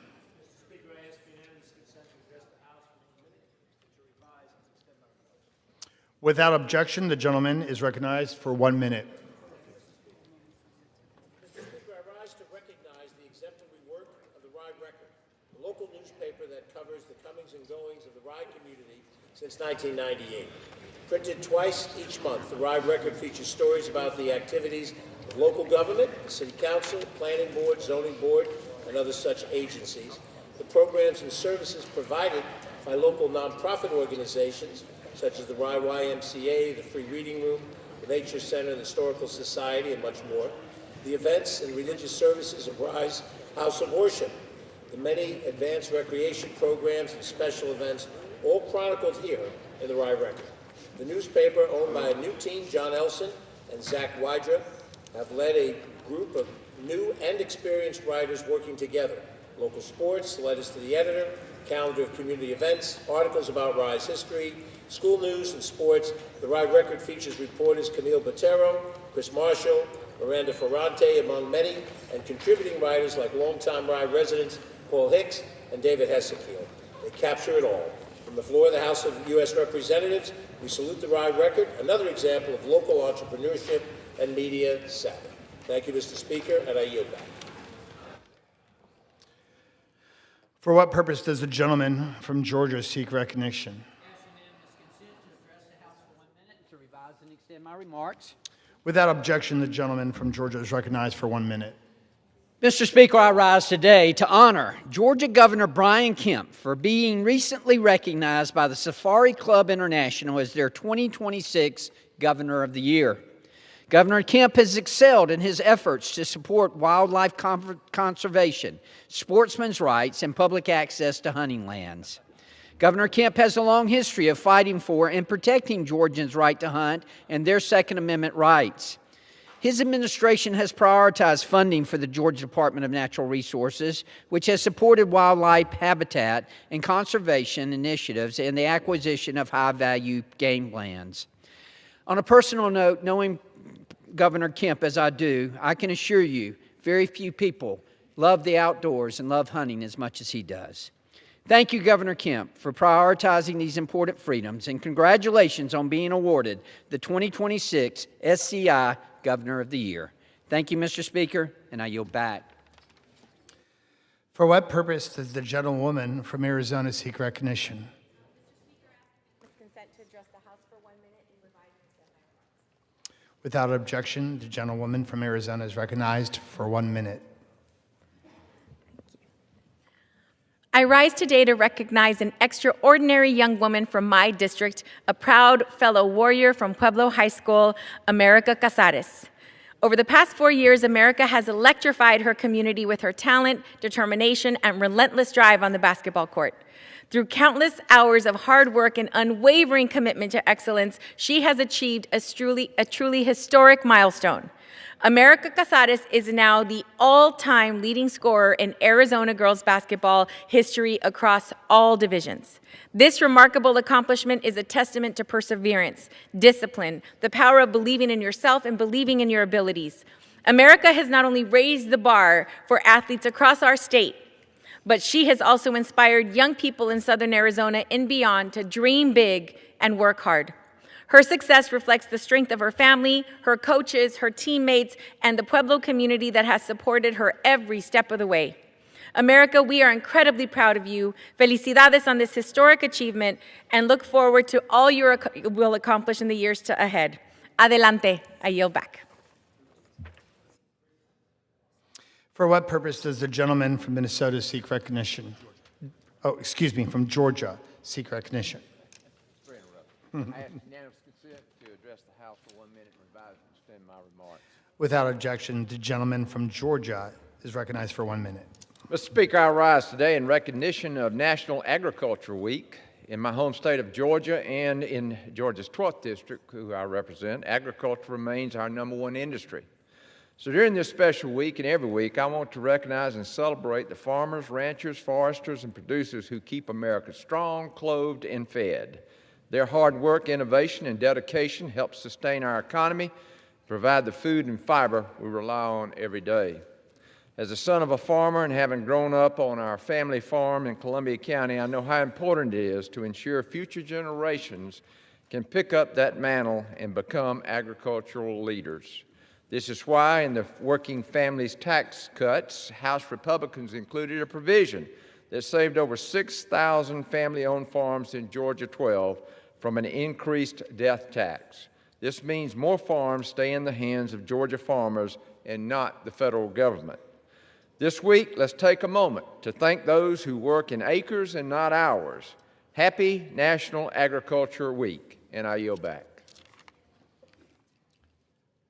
For what purpose does the gentleman from Texas seek recognition? Mr. Speaker, I seek unanimous consent to address the House for 1 minute to revise and extend my remarks. Without objection, the gentleman from Texas is recognized for a minute. Thank you, Mr. Speaker. I was 5 years old in 1993 when Tupac Shakur said, "You know, it's funny, when it rains it pours, but they got money for wars, but can't feed the poor." Today, those words feel as real as ever. President Trump, no one wants this war, and the American people literally cannot afford it. Now, I'm not an economist, but I understand that the U.S. war with Iran has shaken global markets, driven oil prices up more than 40%, and is even raising fears of a worldwide recession impacting flights and the cost of goods. We feel it at home where the price of gas is far more expensive than it's ever been. But this isn't just about economics, it's about accountability. As a lawyer, I understand all too well that every president, including Donald Trump, takes an oath to defend the Constitution. And that Constitution gives Congress, not the president, the power to declare war. Yet Congress was sidelined. The American people were given no clear cause, no clear strategy, and no clear end game. We cannot afford this, not economically and not morally. America's conscience cannot afford it. And when leaders promise peace but deliver war, that is not just a policy failure, it's a betrayal of trust. Mr. Speaker, I yield back. For what purpose does the gentleman from Minnesota seek recognition? Mr. Speaker, I ask unanimous consent to address the House for 1 minute and to revise and extend my remarks. Without objection, the gentleman from Minnesota is recognized for 1 minute. Mr. Speaker, I rise today to honor the life and service of Sergeant Cody Siebert, a beloved member of the East Range Police Department who tragically passed away at the young age of 33. Cody spent most of his career serving communities on the Iron Range, including his hometown of Babbitt. While serving there, he pioneered the department's canine program, which he later carried over to the East Range Police Department with his trusted partner canine, Taconite. Cody served as a resident canine officer in the Mesabi East School District. In reading the many tributes shared in Cody's memory, one sentiment stood out. He had a remarkable gift for connecting with people, especially with students. Beyond the badge, Cody's most important role was that of a father to his 2 young sons, Reese and Bane. Cody also leaves behind the love of his life, Karen. Cody's sudden and unfortunate passing has left a void that could never be filled in his department, in the schools and community he served, and most of all, in the lives of his family. But the impact he made through his service and kindness will endure forever in the hearts of those who knew and loved him. May he rest in peace, and may his canine partner Taconite be allowed to stay with his loving family. And I yield back. For what purpose does the gentlewoman from Pennsylvania seek recognition? Mr. Speaker, I ask unanimous consent to address the House for 1 minute and to revise and extend my remarks. Without objection, the gentlewoman from Pennsylvania is recognized for 1 minute.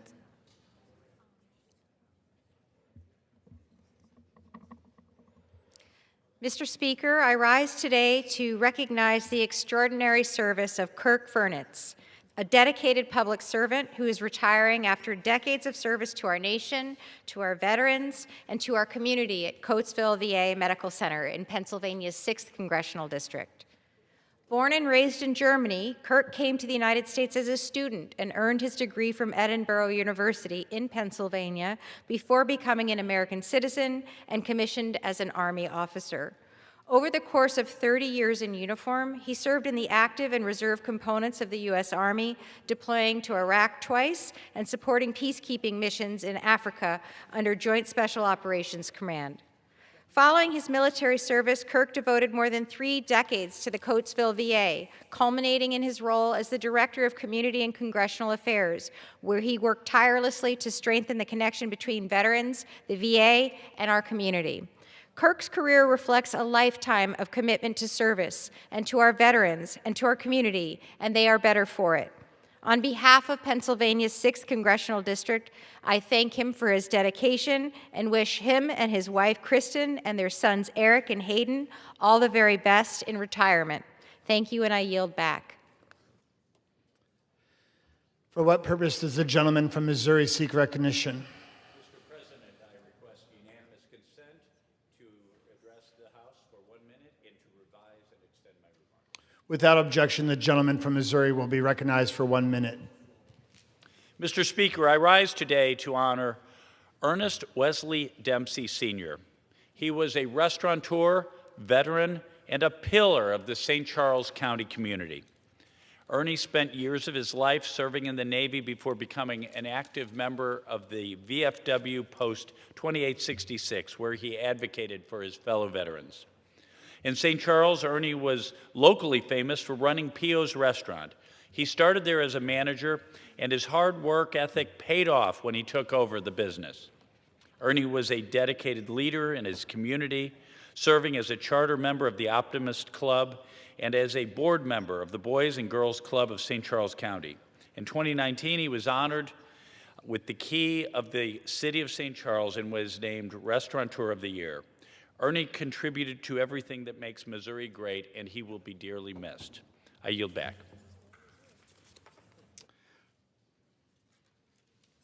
For what purpose does the gentleman from Indiana seek recognition?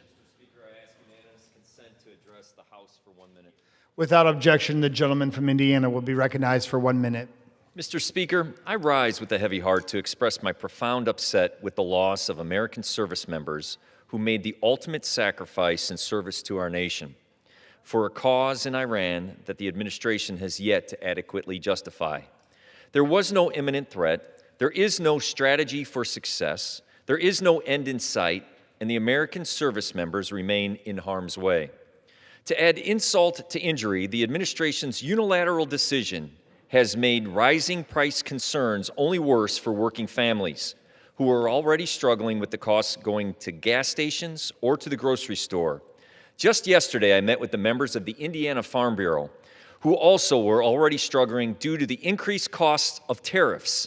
And now the war has further skyrocketed their input costs, and in particular, fertilizers. We must be strategic in our approach to protect our warfighters and end the cost increase this conflict is causing to everyday Americans. As we move forward with the appropriations process, I will work with all of my colleagues to conduct a rigorous oversight and hold the administration accountable for their actions. Thank you, and I yield back. For what purpose does the gentlewoman from Ohio seek recognition? Without objection, the gentlewoman from Ohio shall be recognized for 1 minute. Thank you, Mr. Speaker. I rise today to recognize the extraordinary young women of the Anthony Wayne High School cheer team. Just weeks after capturing the National Cheer Championship in Orlando, Florida, these remarkable athletes brought home the Ohio Association of Secondary School Administrators State Championship. Led by Erica Black and Robin Buffy, the Generals had the highest score across all teams in all divisions. Championships are not handed out. They are earned with early mornings, late nights, and countless unseen hours of practice. They are built by coaches who mentor, parents who sacrifice, teachers who encourage, and neighbors who show up again and again and again. This victory belongs to the entire Anthony Wayne community. It reflects the strength of our schools, the spirit of our families, and the promise of our young people. And to our champions, you have inspired us. You remind us what teamwork, perseverance, and hometown pride can achieve. Congratulations, and go Generals. Thank you, Mr. Speaker. I yield back. Under the Speaker's announced policy of January 3rd, 2025, the gentleman from Utah, Mr. Moore, is recognized for 60 minutes as the designee of the Majority Leader. Mr. Speaker, thank you. I ask unanimous consent that all members may have 5 legislative days in which to revise and extend their remarks and include extraneous material on the topic of this special order. Without objection. Thank you, Mr. Speaker. I am glad to be joined by my colleague this evening. Before I provide my remarks, I'd like to yield as much time as he may consume to the gentleman from Florida, Mr. Herodopoulos.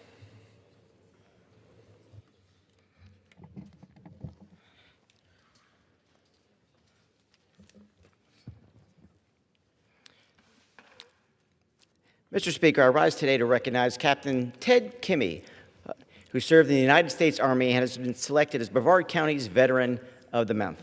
Captain Kimmy served our nation honorably, rising to the rank of captain before his honorable discharge from the Army. Like so many veterans, Captain Kimmy answered the call to serve during a critical time in our country and handled himself with professionalism and integrity. After his military service, Captain Kimmy continued to exemplify the values of service and civic responsibility at our home in Brevard County. Mr. Speaker, it's because of veterans like Ted Kimmy that our nation remains strong and free. I'm honored to recognize his service and thank him on behalf of a grateful nation.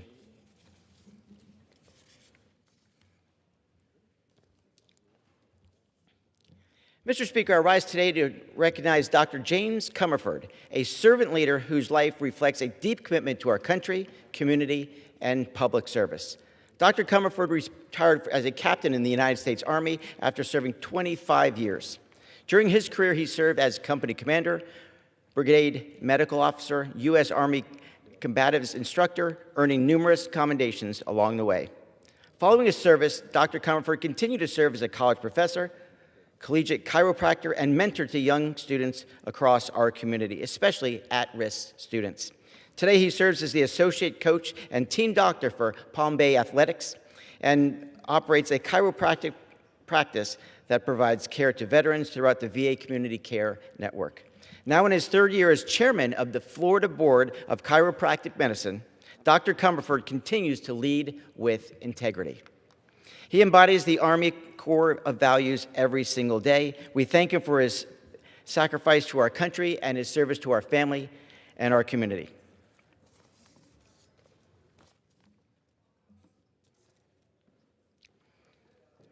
Mr. Speaker, I rise today to share important news for the families of Florida's Space Coast. Through the recent appropriations package, I was proud to help secure nearly $14 million to improve water quality projects and protect the long-term health of the Indian River Lagoon. The lagoon is one of the most biologically diverse estuaries in North America. It supports wildlife, sustains local fisheries, drives tourism, and anchors the quality of life for all of us in Brevard County. In recent years, harmful algae blooms and water quality challenges have threatened this vital ecosystem. This funding will support restoration efforts, strengthen habitat protection, and advance projects that reduce nutrient pollution that have entered the lagoon.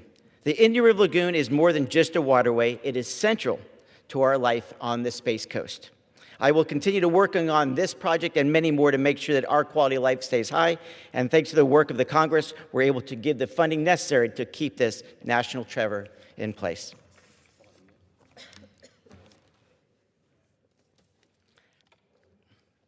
Mr. Speaker, I rise today to congratulate Holy Trinity Episcopal Academy boys soccer team on winning the Class 2A State Soccer Championship. With discipline, resilience, and relentless effort, these student athletes earned the state championship as a testament to their commitment on and off the field. This victory belongs not just to the players, but also to the coaches, the families, and the community who supported them every step of the way. Championships are built through long practices, strong leadership, and a belief in one another. This is just one great example of just that. The Space Coast takes pride in the student athletes and this team that has given our community a moment to celebrate.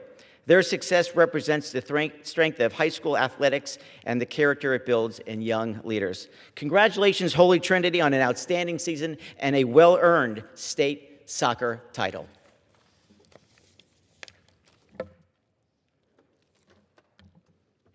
Mr. Speaker, I rise in support of the NASA Reauthorization Bill of 2026. This bipartisan legislation that affirms America's commitment to exploration, innovation, and leadership in space. The bill reauthorizes NASA's priorities for lunar and Mars missions, strengthens our presence in low Earth orbit, and encourages scientific and commercial partnerships that expand our capabilities and grow our economy. Working through the House Space, Science, and Technology Committee, led by Dr. Babin, we've emphasized the continuity necessary for strategic investment and maintaining the U.S. competitiveness in space and making sure we stay #1 in space. As the President has said, you can't be #1 on Earth if you're #2 in space. This legislation supports exploration and innovation, uplifts STEM education, and solidifies America's role at the forefront of discovery for generations to come. As an original co-sponsor of this bill, I am proud to stand with colleagues on both sides of the aisle to advance these goals and defend our nation's legacy to space leadership. And with that, I yield back to our conference chair. Thank you to the gentleman from Florida.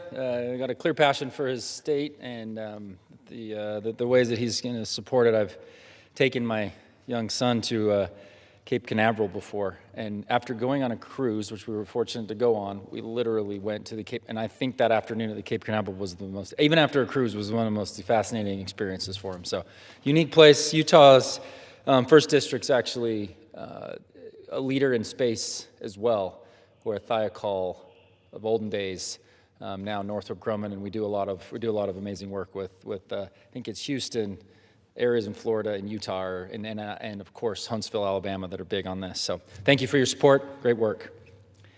Again, Mr. Speaker, I want to thank you today for this time to be able to talk a little bit about some really important piece of legislation that I've put forward. It's a proposal for a solution to what I think many have considered out-of-control prediction markets. Just hours before the United States military strikes in Iran, more than 150 accounts made investments of over $1,000 in event contracts based on the timing of the strikes, with 6 traders together making over $1.2 million. In traditional betting, an individual places a wager on an outcome with odds set by a bookmaker that determines the winnings. But in a prediction market, a trader buys shares in an outcome of an event. There are no odds. Share prices fluctuate based on market responses, allowing investors to turn a profit if they sell high or if their chosen outcome proves correct.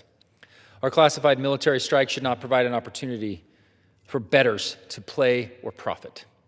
Under-regulated prediction markets have exposed America to needless public safety and national security risks by allowing traders to invest in outcomes related to sensitive matters like terrorism, assassination, war, or elections. This nonpartisan issue has spiraled out of control, and Congress needs to pass legislation to require enforcement. Congress previously included a subtle provision in the Commodity Exchange Act that preempts state regulation on betting when it is offered through event contracts.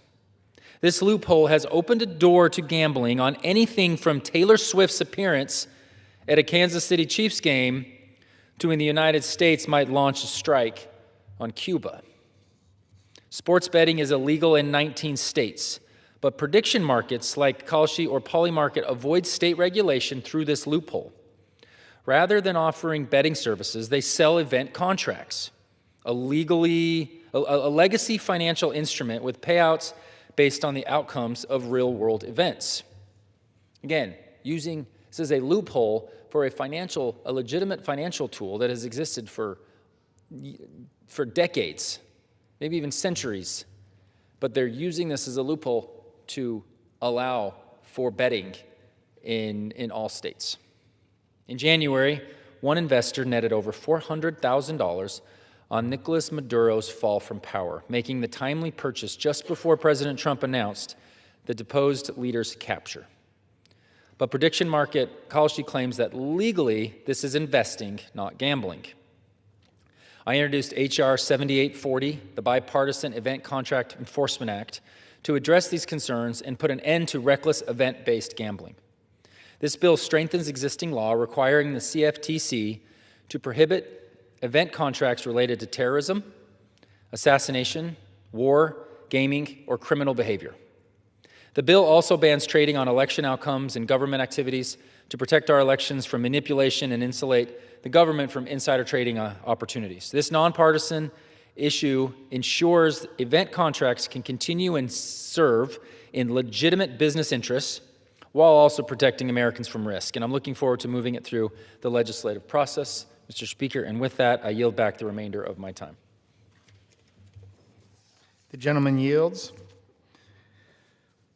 The Speaker announces policy of January 3rd, 2025. The gentlewoman from California, Ms. Rivas, is recognized for 60 minutes as a designee for the Minority Leader.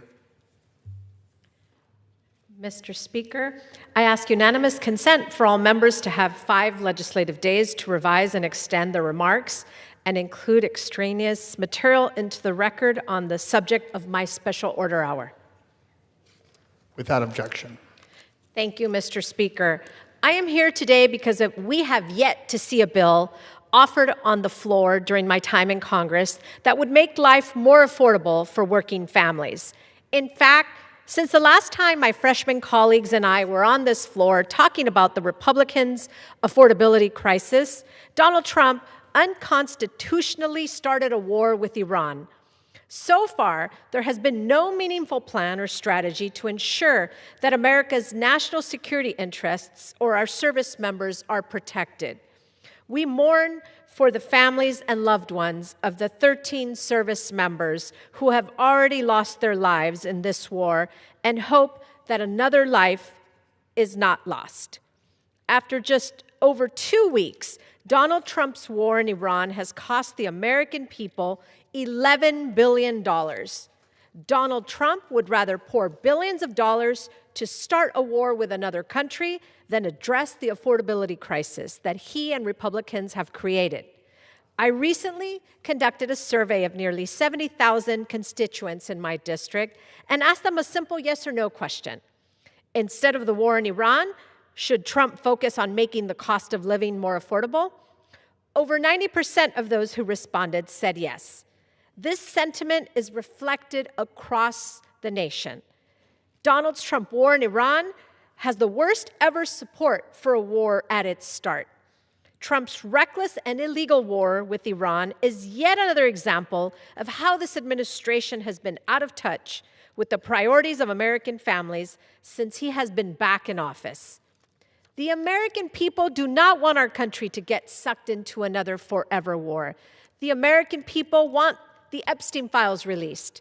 The American people want ICE to be reined in. The American people want to pay less at the grocery store, at the gas station, and at the doctor's office. Since the war in Iran started, prices for gas, food, and other essentials have spiked. Gas prices shot up 50 cents in just 1 week, and oil prices hit $100 a barrel. Experts believe that Trump's war in Iran could push the average cost of gas to above $4 a gallon within weeks. Gas stations in Los Angeles have hit over $8 per gallon. But Trump says he doesn't have any concern about skyrocketing gas prices. He even called anyone who is worried about the rising cost of gas a fool. When asked whether Americans should feel scared about retaliatory attacks on U.S. soil, Trump replied, "When you go to war, some people will die." It is not enough to say that Donald Trump is completely out of touch with the needs of the American people. He does not care about everyday Americans. He is more concerned about lining the pockets of his billionaire donors and starting wars to deflect from the issues people actually care about. My House Democratic Caucus freshman colleagues and I refuse to let Trump's distractions deter us from fighting for our constituents. We remain focused on lowering costs for our constituents and holding Trump accountable. We all voted against Trump's war in Iran to stop him from abusing his power. It is clear that the American public and Congress do not influence Trump's decisions, and he would rather be influenced by his impulses and emotion. Our constituents sent us to Washington to make life more affordable for them, not to rubber stamp Trump and Republicans' agenda that actively makes their lives worse for them. Tonight, we will hear from some of the freshmen Democratic Caucus members and the work that they are doing to make life more affordable for their constituents. I start with the Congresswoman from Texas. I now yield 4 minutes to my colleague and friend from the great state of Texas, Congresswoman Julie Johnson. Thank you, Mr. Speaker, and I want to thank my good friend, Congresswoman Rivas, for hosting this special order hour. You know, Mr. Speaker, millions of American families are struggling with skyrocketing costs of living. They can't afford gas, groceries, or their bills. And Republicans in the White House, week after week, are gaslighting the American people. And now we are seeing Donald Trump make reckless foreign policy decisions which are increasing the costs of American families as we speak. Over the past few weeks, the news out of the Middle East has been alarming. Trump has significantly escalated military involvement in Iran, a war that puts American lives at risk. Now let's talk, what does this mean for working families? Wars aren't just fought overseas, but they are paid for right here in the United States. Every increase in military spending, every escalation of conflict, it has a ripple effect that touches grocery bills, utility costs, and most immediately, the price at the pump. Gas prices are rising, with an average gallon in Texas now between $3.26 and almost $3.50. While diesel approaches $5 per gallon, a jump of 25 cents just this past week. And it is families who are paying the price. Parents who are driving their kids to school, commuters trying to get to work, seniors who are trying to make their Social Security stretch just a bit further. And all of this is happening while Trump and Republicans continue to ignore the affordability crisis facing everyday Americans every day of every week, of every hour. We are talking about real families deciding whether to fill their car with gas or put food on the table. We're talking about the anxiety that comes from not knowing how to cover the next bill when our leaders gamble with the lives and the money of American taxpayers abroad. The $1 billion that we are spending each day on this war could be spent on supporting families, tax relief, the child tax credit, health care, the Affordable Care Act, everything. How many times have we heard from Republicans coming to this floor, clutching their pearls, saying, oh, we don't have the money to expend to make health care accessible for so many people?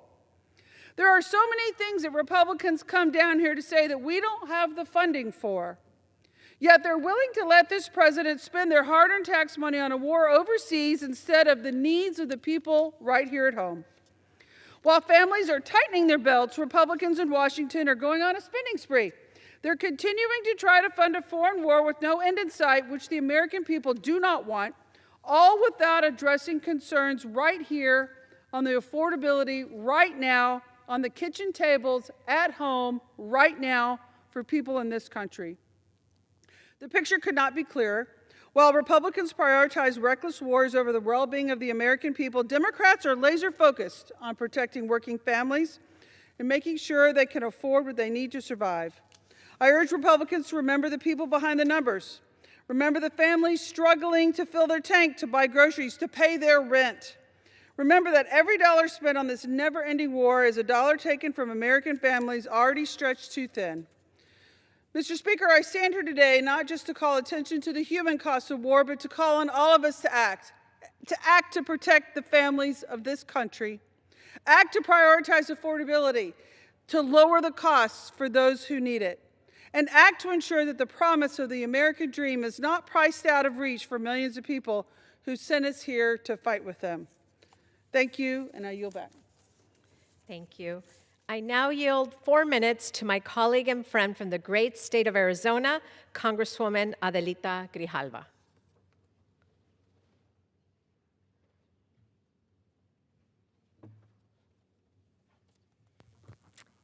Thank you, Representative Rivas. I rise today on behalf of Southern Arizonans who are being squeezed to the brink. Families who cannot keep up with rising healthcare costs, soaring gas prices, and a future that feels further and further out of reach. Working families are struggling to get by, but instead of relief, they are being ignored, all while Trump and House Republicans continue to serve their billionaire friends and special interests. Nearly 60% of families in this country are living paycheck to paycheck. Yep, there's always money for war, but never enough money for the urgent needs of everyday people here at home. The American people want health care, not warfare.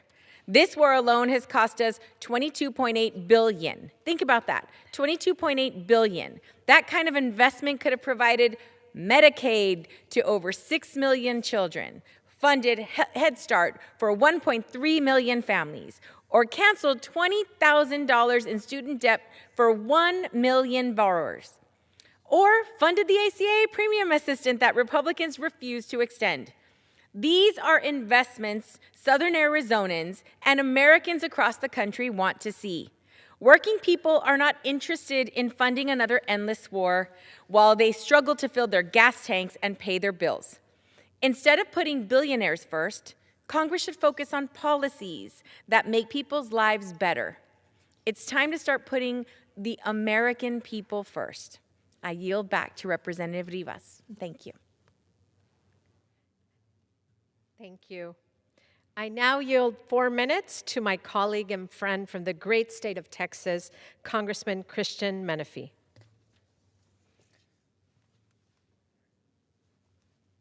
Thank you very much, Representative Rivas.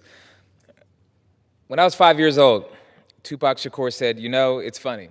When it rains, it pours. They got money for wars, but can't feed the poor."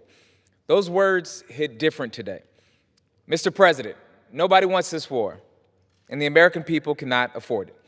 I'm not an economist, but I do know this. The U.S. war with Iran has rattled global markets, driven up oil prices more than 40%, and sparked real fears of worldwide recession. We feel it at home. Gas is more expensive than it's been in a very long time. Flights cost more, groceries cost more. But this is bigger than just economics. It's about accountability. I'm a lawyer, and I know that every president swears an oath to defend the Constitution. That Constitution empowers Congress to declare war, not the president. But in this instance, Congress was sidelined. The American people got no clear cause, no strategy, no end game. I say this as a proud son of 2 veterans. Their sacrifice meant something. You do not send our sons and our daughters into harm's way without purpose, without justification, and without an imminent threat. We cannot afford this war, not economically and not morally. And when a leader promises peace but delivers war, that is not just a policy failure, that is betrayal. Americans do not support this war, and the president should end it immediately. I yield back. Thank you.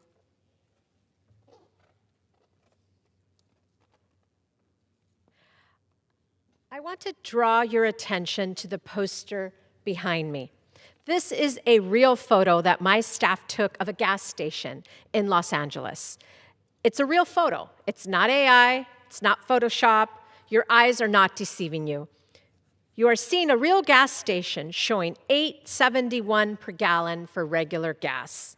In the span of 1 week, gas prices shot up 50 cents in just 1 week, and oil prices hit $100 a barrel. Gas prices are nearly $3.50 per gallon on average across the country, but experts believe Trump's war in Iran could push the average cost of gas to above $4 a gallon within weeks. Analysts say Americans will spend nearly $1 billion more on gas next week. Diesel prices are up 86 cents to $4.60 per gallon, and jet fuel prices have skyrocketed, hiking prices for shipping and airfare. Trump has not shown any concern for how the rising cost of gas could hurt Americans' wallets, saying if they rise, they rise. The United States produces more oil than any country on earth, and even that supply could not stop gas prices from surging 50% in 10 days. Drilling more will not help Americans at the gas pump when oil companies are shipping oil barrels overseas. And it certainly will not help when a strategic waterway, the Strait of Hormuz, is shut down. Trump's only response is to call you a fool and gaslight the American people into thinking he is doing a good job. What an out-of-touch response from an out-of-touch person. Working families in Los Angeles and across the country cannot afford Trump's war. Across the country, families are sitting around the kitchen table and are seeing their monthly costs rise with no help in sight. It's adding up quickly, But then they turn on the TV and see that Trump has unconstitutionally started a war in Iran without strategy or justification. Housing costs are skyrocketing, grocery costs haven't gone down, healthcare is being placed out of reach for millions of Americans. Republicans estimate that Trump's war is costing taxpayers upwards of $2 billion a day, and yet they cannot find a dime to lower the cost of living in this country. Already, the cost of this war could have likely paid for extending the Affordable Care Act tax credits this year. Instead, families across the country are seeing their health care costs double and triple. In my district, 31,000 families have seen their health care costs rise because of Republican inaction. Additionally, nearly 11,000 people in California's 29th will lose access to health coverage because of Republicans' refusal to extend the Affordable Care Act tax credits. The Kaiser Family Foundation estimates that annual out-of-pocket premium payments for ACA marketplace enrollees will increase from $888 in 2025 to over $1,900 in 2026. Constituents in my district have made their voices heard. They would rather Trump and Republicans focus on making health care more affordable, not getting involved in another foreign conflict. I now yield 4 minutes to my colleague and friend from Puerto Rico, Resident Commissioner Pablo Jose Hernandez. Thank you. There's a common thread that connects families across Puerto Rico and the United States. It's the feeling of looking at the grocery receipt and wondering if the math is wrong.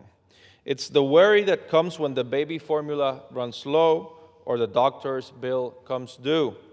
It's the simple, honest truth that for too many of our neighbors, it has simply become too expensive to live. And you are right to be frustrated.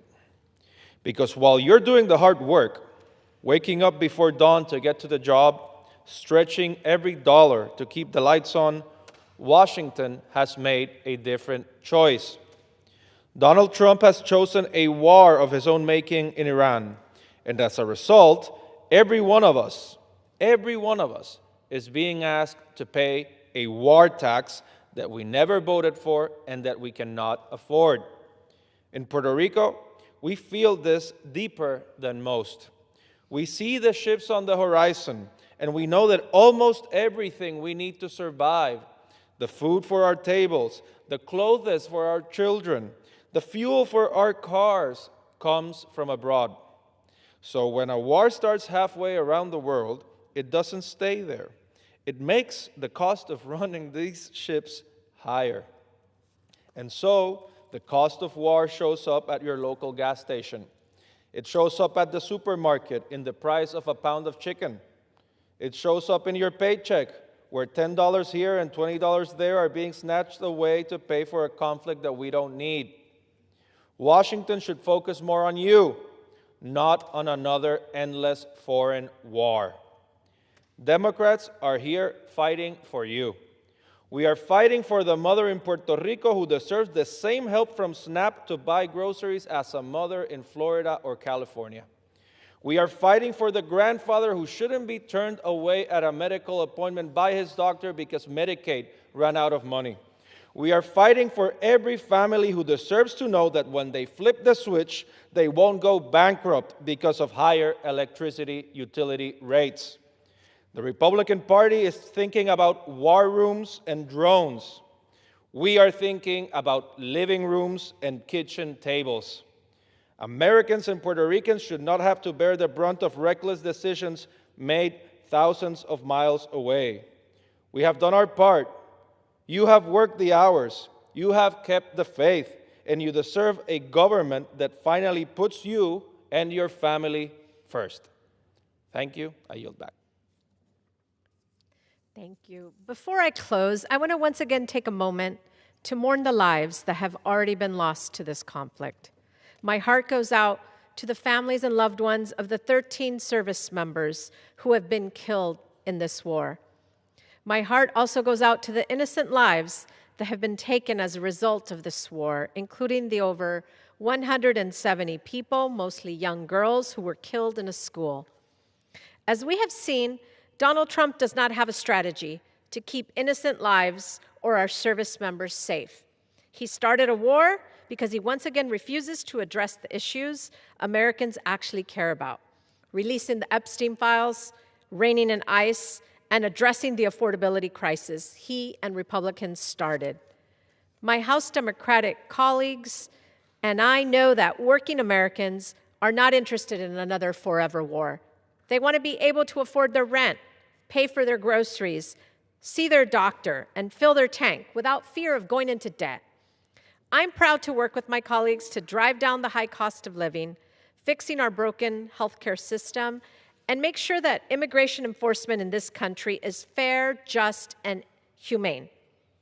House Democrats stand with working Americans and will always work on solutions to alleviate their fears and keep their dreams within reach. Thank you, and I yield the balance of my time. Good night. Members are reminded to refrain from engaging in personalities towards the President of the United States. Under Speaker's announced policy of January 3rd, 2025, the Chair will now recognize the gentleman from Georgia, Mr. Carter, for 30 minutes.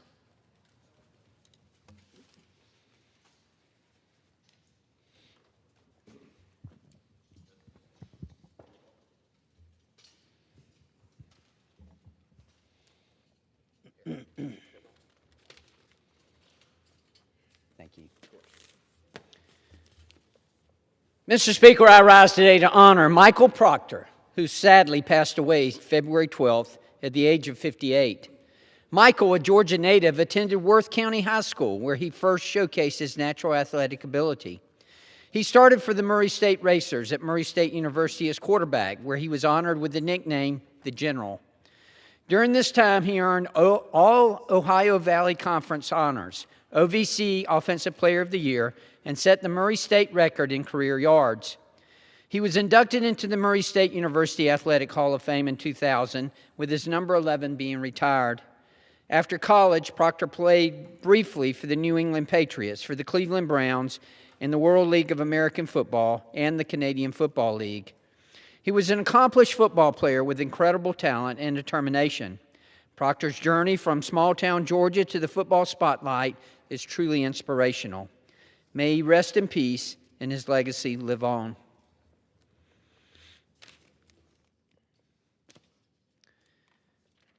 Mr. Speaker, today I rise to recognize Pastor Scott Morrison. He serves as discipleship pastor at the First Baptist Church of Idalia, Georgia. Pastor Morrison has a legacy of leadership with over 25 years of experience. In 2001, he became the minister of students, making discipleship a priority for the youth of the church. Several of his students entered the ministry and later became missionaries themselves. Pastor Scott embodies the Scripture through his work at First Baptist Church, helping others every day. During the COVID-19 pandemic, he started a nonprofit effort at Vidalia High School called Whisper to address rising mental health concerns. His efforts have increased student well-being across the region as it has expanded to other schools. His dedication to bettering the lives of young people in his community sets an example for us all. Pastor Scott is married to Mindy, and they have 2 sons and a daughter. I want to thank Pastor Scott Morrison for his community leadership and service to others over the past 25 years. He is and will be a critical part of the Vidalia community for years to come.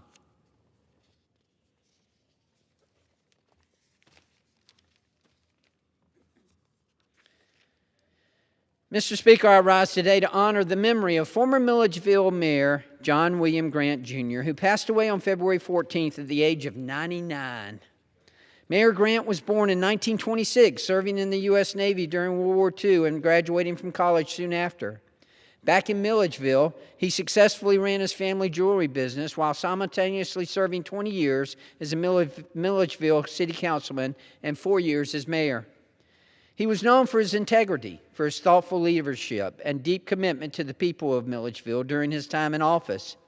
He led with a hands-on approach, focusing on improving infrastructure and encouraging community growth and fostering unity among residents. Mayor Grant is survived by his children, grandchildren, great-grandchildren, and countless friends. and will be remembered as a kind-hearted leader who truly cared about the people of Milledgeville. My thoughts and prayers are with his family and the entire community.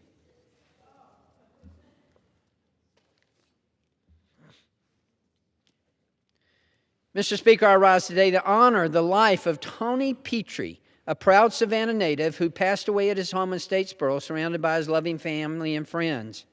Tony was a man of discipline, integrity, and strength who built a respected name for himself in his community through hard work and dedication. He cherished his years coaching baseball, sharing his time and wisdom with young athletes.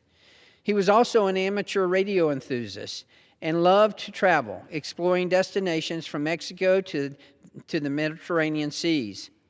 In addition to his many passions, Tony established a J.L. Petrie Construction Scholarship at Ogeechee Technical College, allowing two students each year to receive financial support to pursue their education. Tony's generosity and kind spirit was a hallmark of his life. He connected easily with others, gave selflessly, and never sought recognition for his good deeds. His legacy will live on through the lives he touched and the opportunities he created for others.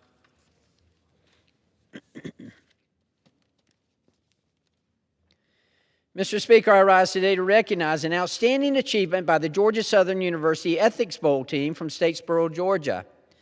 This talented group of Eagles has qualified for the 2026 APPE Intercollegiate Ethics Bowl National Competition in St. Louis, Missouri. After a strong performance at the regional competition in Dahlonega, they earned their spot among just 36 top undergraduate teams nationwide. In the Ethics Bowl, students engage in thoughtful, collaborative discussions on real-world moral, political, and social issues. They prepare cases for months, apply ethical theories, present reasoned positions, and offer civil commentary on opponents' views. It's not about winning arguments, but about analyzing complex dilemmas with clarity and respect. Team President Cade Huff credits Ethics Bowl with sharpening his communication skills and preparing him for a potential career in law and government. I congratulate the Georgia Southern Ethics Bowl team for exemplifying intellectual rigor and ethical leadership. May they bring home strong results and inspire others to thoughtful engagement.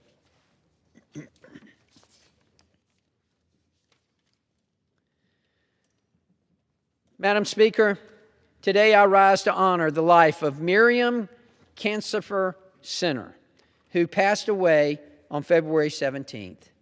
Ms. Center was a prominent member of the Savannah community for many decades.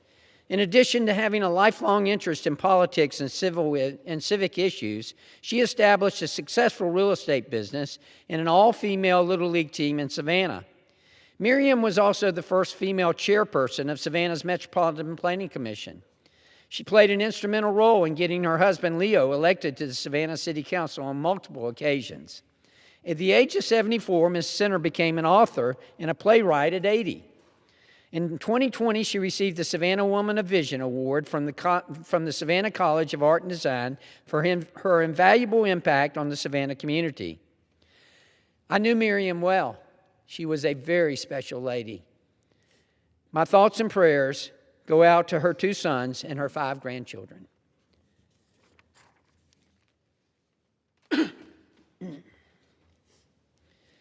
Mr. Speaker, I rise today to honor Georgia State Representative Jan Jones, whose term ending this year will mark the end of an impressive and impactful tenure in the Georgia legislature. Representative Jones was first elected to the House in 2002, became Speaker pro tem in 2010. She was reelected to that position every term since, making her the longest-serving Speaker pro tem in the country and the most powerful woman in the Georgia State House. Jan led Senate Bill 233, the Georgia Promise Scholarship Act, through the House. This established a voucher program for students who switched from a low-performing public school to a private or homeschool program. Despite multiple times of the bill being in danger of failing, Representative Jones' strong connection throughout the legislature ensured its passage. Current House Speaker John Burns has called her a trailblazer who will leave a significant mark in state history. I would like to thank my friend, Representative Jones, for her many years of dedicated service to the state of Georgia and congratulate her on a job well done. It was indeed an honor to serve with her.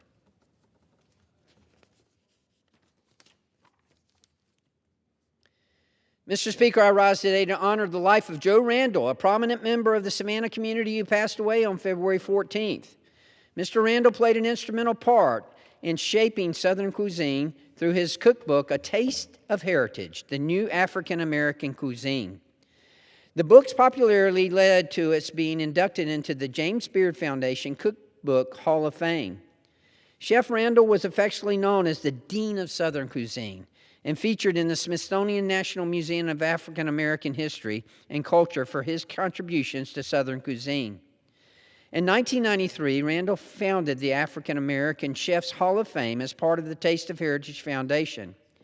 In addition, he founded the Chef Joe Randall Cooking School in Savannah, where he trained aspiring chefs and local students. Joe is survived by his wife, Barbara, along with his children, his sisters, and his grandson.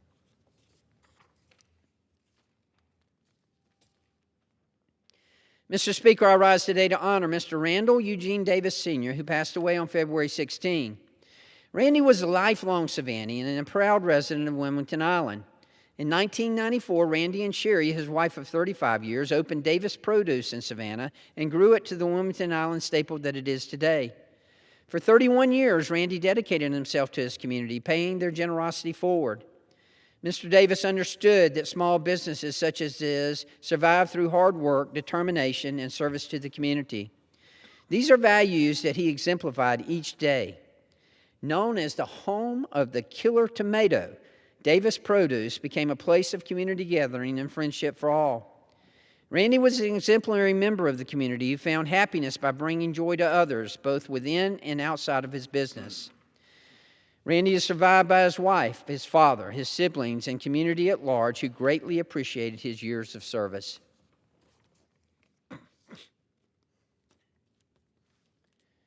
Mr. Speaker, I rise today to honor the life of John S. Kern, who passed away on January 30th. He studied at the Florida Institute of Technology, the University of Delaware, and the University of South Florida, earning degrees in civil and structural engineering. John built a distinguished career as an engineer, opening his own firm in 1976, and with it a reputation for excellence and quality. His impact on Savannah didn't stop at his profession. John was heavily involved in a variety of Savannah-based organizations like the Landings Club and the Savannah Gold Club. John was an avid golfer and an aviator, enjoying piloting his own plane all across the Southeast. Above all, he deeply valued the life he shared with his wife, Sherry, and the many lasting friendships and memories they created together. As mayor of the city of Pooler, I had the honor of working with John on many projects. He was truly an asset to our community. Our thoughts and prayers are with his family and his friends.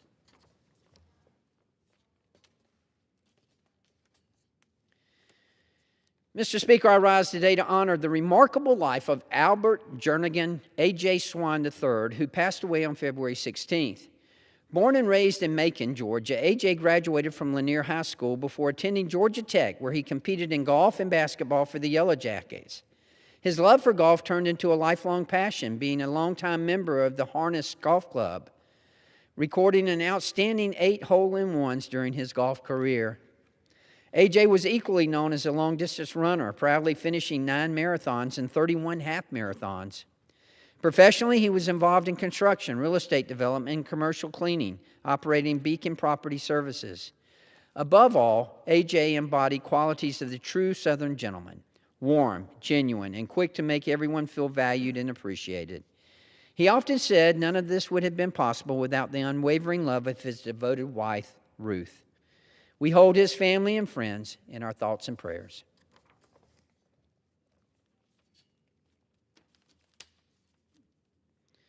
Mr. Speaker, I rise today to recognize World War II veteran Annie Laurel Winderrott, who turned 105 years old last month. Miss Winderrott was born on February 27, 1921 in Statesboro, Georgia, as the oldest of 8 children. The Georgia native joined the Army during World War II, working with the Women's Army Auxiliary Corps. Her courageous and exceptional service has helped pave the way for future generations of women in the military. Last year, at 104, she received the Award of Valor from Veterans of Foreign Wars Post 10-825 for her service and lasting impact. Miss Whittlerat's family affectionately calls her Aunt Lolly and celebrates her birthday each year as a way to honor her life and kindness. Her legacy is unmatched, and we are proud she represented our great state of Georgia.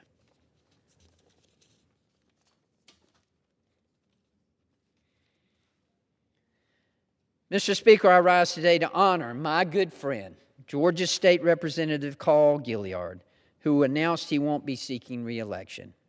Representative Gilliard has been a dedicated public servant, serving Georgia's 162nd District for the past 10 years. During his time in office, he has been a force for community and progress, passing more bills than any other Democratic lawmaker. His accomplishments include passing the blind bill to protect blind parents' rights, creating the Chatham County Gang Prevention Commission as a statewide model, and establishing authorities to preserve cultural heritage. He chaired the Georgia Legislative Black Caucus, has renamed countless roads and bridges to memorialize local heroes, and fought for our communities through Feed the Hungry youth programs. His retirement can be summed up in his words, "It's time to come home." His legacy of service from Atlanta to Savannah inspires us all, and we thank him for his extraordinary contributions to Georgia and our communities.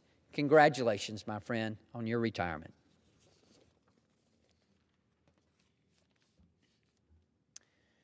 Mr. Speaker, I rise today to recognize Michelle Knight for being named the new Chief Executive Officer of the Bryan County Chamber of Commerce.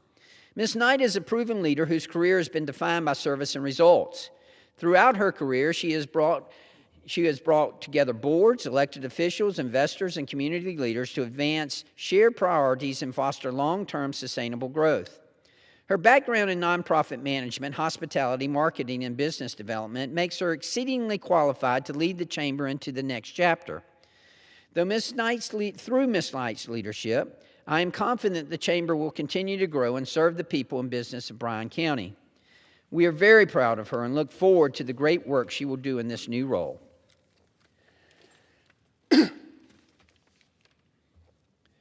Mr. Speaker, I rise today to recognize the Lighthouse WECC, an inspiring nonprofit radio station serving Southeast Georgia and Northeast Florida. Rooted in the timeless truth Romans 10:17 gives us, faith comes by hearing and hearing by the Word of God, the Lighthouse is dedicated to proclaiming the gospel, offering hope and being a shining beacon in the darkness. Far more than a station, it serves as a voice of encouragement, equipping and uniting the body of Christ in a world that desperately needs truth and love. Its ministry extends beyond the airways through the Rock Ministry Center, where Bible studies, youth programs, and partnership with local ministries like Cub Scouts and Fellowship of Christian Athletes bring its vision to life and foster lasting impact in our communities. We are deeply grateful for their faithful service in strengthening faith, sharing the good news, and ministering to others with compassion and conviction. Together, we continue to shine His light in our communities and across the nation.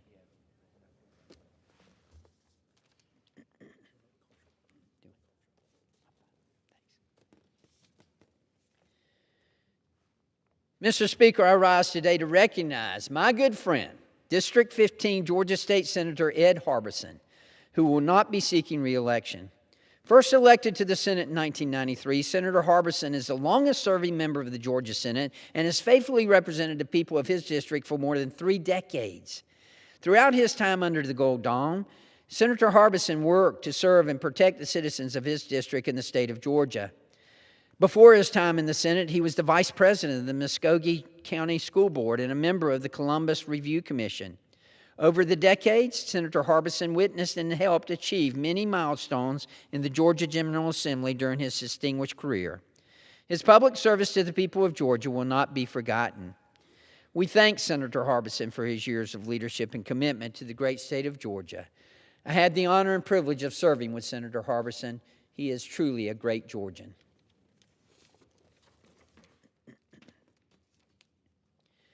Mr. Speaker, I rise today to recognize Fayette County State Court Judge Jason B. Thompson on his appointment to the Supreme Court of Georgia's Commission on Dispute Resolution. Judge Thompson has served as a state court judge in Fayette County since 2013. Prior to that, he held multiple roles as a prosecutor and as a municipal and magistrate court judge in Georgia. He helped create the Griffin Judicial Circuit's DUI drug court and veterans treatment programs. These initiatives focused on treatment and accountability within the legal system. Since its inception, this program has graduated over 100 participants and saved the community $1 million in jail costs. In his new position, Judge Thompson will serve on the commission that sets standards for mediation and dispute resolution throughout the state. These programs allow legal conflicts to be resolved outside the courtroom, saving time and reducing cost. Congratulations, Judge Thompson, on your appointment.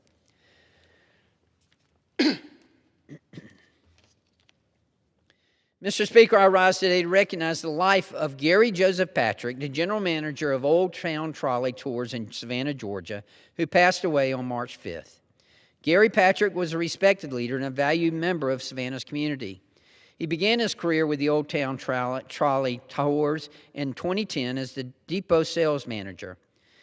After 3 successful years, he stepped forward to serve as program manager for the Ghost and Gravestones Tour.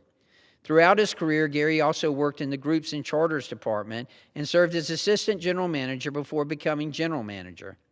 Most importantly, the key to Gary's success was his kindness and his deep commitment to the people around him. He made a lasting impact on his colleagues and on the Savannah community he served. He helped shape the experience of countless visitors who came to learn about Savannah's rich history. Gary will be deeply missed by all who had the privilege of knowing him.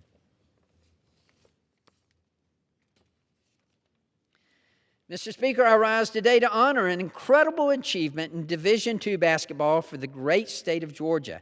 In Spartanburg, South Carolina, the Young Harris College Mountain Lions claimed their first ever Conference Carolinas men's basketball championship, defeating Chowan University 82-79 in a thrilling title game. This victory marks a milestone for the program, securing the automatic bid to the NCAA Division II Men's Basketball Championship and capping off a remarkable 22-8 season. Led by Conference Carolinas Player of the Year Carl Cleveland, the Mountain Lions showed resilience and heart.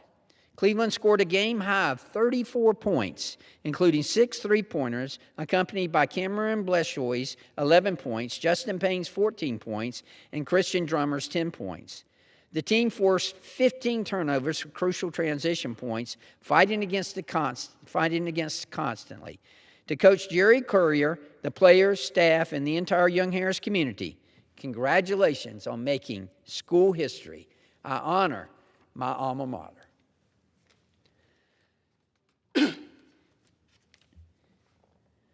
Mr. Speaker, I rise today to honor the life of Preston Lawrence of Brunswick, Georgia. Mr. Lawrence passed away on Saturday, March 7th, 2026 in Brantley County. He was a fearless and daring outdoorsman who found his peace while hunting and excitement while four-wheeling through the woods. Preston was dedicated to the Lord, often participating in Bible study with his friends. His love of all things outdoors was only outdone by his commitment to his friends and family. A class of 2024 Glenn Academy graduate, Preston was a dedicated employee of GP Cellulose since 2024. Above all, Preston loved people with unwavering loyalty, and to know him was to have a protector, a prankster, and a true friend in your corner. Preston's memory will be carried along by his loving family and friends who cheered him on throughout his life.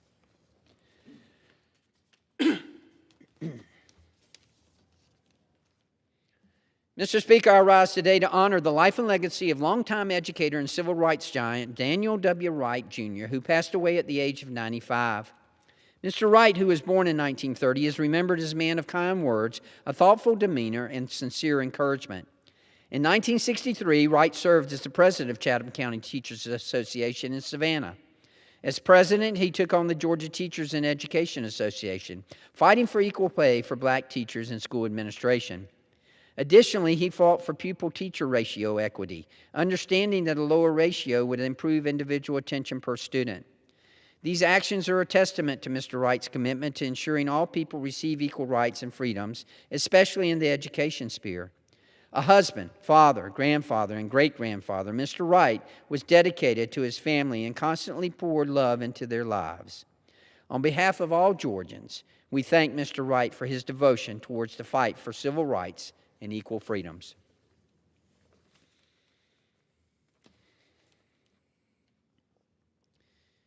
Mr. Speaker, I rise today to honor the life and the service of Lieutenant Colonel Brandon A. Shaw, a decorated Army aviator and proud University of Georgia graduate who was tragically killed in a terror attack at Old Dominion University.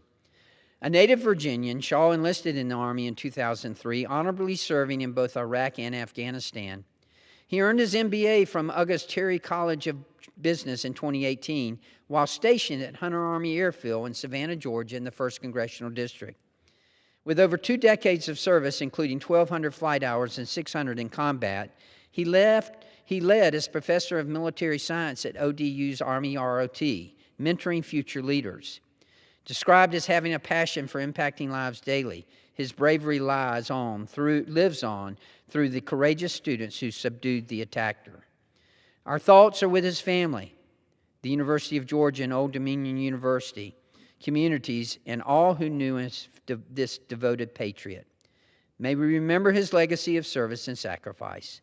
God bless his memory, and may he rest in peace.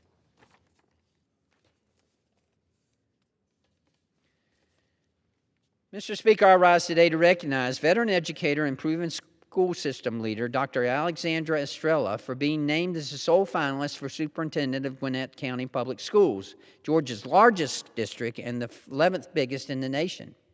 With over 26 years in education, Dr. Estrella has served as superintendent of Norwalk Public Schools in Connecticut since 2020. While there, she drove remarkable progress, elevating the 4-year graduation rate to 92.6%, slashing chronic absenteeism to 17.9%, and achieving academic growth in language arts and math that surpassed state averages. Starting her career as a science teacher in New York City, she later founded Esperanza Preparatory Academy, a dual-language school focused on college preparation, and led complex systems with clarity and purpose. The Gwinnett Board, after a thorough national search informed by thousands of community voices, praised her intellect, her integrity, her courage, and deep commitment to equity and excellence. Her data-centered leadership will help ensure every child in Gwinnett is seen, supported, and empowered to thrive. Congratulations, Dr. Estrella. Georgia welcomes your expertise.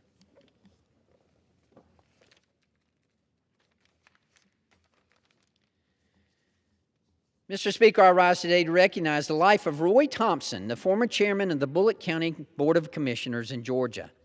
Mr. Thompson was a dedicated public service, a businessman, and community leader who spent decades working to improve the lives of those around him. A lifelong resident of Bullitt County, Thompson served for 12 years as a county commissioner where he helped guide the county through a period of huge growth. Through his transition, he helped collect thousands of pounds of food and raise money to support families in need throughout Bullitt County. He also worked to ease financial burdens by helping cover utility costs for those facing hardship.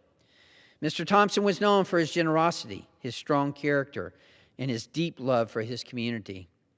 Whether supporting local families or giving back in quiet ways, he served others with heart and with purpose. His impact on Bullitt County is lasting, and he will be deeply missed. Thank you, Mr. Speaker, and I yield back. The gentleman yields. Does the gentleman from Georgia have a motion? The question is on the motion to adjourn. Those in favor say aye. Aye. Those opposed, no. The ayes have it. The motion is adopted. Accordingly, the House stands adjourned until 9 a.m. tomorrow.